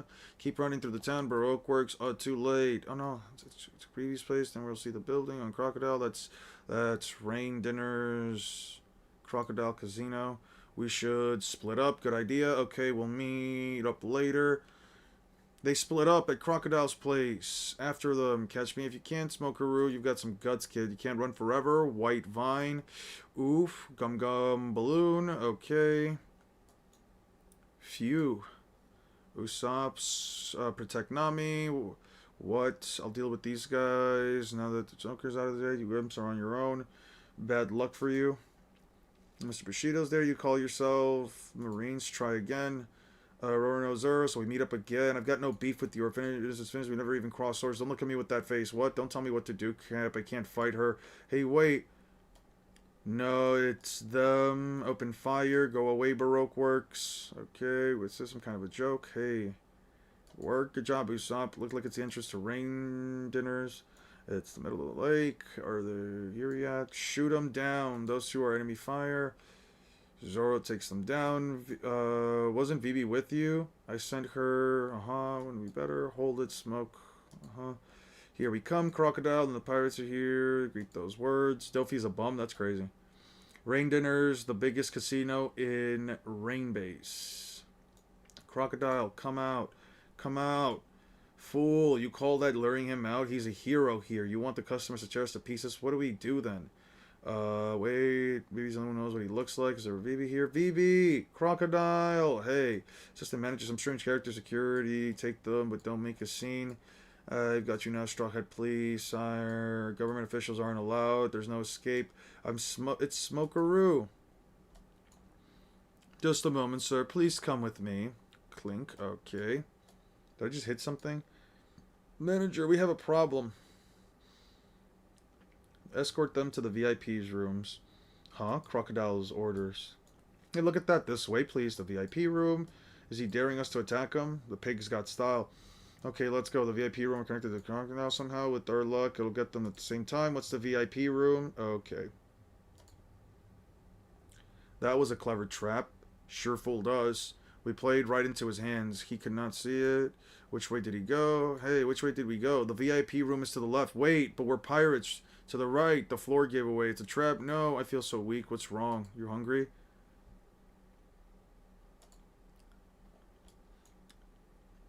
You jerk. Alright, if you want to fight, I'll fight you, Smoke. I helped defeat a human bomb once. What's wrong with me? I can't move. It's time I fell in the water. That's right. What did you do, Smoke? Stack. This GT weapon is made from a mineral called sea stone. It's a mineral with a special properties, only crafted in a specific region.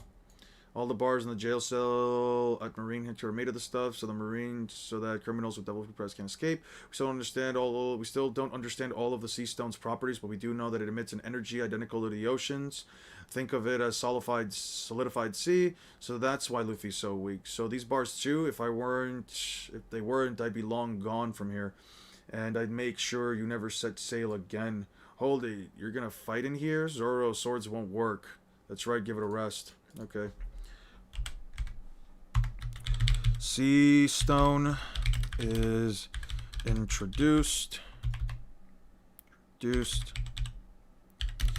Smokers Jite and the cell that the Marines use for inmates are all made of the stuff. It emits an energy similar to that of the ocean that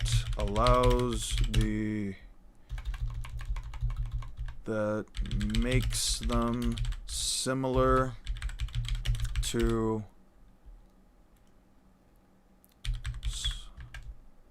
the ocean. It makes them sort of like solidified ocean.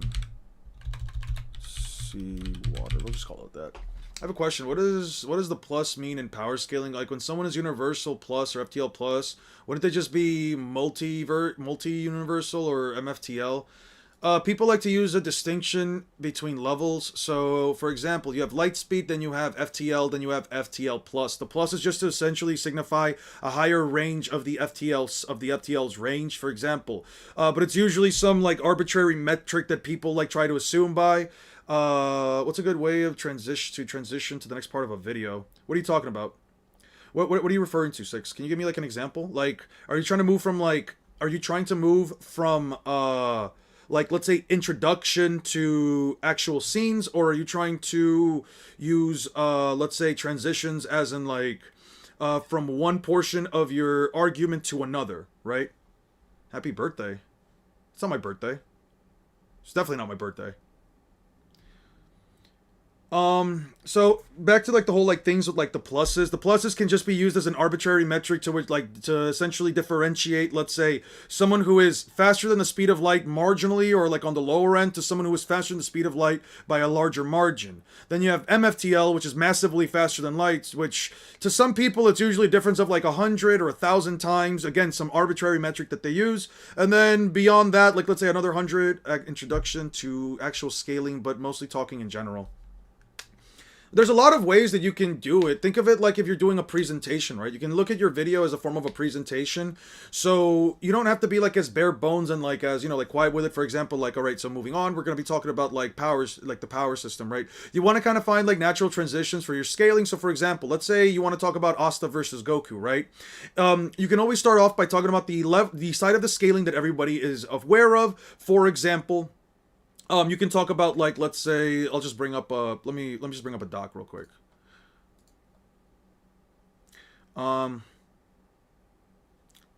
So that we all have an so not this one. I don't want this. Random nonsense, right? So for example, let's say you want to transition for like your videos, right? You go into you go through your intro. So let's say like this. You go through your intro, right? You're explaining your claim.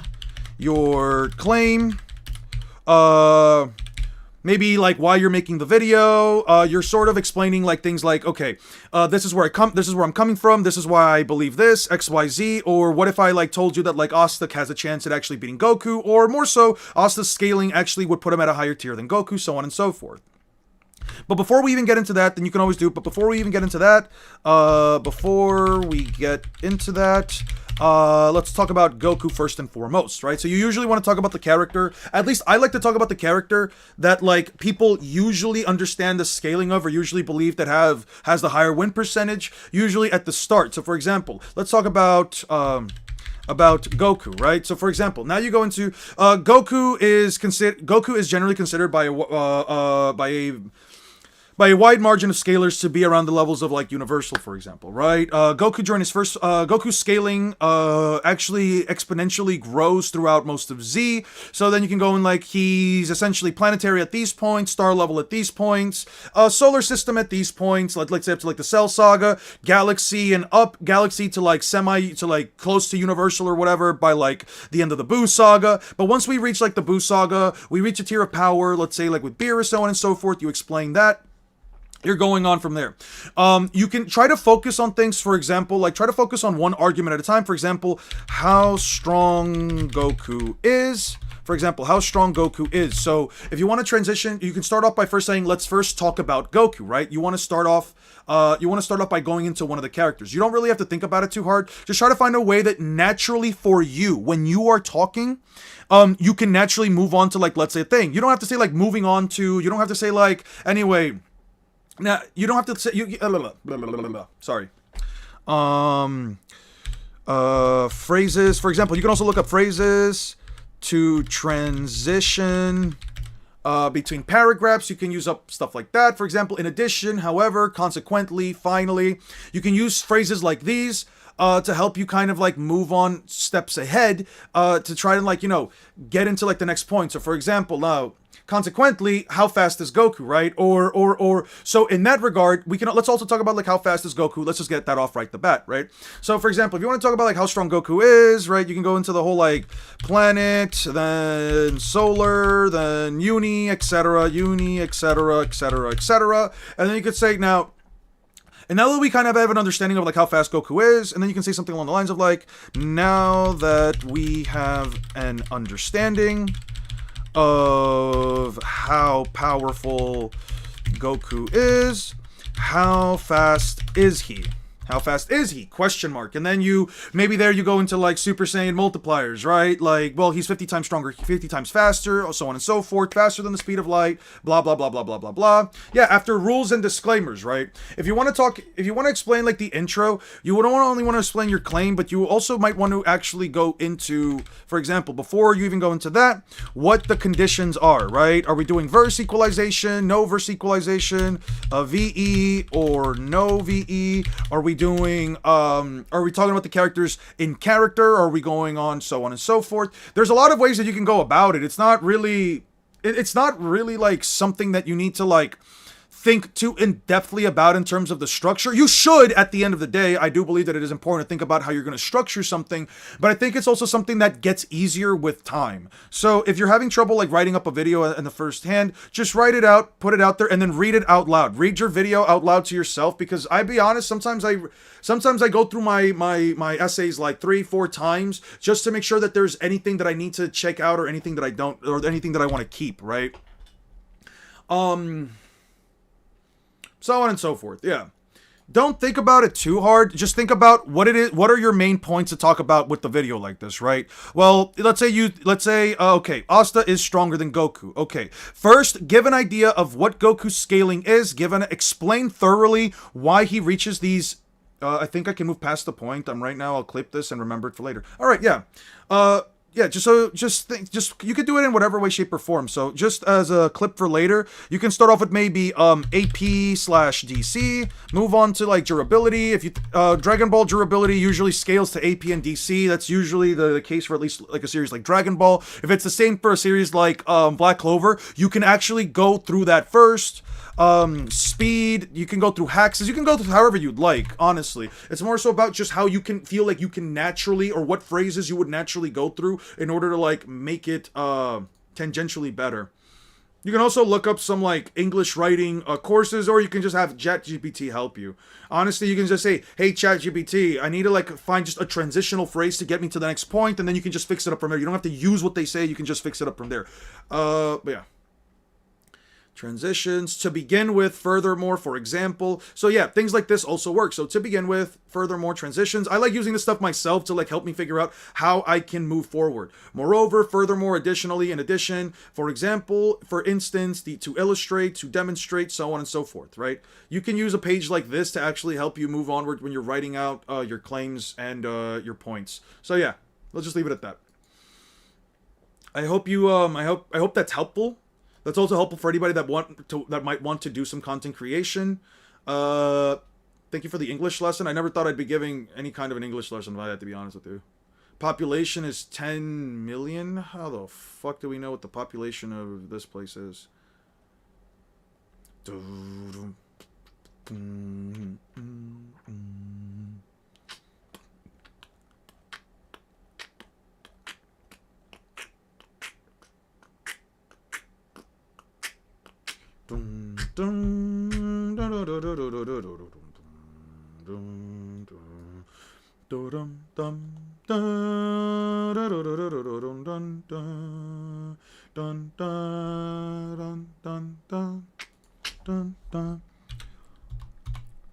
What is the size of the population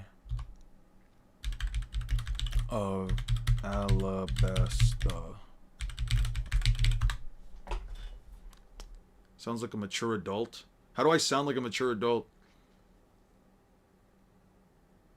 Is one of the most heavily populated nations seen in the series, often compared in real size to Portugal. How do we get that value? How do we get the value of 10 million people? What countries have populations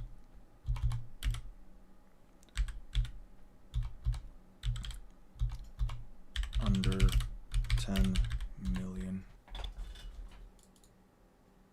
What countries have populations? Tuvalu, Monaco, San Marino, New Zealand, Ireland, Costa Rica, Bahrain, Africa, numerous others.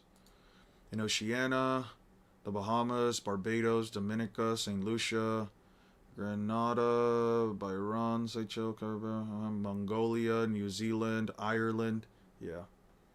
The infinite combo is making my brain melt because infinite times is still infinite. Infinite subtracted from infinity is still infinite. So it's just ridiculous to me. That's what I'm saying. But I'm not going to get back into that. Alabasta size can go from Australia to Russia size, maybe more. I don't know about Alabasta size going up to Russia. Russia has a fuck ton of people. One Piece multi-meta is a wank outlier fueled by statements. Yup, 100% agree with that. Same thing with the Naruto uni-meta.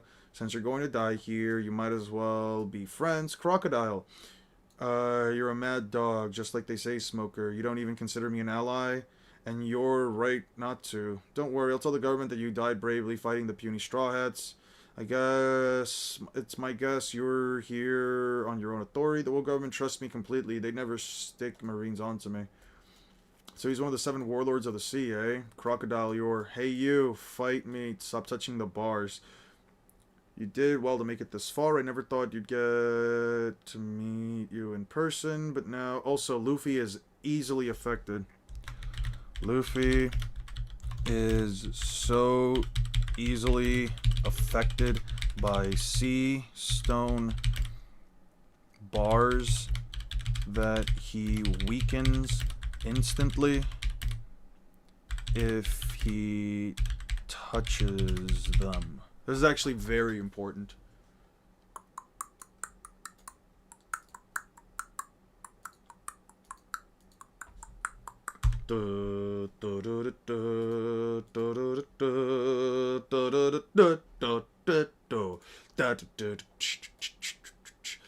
Stop touching the bars. Made this far. Never thought I'm gonna have the honors, but the guest of honor hasn't arrived yet. I've sent my partner to fetch. We put a good fight out there. Someone from one of our agents. Fight Prince. I expect someone from a member of our agents. Vivi can take down 1, 2, 3, 4 grown men. Vivi can take down multiple grown men. Multiple grown men at once. And my third video will be something on the make Exorcist fall in love. They're like 100 times weaker and slower than Goku's.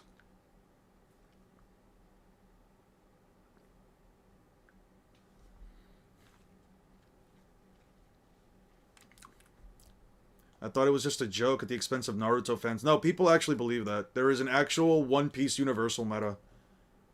You have to use the movie, though. Granted, Naruto also uses the movie.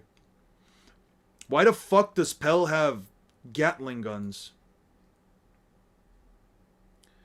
A bird armed with machine guns? Pell just randomly has machine guns attached to him? Sure. Pell flies around with machine guns. Flies around with machine guns. How does the uni meta even work? It goes off of... You can use some... You can basically use the statement that... Actually, somebody else can explain it to you. I'm kind of... I really need to read through this. It essentially... Fuck it, I'll explain. It essentially works off of multiple concepts. It essentially works off of multiple concepts, specifically one with like the Mont d'Or statement that he can create an infinite number of infinite time spaces because his books don't necessarily have the flow of time within them through his book fruit. There's also the statement that what's his face? Caribou has an infinite an infinite sized space inside of himself. And there is also the statement that, well, not even the statement. There's also the film Red movie where essentially where Uta can essentially put people to sleep by creating. When she puts people by singing, and whenever she sings, they're essentially sent to a world. They're essentially sent to a world where, like, she manipulates and controls everything. She's essentially the most powerful being inside of there. And eventually she activates Tot Musica, which is an ancient book demon that, you know, requires people attacking him from both the real world and the other world, where inside of Uta's realm, in order to properly damage Tot Musica. It's kind of crazy. Do you think JJK is most easy to scale due to the verse Lightspeed is behaving like Lightspeed, like the visuals and effects with Dabra? I think that's fine. I think it's fine. No one takes One Piece universe seriously, while people still think Naruto is uni. In terms of strength, at least, yeah. Basically, the average Naruto glazer, but in One Piece. Exactly. I wouldn't personally argue that kind of meta myself. I'll probably bring it up in the video. It's like, listen, if you want to go with the Naruto universal meta, we just use the One Piece universal meta. It's got its own universal meta, does the same thing, yada, yada, yada. Maybe I might bring it up. I might not. I might not go into them too deeply.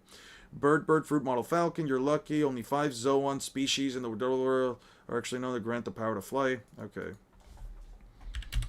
Only 5 Zoan devil fruits grant the power to fly. Grant the power to fly. Demons who was summoned through a music sheet. Yep. Flying falcons saved, but I've got to hurry. Where are the others? Right. This makes things easier. Miss All Sunday, Vice President. Her? Amazing. I've never seen a man who could fly before, but I wonder if he's stronger than me. Vivi. Princess Vivi, these are people who want to destroy our country. What a waste. Good henchmen. Yeah.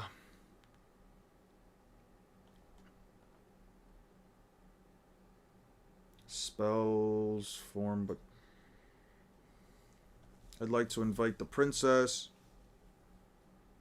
I'd like to invite the princess to our place. All right. Are you sure? It's out of the question. Here's your answer. My, not very polite princess, Miss All Sunday. How could you do that, Igaram? You mean Mr. 8? You killed Igaram? Upset are we after all that you did to your henchmen? Don't be silly. Princess Vivi, you fiend. Turn to Alabaston Sand, Trey Fleur. Grabs.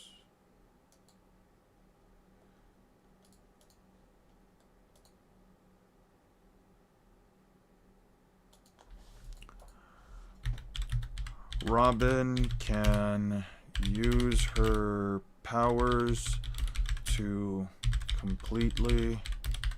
no, I want to say completely incapacitate. To hold Pel's wings and transformed arms.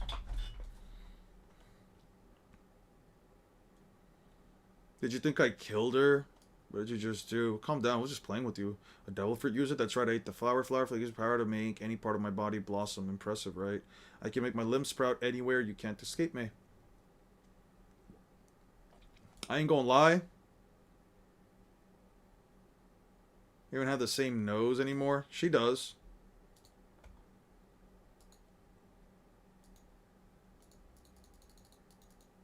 Wait, not this. We're getting a new chapter this week. Holy shit. Wait, hold on. We're getting a new chapter this week, right? Oh, sweet. We're getting a new chapter this week. Let's fucking go. I forgot about that.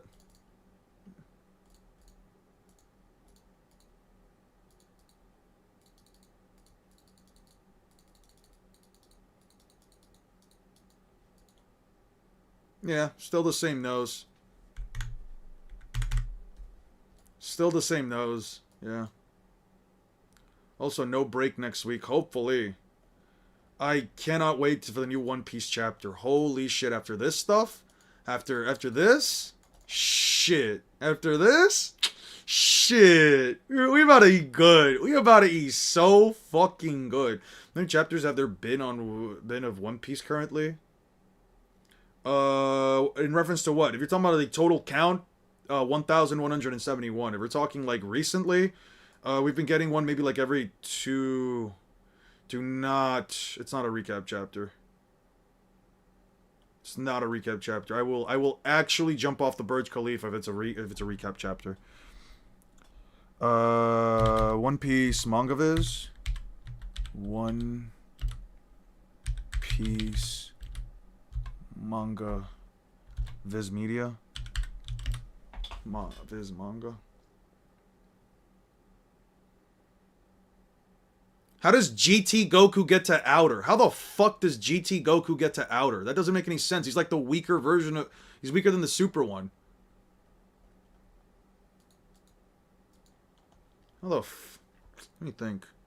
The Black Dragon Balls? You guys, the energy of every being in the universe? I like to play with you a little while longer, but I don't have time to. Bon Clay cover art request. Don't worry, this won't take long. You still don't understand. Says Fleur. Submission hold, power, speed. They're useless against me. Clutch. She takes down Pal by bending his body.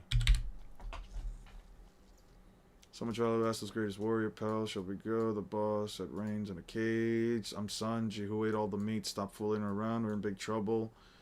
We can't get out, so we have a lot of time to kill. We should be able to... You should work in a way. Not killing time. You could get killed here. Morning already. It's still the same. You're a spirited young lady. Enjoy the sense of control while you can. When these guys get out of this cage, they'll kick your ass higher than the clouds. Right, Luffy? Right. She has a great deal of trust in you, Straw Hat, but trust is the most overrated thing in the world. That rat makes a fool out of us. Stop it, you'll make him mad. Crocodile, Vivi. Why, Princess Vivi of Alabasta, or should I call you Miss Wednesday? You did well to get past my assassins and make it this far. I'll chase you down as far as I must. That's how badly I want you dead, Mr. Zero. I won't die, Miss Wednesday, but your miserable little kingdom soon will. If a word for you, Alabasta would still be at peace. BB, let us out of the cage. Peacock String Slasher. Whoa. It's no use. Happy now, Miss Wednesday? Princess of this kingdom, you must not know about my powers, the sand fruit. Would you like to become a mummy? Sandman. A Sandman? Take your hands off of Vivi. I'm gonna kick your ass. Sit down. Don't glare at me. It's almost time for the beginning. Yeah, but it works. It's 7 o'clock. A long day is beginning. Okay. 7 o'clock. Okay, Lord Chaka, nowhere to be found. Yeah. Storehouse. You searched the entire base. The garden in the summer, we can't find him. This is absurd. Maybe he went out in the middle of the night. Maybe he couldn't have gotten past the guards. Majesty. The army's ready to march. Send the entire city if you must. Find people is Pel's specialty. If only he were here.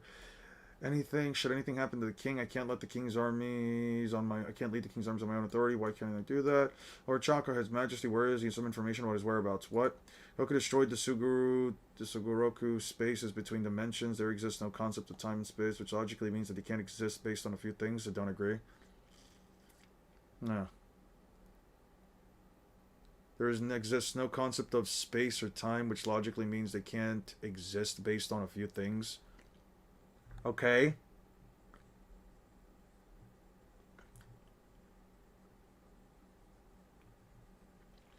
Cool. Nice.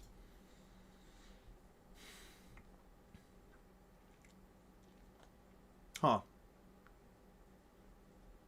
Sugoroku space. Sugoroku space. Dragon Ball GT.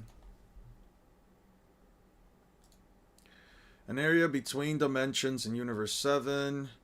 This world where people are sent when they are sucked into a wormhole, otherwise slip between dimensions. The caretakers of this place host a board game to see if the person has a desire to live. If the game is won, the person can leave, but if they can't, the person will lose. When Goku is stuck there after Kibito Kai drops him during Kai while escaping Baby's revenge death ball. Okay. The space lemurs Suguru and his son Sugoro and Shusugoro.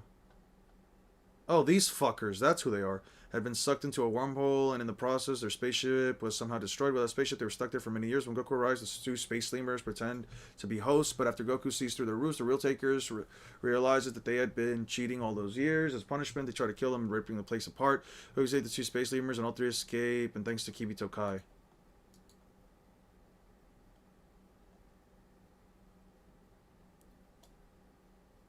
Whose space is characterized as an interdimensional space rather than a specific math. Okay. Without regrets to assassinate Goku's character as an adult and character mentality and an eternal and knowing immature student worse than his child era behavior. I don't know if it's that bad. I don't know if Goku's that bad in Super, but like, I guess.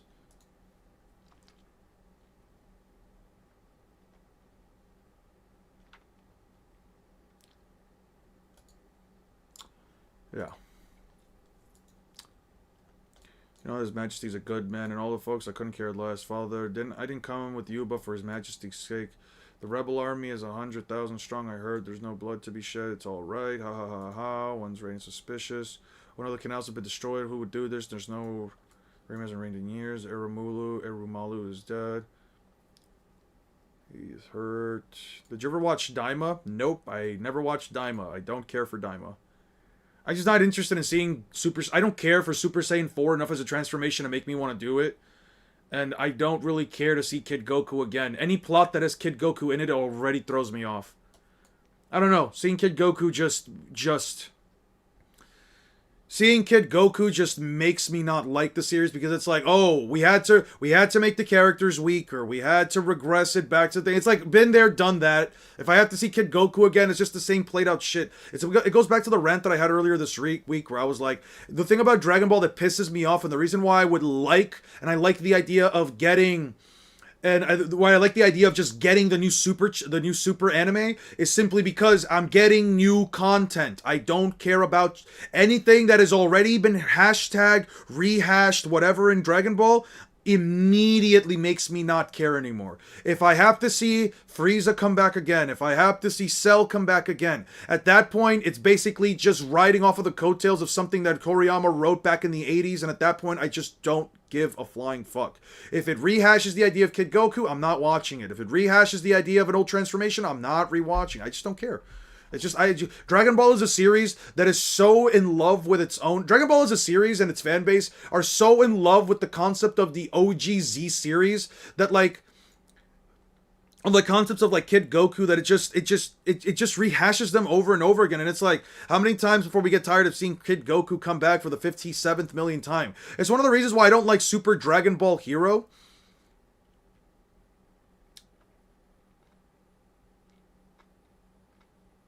Because GT gives, not GT, because Super gives better quantifiable metrics for Goku getting stronger than GT, I guess. It also has like more arcs to go through, I guess. I don't know. I'm not telling you that's the reason it is. I don't know. That's just like off the top of my head. Yeah, but like that's the thing. Like Dragon Ball peaked at Z, but it's also like how good is Z really, right? Like I don't know. I like Dragon Ball. It is part of my childhood. I grew up with it, but I guess I've also just been one of those people. That like I don't let nostalgia sort of keep me from like just seeing something for what it is. Like I had a conversation with my friend of mine about like Super Mario 64. Do I have nostalgia for the game? Yeah, I played it as a kid. I played the DS version. My brother played the N64 version, but it's like, do I... Yeah, but also like Z isn't all that great in my opinion. It's like, it's fine, but it's like most of the enemies... I don't know. It feels kind of like all over the place at times too. Like, we go from like, Goku being a space alien, to then having the Space Emperor, to then having the amalgamation of all the fighters, to then having some random pink bubblegum fucker. And mind you, the pink bubblegum fucker's still my favorite villain up until this point. I love Kid Buu, but it's like, no. I do like the original Dragon Ball, though. Miss how much of a killer Kid Goku was. Also, Master Roshi was always great. Best anime mentor, and really set the bar on the strongest. I don't know if he set the bar on the idea of like what it means to be the strongest. I mean, but the thing about Dragon Ball is that in a lot of cases, they basically give characters like... Oh. It basically gives characters like this idea of like, okay, well, in Earth we have like 10th degree black belts, but in Dragon Ball we have like 40th degree black belts. Like, Master Roshi can blow up a mountain in a world where most people can't even fathom that kind of thing. You know what I mean?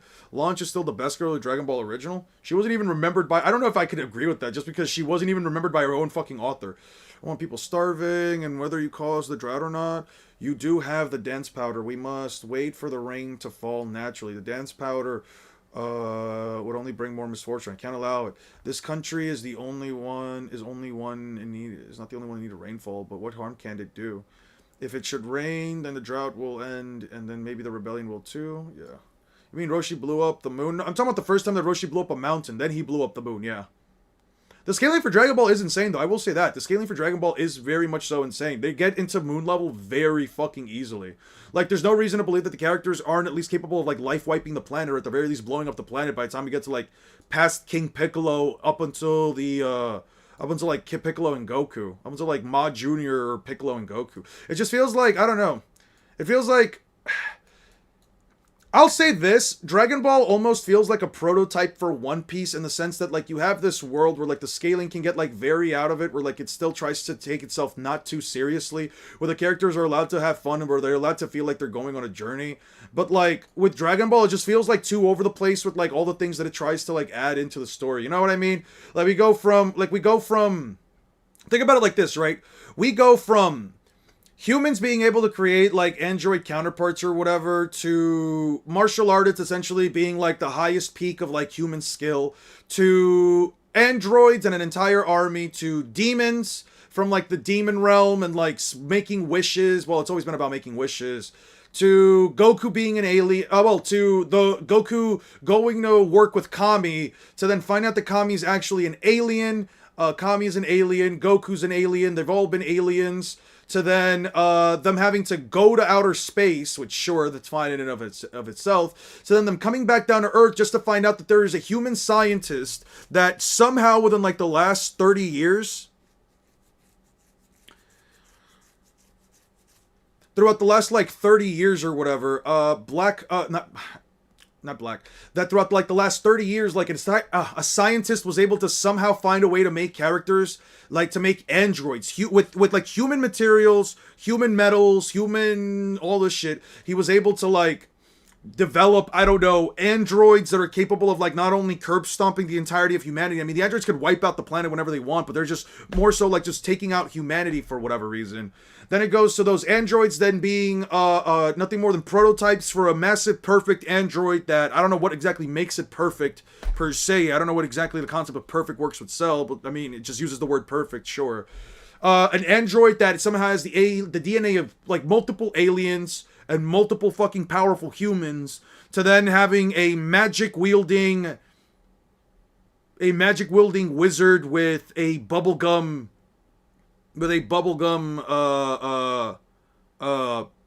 I don't know, a bubblegum monster that can just infinitely regenerate itself and can destroy the universe by having it break dimensions in and of themselves. You know what I mean? It's fucking dumb. Like, Dragon Ball doesn't have like the story at like the plot itself at least has some level of consistency from like one point of the series to the other, right? Like, I'm not gonna sit here and disingenuously say that like nothing makes sense. Like, Vegeta does it does make to a certain extent sense that like Goku is an alien after all. He's the only person on the planet with a tail, or at least the only human that can turn into a giant beast with a tail. Vegeta essentially being an expansion on that, Frieza being an expansion on Vegeta. Then you have you don't really have like Cell being an expansion of anything other than like it just making a callback to the Red Ribbon Army. Because like Dr. Gero was still alive back in OG Dragon Ball. We don't know how old he was. We don't know what his whole shtick was, but apparently he hated Goku enough to try and like spend years researching and finding a way to create human life forms that also have the capacity to like destroy stars. I don't know how the fuck he did that. It's never explained how the fuck he was able to generate the science and advanced society and humans in such a regard that he's able to create just these androids. But sure, there's a callback obviously with like Cell and Frieza and all these things because Frieza comes to Earth. He takes the DNA from there. He makes Cell. Cell goes into the future. Everything is destroyed. They come back, make a whole separate fucking timeline, because apparently in Dragon Ball affecting the timeline just means that you make separate, now branching timelines and dimensions. Since now adult Trunks, the one that they met from the future, isn't the Trunks from the canon future, but more so now a separate timeline where Goku never survived. It's just fucking crazy, bro. Like, and I'm not saying that like it's bad, I'm just saying it gets like kind of convoluted for how the story really is meant to be. So it's like nearly second to not being example next to Magic. You know what I mean? Yeah, Dragon Ball timelines are confusing. And it goes back to this idea that I was trying to mention before about like authors essentially not wanting to limit themselves.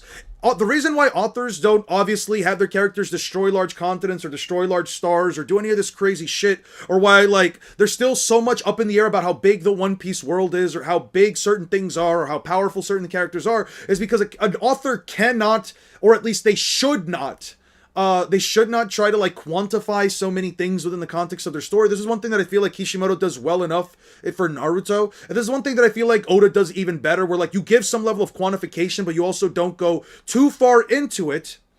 You don't want to go too far into it, because then you get issues with Dragon Ball where like you have timelines that don't make sense. You have characters gaining levels of power that like are just astronomical in and of themselves. Like people think that One Piece scaling is inconsistent because Luffy goes from like a guy that like is kind of difficult to scale to like island level or like country level, etc. Simply for the fact that like countries and islands aren't being wiped out by singular attacks, even though it does make sense within the context of the story and within the context of the character's growth, it does make sense. But people have a tough time believing that because, you know, the characters grow to be that powerful. But with Dragon Ball, it's like, well, the characters already blew up stars and they're supposed to be like tens to millions of times stronger than they were before. So like, you know, that kind of makes sense in and of himself. But it's like Dragon Ball scaling shoots up at astronomical degrees. And I feel like it's one of those cases where it's like, man, people are willing to believe whatever the fuck. Like, if you see Goku punching the universe, you have people that like don't believe in that shit. But then you have like feats of like a character like Kid Buu possibly wiping out a galaxy or whatever, which sure, fine enough. But it's like, I don't know, the characters never actually pull off these feats, yet people are willing to eat that shit up. I mean, yeah, sure. But it just kind of brings up a conversation about like, you know, why are people so easily willing to believe that like Goku can be like 8 billion times universal? I guess again, multipliers, so on and so forth. But then like Luffy can't be beyond continental. You know what I mean? It's just it's weird. It's weird. I don't know. Dragon Ball as a story, again, I've always said this. I think that Dragon Ball as a story makes sense as to how it became one of the biggest and most iconic series of all time. I would never disagree with the notion that Dragon Ball is iconic in and of itself, but I do think I do believe that if Dragon Ball came out to this day with the level of writing that it has, it would not even... everything is still the same. Let's just say everything is still the same, but Dragon Ball or even Bleach come out today, those series do not make it past chapter like 200. They do not make it past chapter 200. I really don't. Writing for anime, writing for mangas now have evolved past the point where like they were at before, where like before you could just like kind of shrug your shoulders off and some things just doesn't make sense. It's like, all right, it's fine. To like now authors have to like consistently think of like things making sense within the context of their stories. With Dragon Ball, it's like, I don't know, Akira Toriyama just said, all right, what can I do next? Well, they blew up the first Roshi blows away all the fires from a mountain with a Kamehameha. What can I go up from there? Well, he didn't. He kind of just said fuck it and just went straight to moon level. I don't know, man. It's funny as fuck. I do think it's funny, but it's also like... But, yeah, because here's the thing. Sometimes you just have to realize that for certain series, especially with like One Piece and Dragon Ball, characters can just manipulate their destructive capacity. I think Luffy can punch hard enough to split a continent. I believe that wholeheartedly. But I also believe that they can manipulate how much destructive area that they've got. A single ki blast from Vegeta in Super, in base form, would be more powerful than the final flash that he fired against Cell that took out half of Cell's body. A single ki blast is objectively more powerful from a version of Vegeta in Super in base form than his Super Vegeta Final Flash blast that would have wiped out the Earth. But guess what? That ki blast, it's centered out to just destroy, like, I don't know, a small hill. Beerus literally says, I'm going to destroy the Earth, then just simply blasts a tiny bit of a tiny, like, I don't know, bit of rubble and rock and earth, and he's just like, yeah, I destroyed the Earth. There we go. I love cultivation shit, so multi shit is the base for strong cultivators. Perceived as endless by luck with low multi-sensory.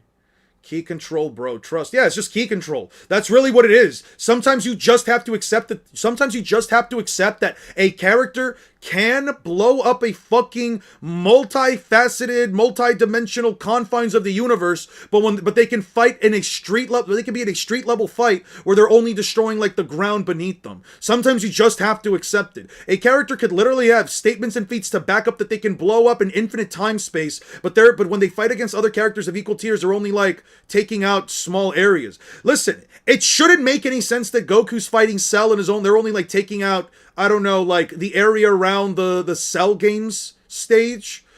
Especially when like we know for a fact they're way above moon level. You know what I mean? It's just one of those things. You kind of just have to sit here and say, yeah, it do be like that. That's why when it comes to like certain scaling metas, especially for like ones with like JoJo's or Black Clover or I don't know, JoJo's, Black Clover, let me think, what is another crazy verse?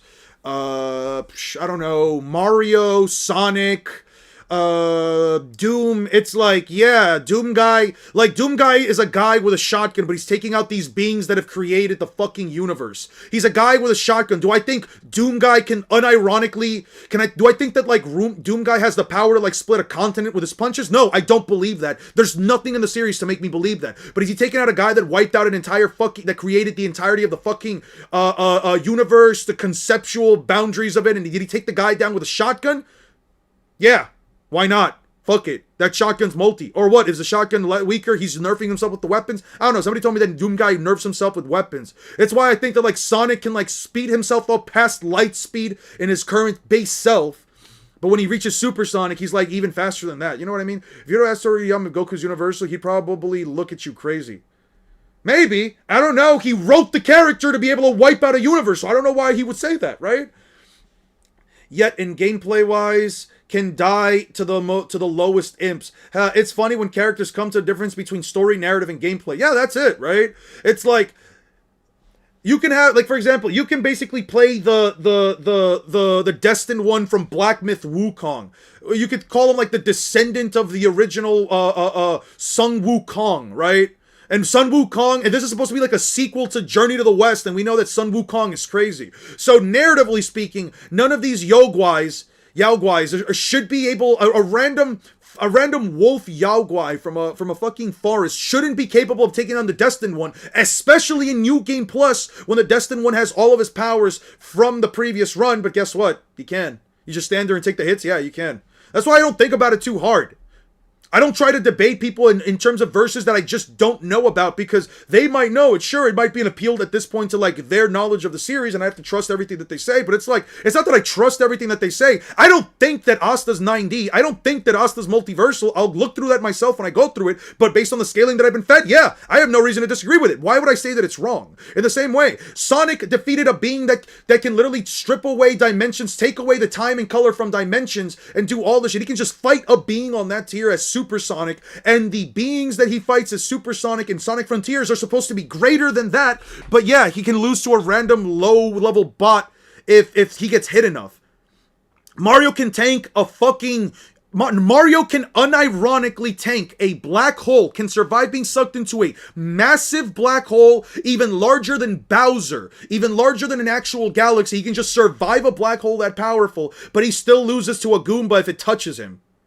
What do you want me to tell you? Sometimes shit just doesn't make sense. You're supposed to just say, but yeah, but it's canon. What am I supposed to tell you? Do I think Mario is a 15th dimensional being who is absolutely immortal and can like take down and destroy the planet by simply jumping off of it? No, I don't think that. But can Naruto tank a black hole? Yeah. Can Naruto defeat Bowser, who can essentially hold a black hole in his hands because he's absorbed the power star by simply spinning on him? Yeah.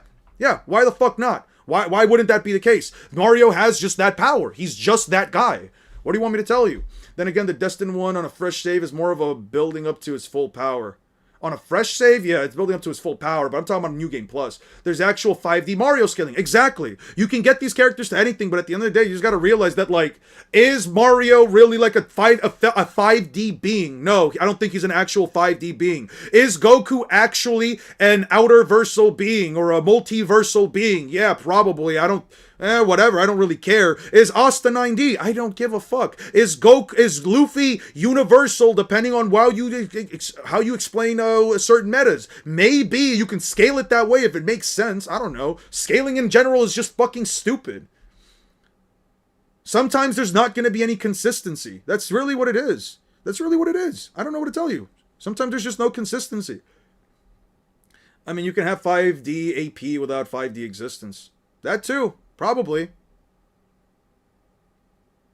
It's all a matter of fiction. It's all a matter of who can make the most bullshitted fucking argument. Yeah, a character can have 5D, can have 5th dimensional levels of AP, like 6 said, but they might not have 5th dimensional levels of attack of existence. They might be you and I. It could be a regular guy, same as you and me, blood, bones, skin, muscle, of hair follicles, etc. The guy could be taken down by a gunshot, but again, he might have the ability to affect things on a 5th dimensional scale, on an infinite dimensional scale, on an infinite upon infinite upon infinite squared dimensional scale, infinite raised to the power of infinity dimensional squared. It's just some dumb shit at the end of the day. Just don't take power scaling seriously.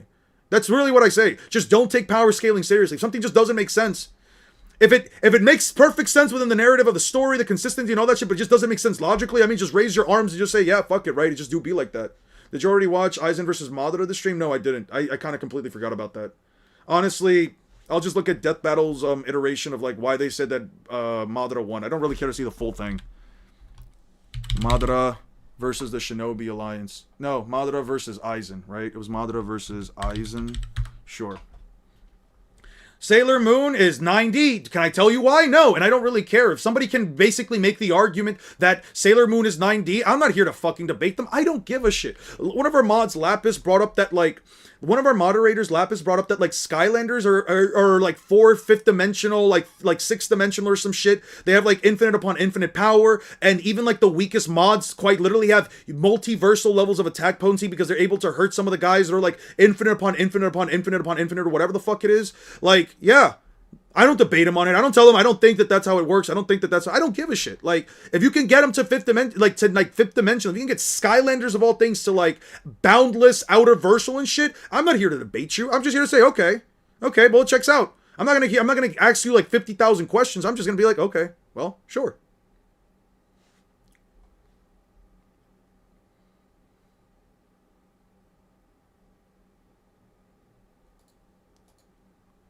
All right. What was the reasoning for this? Okay. Only Fake died once. Aizen and Madara were extremely evenly matched in raw power and speed. By our calculations, Madara spreading the God Tree's roots with his chakra was about 7 times more powerful than the best that Aizen could scale to with his rare Yoku, and both ended up being roughly as fast as each other. While there are a range of possible feats and numbers to go with to determine their limits, the point is they're always going to be close to even. Which means the main thing that mattered here Always was how- going to be close to even. That sounds so strange. They're always going to be close. Every single interpretation, they're always going to be close to one another. I don't agree with that. powers and how they countered each other. Madara's enormous variety of abilities eventually overwhelmed. Madara has, like, variety, but, like, I don't know if he really has that much variety in terms of his abilities. Like, Wood Style, the Rinnegan, actually, yeah, Wood Style, Rinnegan abilities, yeah. Actually, Fire Style, yeah, I would actually give it. Aizen. While Soul Reapers like Aizen may be invisible to regular people, the Rinnegan allowed Madara to see invisible Okay. This I just never agreed with, right? I think that you can still interact with the Shinigami and all that stuff, regardless of you having Reiatsu or anything, simply because if Chad can hit a fucking if Chad can use a telephone pole to hit a hollow.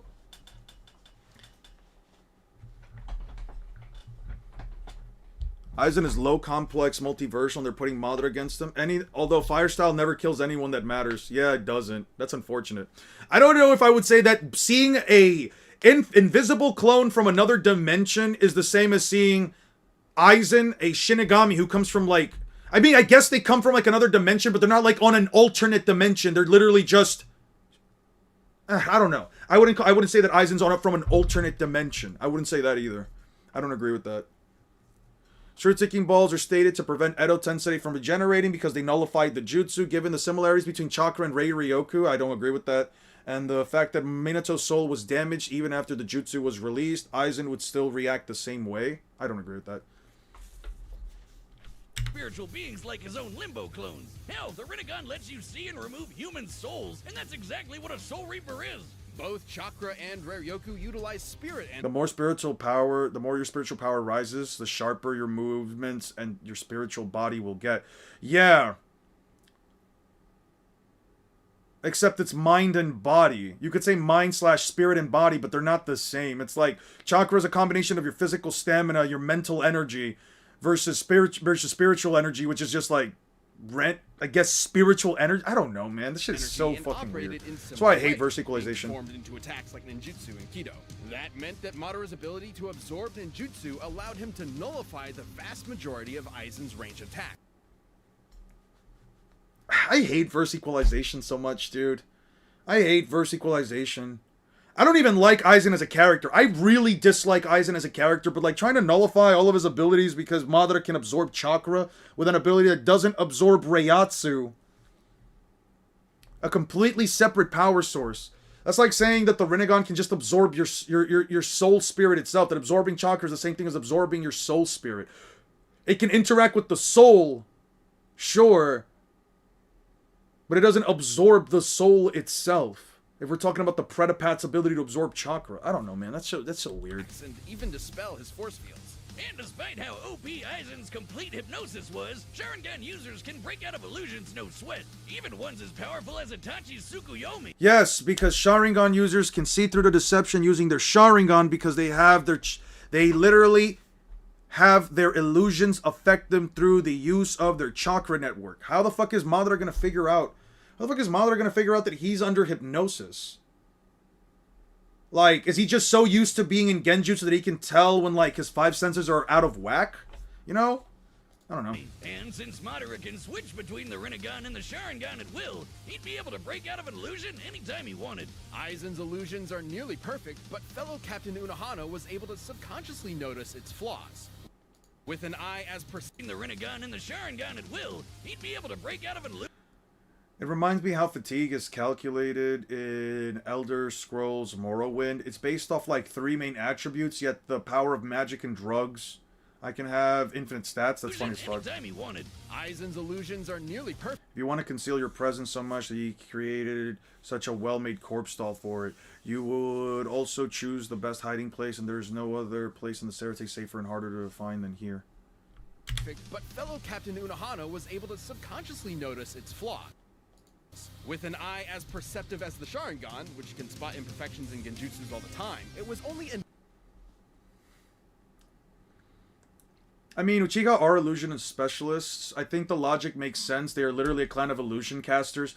Yeah, but they're a clan of illusion casters that would know that they're under the confines of genjutsu because they can see the other person either mold the chakra or they would be able to see that their own chakra is flowing in an erratic point, right? It's not just that they're illusionists that can tell when someone else is making an illusion. It's that they're illusionists that can literally see the chakra network or at least see exactly how their chakra is flowing. If you know that your chakra is flowing out of whack, you'll know that you're in a genjutsu. inevitable that Madara would be able to quickly break out. However, the same couldn't be said for Aizen, who never showed any resistance to the kind of mental illusions Madara can create. Even setting illusions aside, the sheer quantity of offensive options at Madara's— When does Madara make illusions that are that powerful? Hold on, wait, go back. And doesn't he... wait, time out. And doesn't Madara... I never once thought I would be sitting here defending defending Aizen over Madara. I don't even like Aizen as a character. What the fuck's wrong with me? I guess I'm just, I guess I just don't like their logic.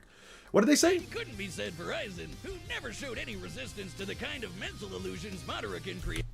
What mental illusions can Madara create? What mental illusions can Madara form? Madara puts like 2 guys in genjutsu throughout the entirety of his time in the 4th Great Ninja War, and both of them we don't even see what happens in. We don't even see like what happens within the genjutsu. He just puts 2 guys under paralysis. One guy knocks out and the other one is A. What the fuck are they talking about? What level of genjutsu does Madara have? Like, okay. Just a second, right? Just a second. Let's just say that, like, we're talking about, like, the genjutsu that Madara used to, like, try to convince Obito or of whatever, right? Like, you guys know that moment where, like, Madara, like, is an old man and he, like, puts Obito under genjutsu or some shit? Are they referring to that specifically? Is that what they're referring to? It feels like that's what they're referring to, but that's not, at least in my opinion, that's not inherently the same. Also, Aizen would easily figure out.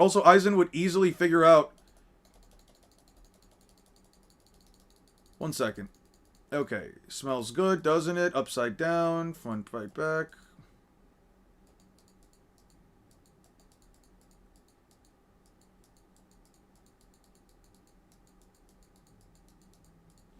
When did Madara get out of his...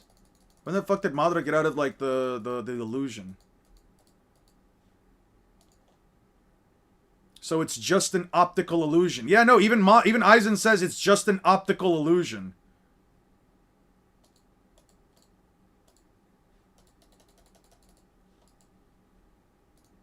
Dude, there's no way I'm missing a page. So it's just an optical illusion? 387. Now I have to look at Bleach. God damn it. I didn't want to pop up Bleach. Fuck it. Bleach. 387, was it? Yeah, 387.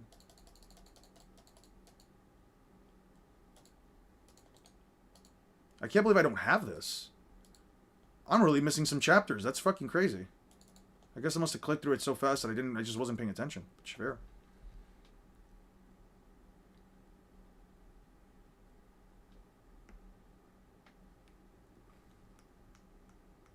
Yeah, Death Battle got that one completely wrong. Whoever the fuck... What is this debate? Luffy is at best island level while Naruto has multiple low multi-feats? No, he doesn't, but you can believe that. Even setting illusions aside, the sheer quantity of offensive options at Madara's disposal, whether it be his clones, meteors, or monsters summoned by the Rinnegan, kept Aizen constantly on the back foot. But none of that mattered if they couldn't kill each other, and both had pretty insane healing factors that could recover from just about anything, except for those pesky 8 balls of doom. Madara's truth-seeking orbs were capable of completely molecularly annihilating spiritual beings and preventing them from regenerating. And again, I don't agree with that. He separated the ninjutsu, he separated the arm from the body. The arm would still be stuck in the Edo Tensei arm that's lying there somewhere on the battlefield. Let me see what they say for like Madara's like scaling. I forgot what they did for like Madara's scale. Let's see. creating the village of Konoha. But Madara wasn't satisfied with Hashirama's dream of peace through cooperation. He desired an immortal peace through total domination. Everyone else thought that was crazy, so he bounced, and then he came back to wage war against the village he helped build. Well, that didn't last long, huh? Madara's megalomania was perhaps faded, considering he is in fact the reincarnation of the demigod Indra Otsutsuki, and the inheritor of his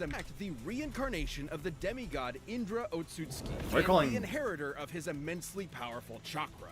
Basically physical and spiritual energy that makes ninja magic. Madara specializes in fire and wood style jutsus, which just seems irresponsible to put those together, like a gender reveal party waiting to happen. His wood is especially impressive, considering it's the only style of elemental jutsu that can create life. Why are you looking at me like that? According to Thousand Year Blood War, Yhwach said Aizen is killable. How would Yhwach kill Aizen? I do wonder that. Do you guys think if Aizen was blasted, like every single cell in his body was just like eradicated from like an attack with high enough attack potency, you think Aizen could just come back from nothing? Do you guys think Aizen can come back from literal nothing? I guess so. He did do that with the Hogyoku, right? Maybe?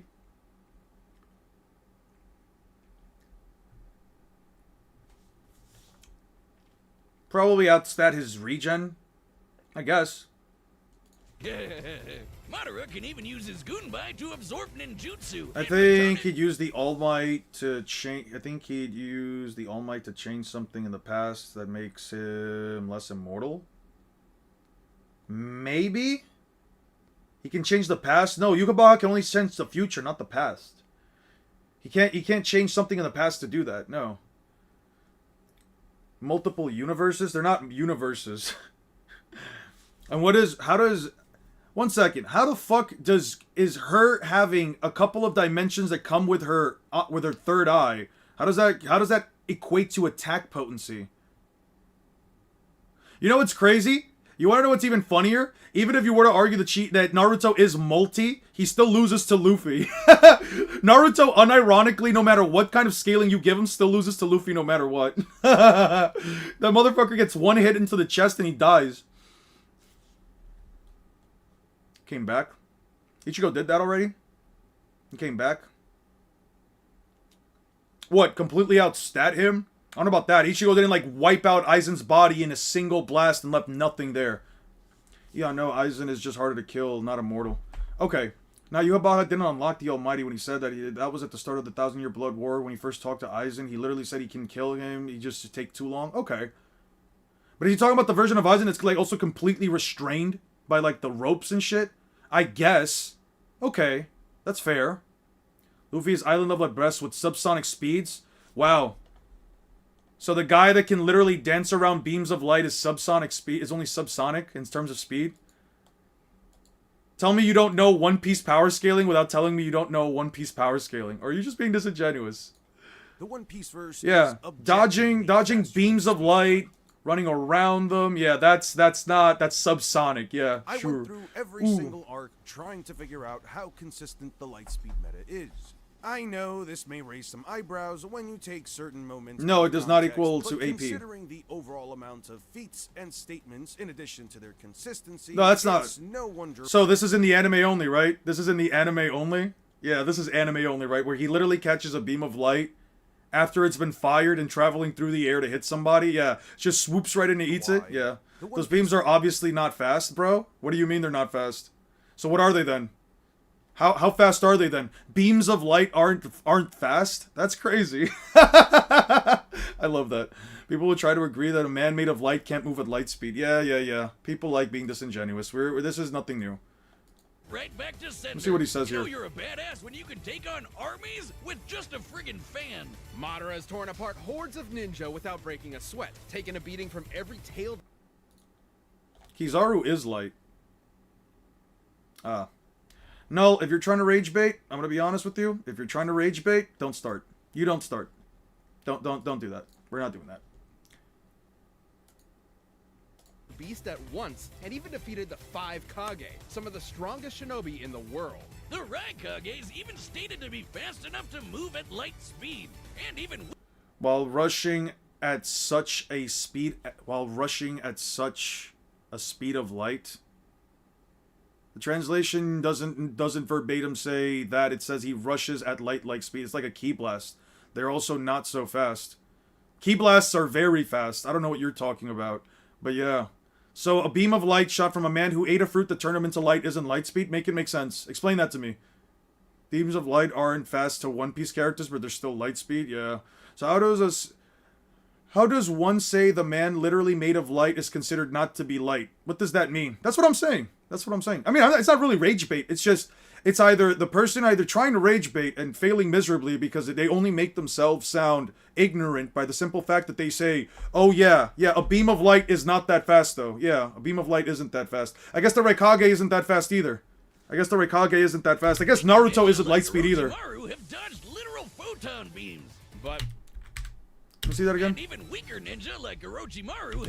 Despite being overwhelmed by sneezing that never stopped, Orochimaru reacted quickly to side. Although he was able to easily deflect the laser beam, there was a drone in the direction that he deflected the propeller to cut his shoulder.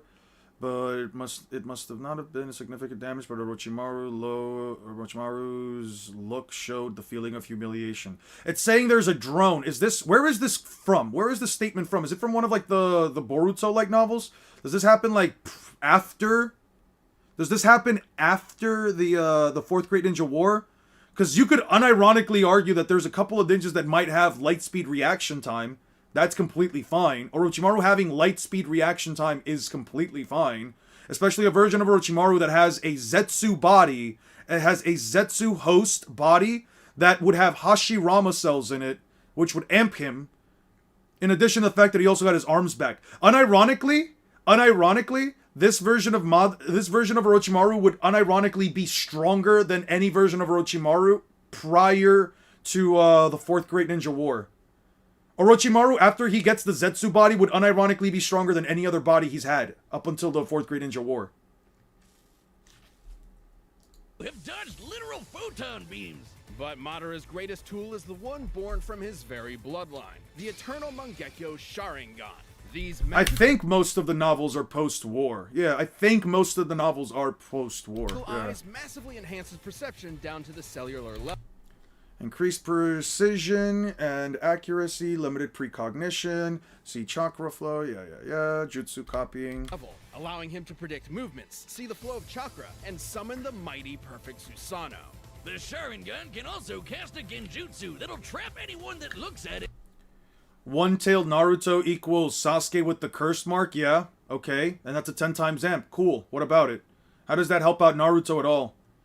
Show me the moment where Naruto has a light speed feat in base. Let's start off with that. Let's first get Naruto above light speed in his base form. Show me the feat or statement that says Naruto is light speed in his base form. In the Fourth Great Ninja War prior to that. From Fourth Great Ninja War prior. And even break them out of those same illusions. In Sasuke's case, even one's as strong as Itachi's Tsukuyomi, which can warp your perception of time. Itachi used it on a fellow Uchiha and made her live out her entire life in the span of 1/100th of 1/1000th of 1/1,000,000th of a second.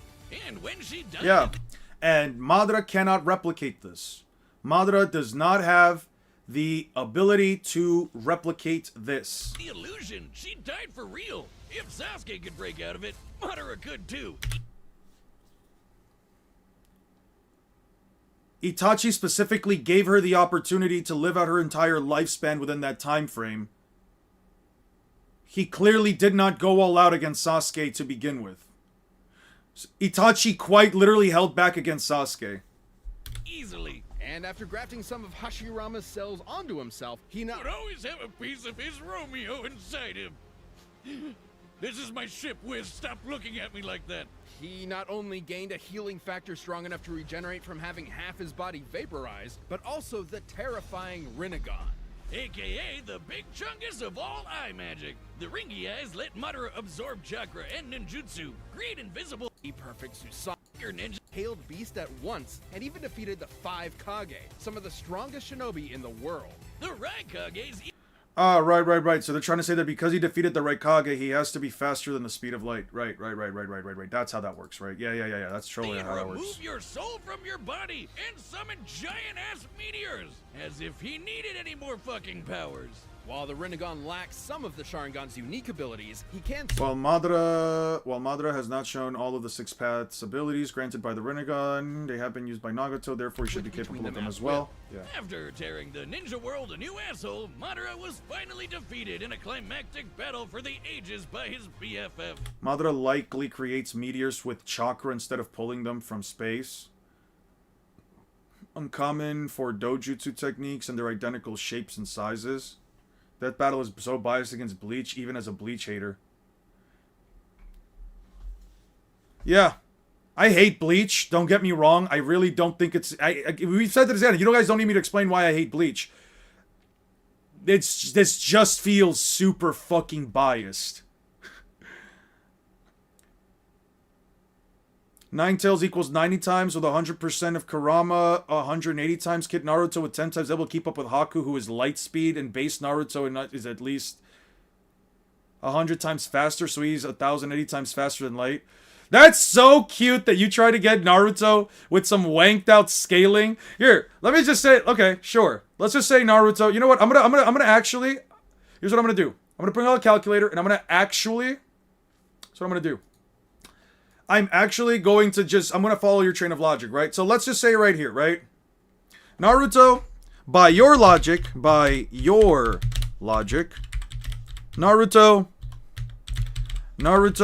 is 18,000 times FTL. By what point? Base Naruto in Shippuden is at least 18,000 times faster. By your logic, 18,000 times faster than FTL. In base. By Shippuden. Okay. Explain to me how Naruto's light speed. Do it. Let's see. How is Naruto light speed in base form? Because you've got some of your things over there kind of messed up, by the way. You got a bit of your math there a little wrong, if I had to be honest with you. You got something a little wrong there. Naruto didn't have a one-tailed cloak when he fought Haku, first of all. So it wouldn't be a 10 times amp. It would actually be a lower than 10 times amp.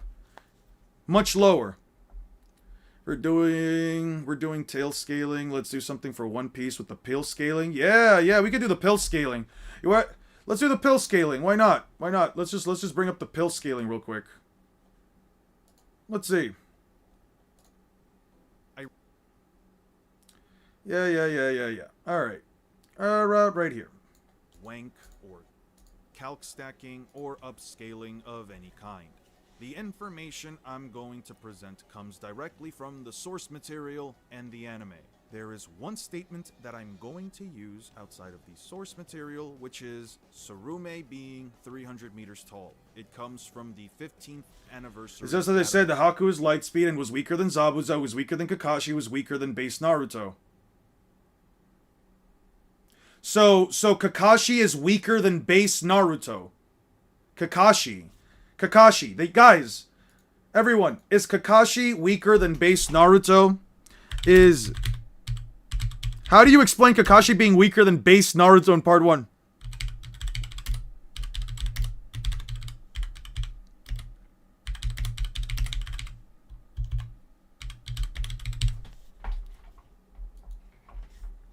I'm so interested in this. Is Kakashi really weaker? Do you guys think that Kakashi truly is weaker than Naruto in the first arc of the series? That sounds crazy. I've never heard that line of logic. I've literally never heard... Okay, explain to me how Kakashi's weaker than Naruto. Naruto caught Ichigo with his legs wide open and beat him in a death battle. He needs a salty run back. Damn. You chose yes? For fun? Naruto in the Land of Waves is Kage level confirmed? That's what I'm saying, man. Yeah, I guess, right? Mike Tyson is stronger than Usain Bolt, but that doesn't mean Mike Tyson is faster. Yeah, I mean, yeah.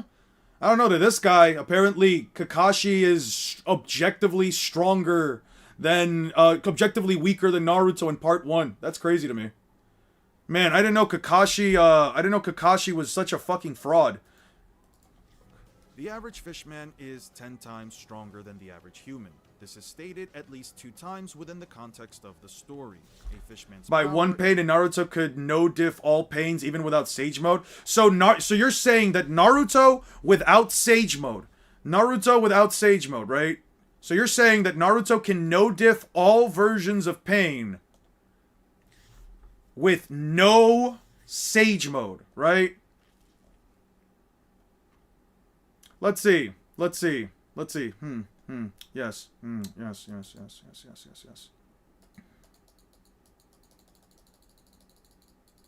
see. Yes. He's in Sage Mode, alright. He beat 1 pain with Sage Mode. Interesting. Yes, quite. Yes. Yes. Oh, beat another one with Sage Mode. Let's see again. What's his eyes? Oh, Sage Mode. Alright. Yes, quite. And is using Sage Mode again. Oh, Rasen Shuriken. Took another one down. Sage Mode. Yes. Oh, look, he's still in Sage Mode after throwing that Rasen Shuriken. Yeah. Why? Oh, look, took another one down with Sage Mode. Man, that's crazy. They just be yapping. I swear, some people just love coming. Oh, wait, guys, Naruto's no longer in Sage Mode. I guess he no-diffed all of them without Sage Mode. That's crazy. That's crazy to me. Oh, look at that. I guess Naruto... Let's watch Naruto. Let's see the panel where Naruto beats this version of Pain in hand-to-hand combat without Sage Mode. Oh, wait, look. Got Sage Mode, knocked him away. Yes. Another one. Oh, man. Look at that. Sage Mode again. Sage Mode again. Sage Mode again. Sage Mode again. Oh, look. This one. Beat it. Sage Mode. Interesting. No, they don't read Naruto. People that argue for Naruto don't actually watch Naruto. They really don't. They watched a TikTok. That somebody else said and said, "Oh man, that's the coolest thing ever." And then said, "Yeah, I'll believe this." With no information to even remotely back it up. Let's see. Sage Mode. 2 left. I guess you're right. I guess he did beat 1 guy without Sage Mode, man. I guess he's beating 1 guy without Sage Mode by making them absorb Sage energy. Crazy. Let's see. Naruto with no Sage Mode. Let's see. Naruto with no Sage Mode. Oh, look. Naruto with no Sage Mode. No Sage Mode. Look at that. Naruto with no Sage Mode at all. No Sage Mode at all. You see that? That's crazy. Naruto with no Sage Mode at all. See that? Man, that's crazy. Yo, you guys remember when Naruto got pinned down by Pain while he had Sage Mode up?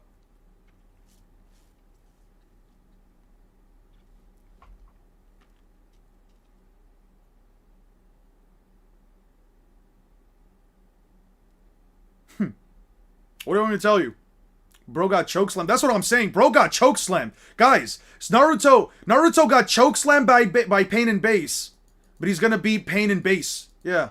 He's gonna one-shot all the Pains and Base without Sage Mode. You know, the guys that he took out individually with Sage Mode.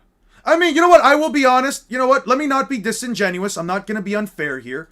Naruto did beat Pain without Sage Mode. Naruto did beat Pain without Sage Mode. So you know what? He beat the strongest Pain without Sage Mode. I'll give you that. He did beat the strongest Pain without Sage Mode. I will give you that. There you go. Bro, base Naruto in the Ninja War is way stronger than Sage Mode Naruto in the Pain arc? Okay, and? What about it? What about him? Can you prove he's Lightspeed? Prove to me he's Lightspeed. Power of the Talk Najutsu? Yeah, type shit. So what makes Naruto Lightspeed? Give me the feat that makes Naruto Lightspeed. He had 6 tails to overpower the strongest path of Pain. No, but see, that's disingenuous because he also beat Sage Mode and Base. He also beat Pain and Base. Look at that. That's so disingenuous. He didn't need the 6 tails for this. Look at that. What do you mean he needed the 6 tails to beat the strongest path of Pain? This is base Naruto right here. I don't see any 6 tails right here. Naruto only needed the base power of his base self. He only needed to believe in himself to beat Pain. Look at that. Six Tails. Huh. What disingenuous argument. Sage mode? Why does Naruto need Sage mode? What disingenuous crap are we talking about? Are you going to use Naruto the last for scaling? I was. I saw a clip a few days ago and didn't have having an attack go inside of him and explode, and it didn't remember that happening. A few days ago, Naruto having an attack go inside of him and explode. Which attack? Where do you have Sage mode Naruto in speed? Massively hypersonic. I have him at somewhat faster than Kakashi. I'll put him at somewhat faster than Kakashi. I have no actual metric by which I can tell you. He is stronger than Kakashi. Sage mode should likely make him faster than Kakashi. I'll just say he's faster than Kakashi. Bro, I did. Zabuza is stronger than Haku. No, you didn't. Don't do that. Don't do that. Earlier, you said, and I quote, earlier, you said, and I quote, Haku is light speed and was weaker than Zabuza. How is Haku weaker than Zabuza when he stated that when Zabuza literally states that Haku's stronger than him? Let me show you something really funny. Let me show you something extremely funny. Let me show you something super interesting and funny.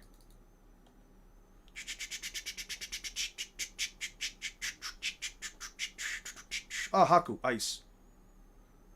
I want you to read to me. Actually, I'll do you a kindness. For Haku, it's possible to move between the mirrors at the speed of light. For Haku, it's possible to move between the mirrors at the speed of light. So no, Zabuza does not scale over Haku. That's not how scaling chain works. I mean, you can make the argument that it is, but that's not how it works, especially for Naruto. Zabuza is not stronger than Haku. Haku is explicitly stated multiple times to be stronger than Zabuza. Kakashi is only marginally stronger than Zabuza. Even if you want to say that he's a lot stronger than him, cool. Zabuza doesn't scale to light speed. Sage mode Naruto in the Pain arc has no light speed feat to even remotely speak of. Neither does Kakashi in the first place. And if you want to say that Ninja War Arc base Naruto is stronger than Sage mode, I mean, have fun with that, sure. That also doesn't mean that he has better reaction time than Sage mode, and that doesn't mean that he's faster. I don't know what to tell you. Yeah. Just look at the feats even with no multipliers, yeah. Sage mode Naruto is lightning speed. I can agree with that. I can 100% agree with that. Massively hypersonic, sure. Between the mirrors. Moving between the mirrors. Not from one mirror to another. Between the mirrors. Now let me show you something even funnier. Let me show you something even funnier. Where is it? Land of Waves. Here we go. Where the fuck is it? Let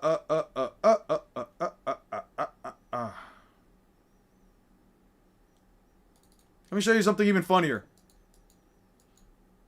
Haku literally perception blitzes Naruto. Alright, so you see where Haku's going? You see how there's no ice mirror underneath Naruto? Kept up with his movements. No, he didn't. Between the mirrors. And he got a 10 times Zamp and Naruto kept up with him? Yeah. Alright, show me. You see right here where Haku's traveling at Naruto? Traveling between his mirrors. Where is the mirror? Where is the mirror that Haku's traveling at light speed? Where is the mirror? Where is the mirror where he's traveling at light speed? Where's the mirror from here? Where's the mirror on the ground? I didn't know that mirrors were shaped exactly like the ground. I didn't know that there was a mirror on the ground. Is there a mirror here? Can you guys tell me? Guys, is there a mirror on the ground?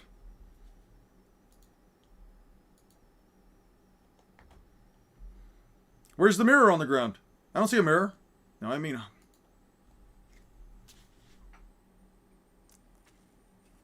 Is light speed and Itachi blitzed an attack that is stated to be light speed? So they're like, yeah, Haku blitzes Itachi, 100%.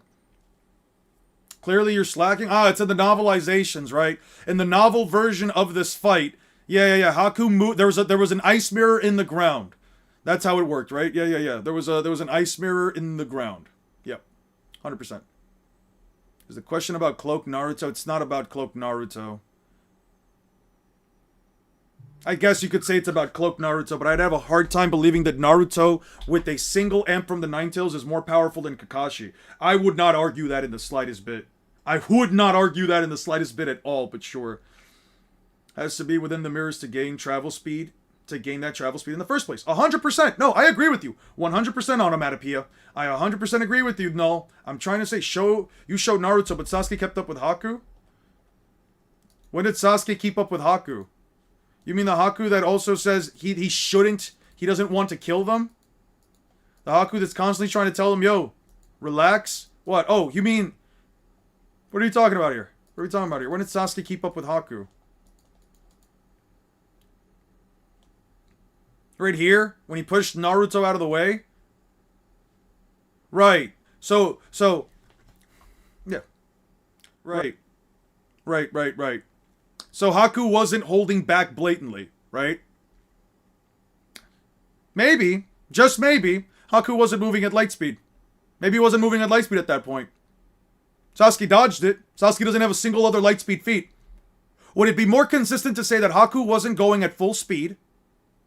Or, because Sasuke doesn't have a single light speed feat after this? Or, would it be possible to say that Haku was going at light speed, Sasuke's light speed, and then by that logic, this other statement here in the story, would be completely and utterly, this other statement right here would be completely and utterly wrong then. Which is why it cannot be evaded. Why not? The speed of lightning is 1/1000th of a second. It's faster than sound. So, Kirin being dropped at lightning speed against Sasuke's older, stronger brother. I guess Sasuke just never got stronger, guys. The Naruto has an attack go inside of him thing was a Hinata first got captured, but you two keep showing me the moon fight instead. I don't think it'll help Naruto, but still. Naruto versus Puppets the Last. Let me see if I can look that up. Naruto versus Puppets the Last. Yep. No, but I have to show Sasuke directly just to show Naruto versus Puppets the Last. Let's see that one.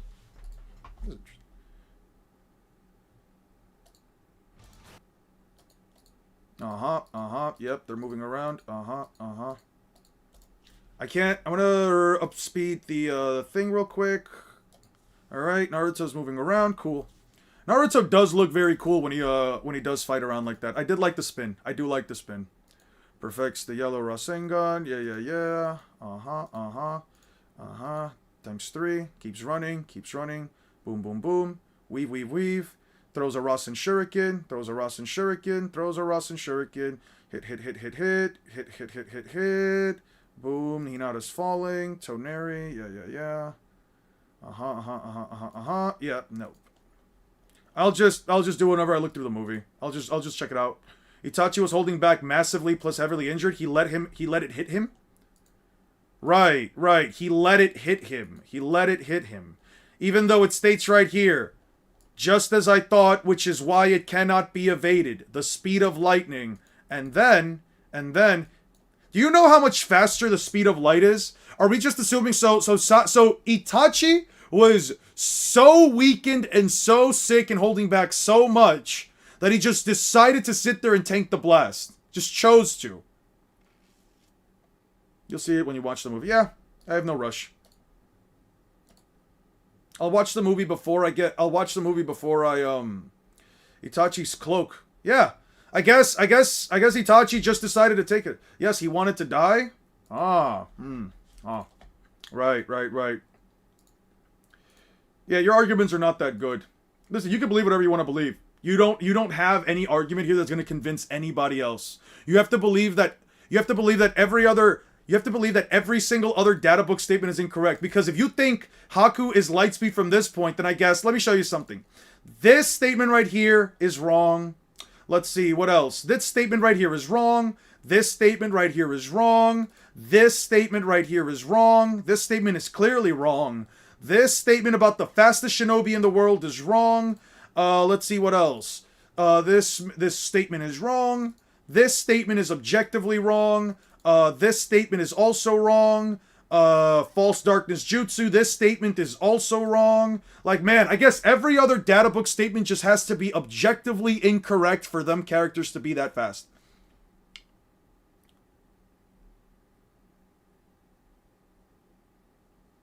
Yes, Haku held back from killing them, but not his speed. Ah, yes, yes. Haku held back, but he held back... No, yeah, all of them have to be wrong. What are you talking about? All of them have to objectively be wrong by your logic. I guess this statement is wrong. All of them have to be objectively wrong. Madara's Light Fang statement has to be wrong. They all have to be wrong. How can all of these statements be light speed if Kid Naruto and Kid Sasuke are light speed? Explain that to me. How can the Raikage rush at almost... Here, keyword, almost. At the speed of light... How does he rush at almost the speed of light, the fastest narratively implied shinobi in the world, if... Hey, what's up, IMAX? It's been a hot minute, dude. Let me know if you're ever down to play Monster Hunter again. I can't do it tonight because I did promise my girlfriend I'd spend time with her, but I'll be down to play Monster Hunter soon. Yeah. Tell me, how is every single other data book statement objectively incorrect then? Explain that to me. Go ahead. Do it. They're just not objectively incorrect. I guess Naruto characters are all just light speed. They just never get stronger. I guess it's all about skill and power, and it's never about speed. Naruto characters, objectively, will not be considered. Yeah. What do you want me to tell you? Be covered in the videos? It will not be covered. Boruto scaling will not be covered. Yeah, I guess Haku holding back blitzes the Raikage 10 times out of 10. I guess Mifune didn't actually shoot out a sword slash that's light speed, guys. I guess Mifune just does not actually have a sword slash that travels at light speed. I've been trying to farm Omega to little success. Omega's a piece of shit, I'm going to be honest with you. Power scalers have to become so obsessed with every verse being light speed. Yep. Because it's the bare minimum for them to be a verse worth talking about. Because if a verse is in light speed, then apparently the verse just isn't worth talking about. Even though every single verse is something worthy of talking about. You know? But it's crazy. Some people really just need their verse to be light speed, especially right at the start, right? It just has to be light speed right at the start. Kid Rock Lee has a statement of being light speed, so that means he would be blitzing Itachi. Naruto scaling is ridiculous.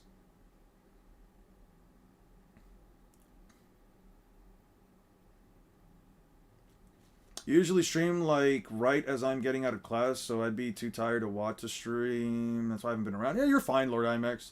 I'm just hope you're doing good, man. Where do you scale Haku's speed without the mirror Zeon? Faster than Kakashi, maybe. Faster than Kakashi's lightning blade, maybe. He did blitz a lightning blade without using a mirror, so I'm fine with saying that Haku is still faster than Kakashi, but nobody else scales to Haku. You can unironically just make the argument that Haku is, objectively speaking, the fastest shinobi in part 1, and there's literally nothing wrong with believing in that. If you were to say that Haku is the fastest moving ninja in the verse up until the end of part 1, yeah, nobody in part 1 literally scales to him. I'd say supersonic, roughly.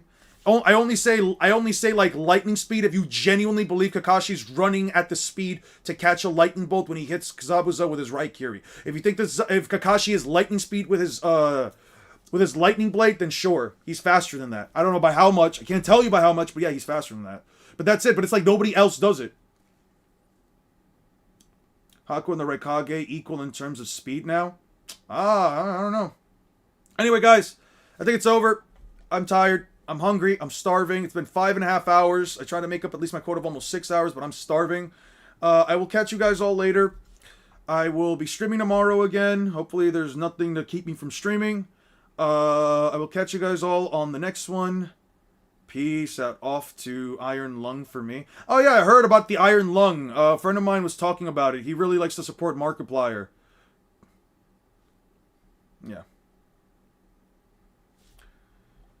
Anyway, guys, I will catch you all in the next one. The spawn kind of does travel, and you can see that with the Raikage, but that's neither here nor there. Catch you guys later. See ya.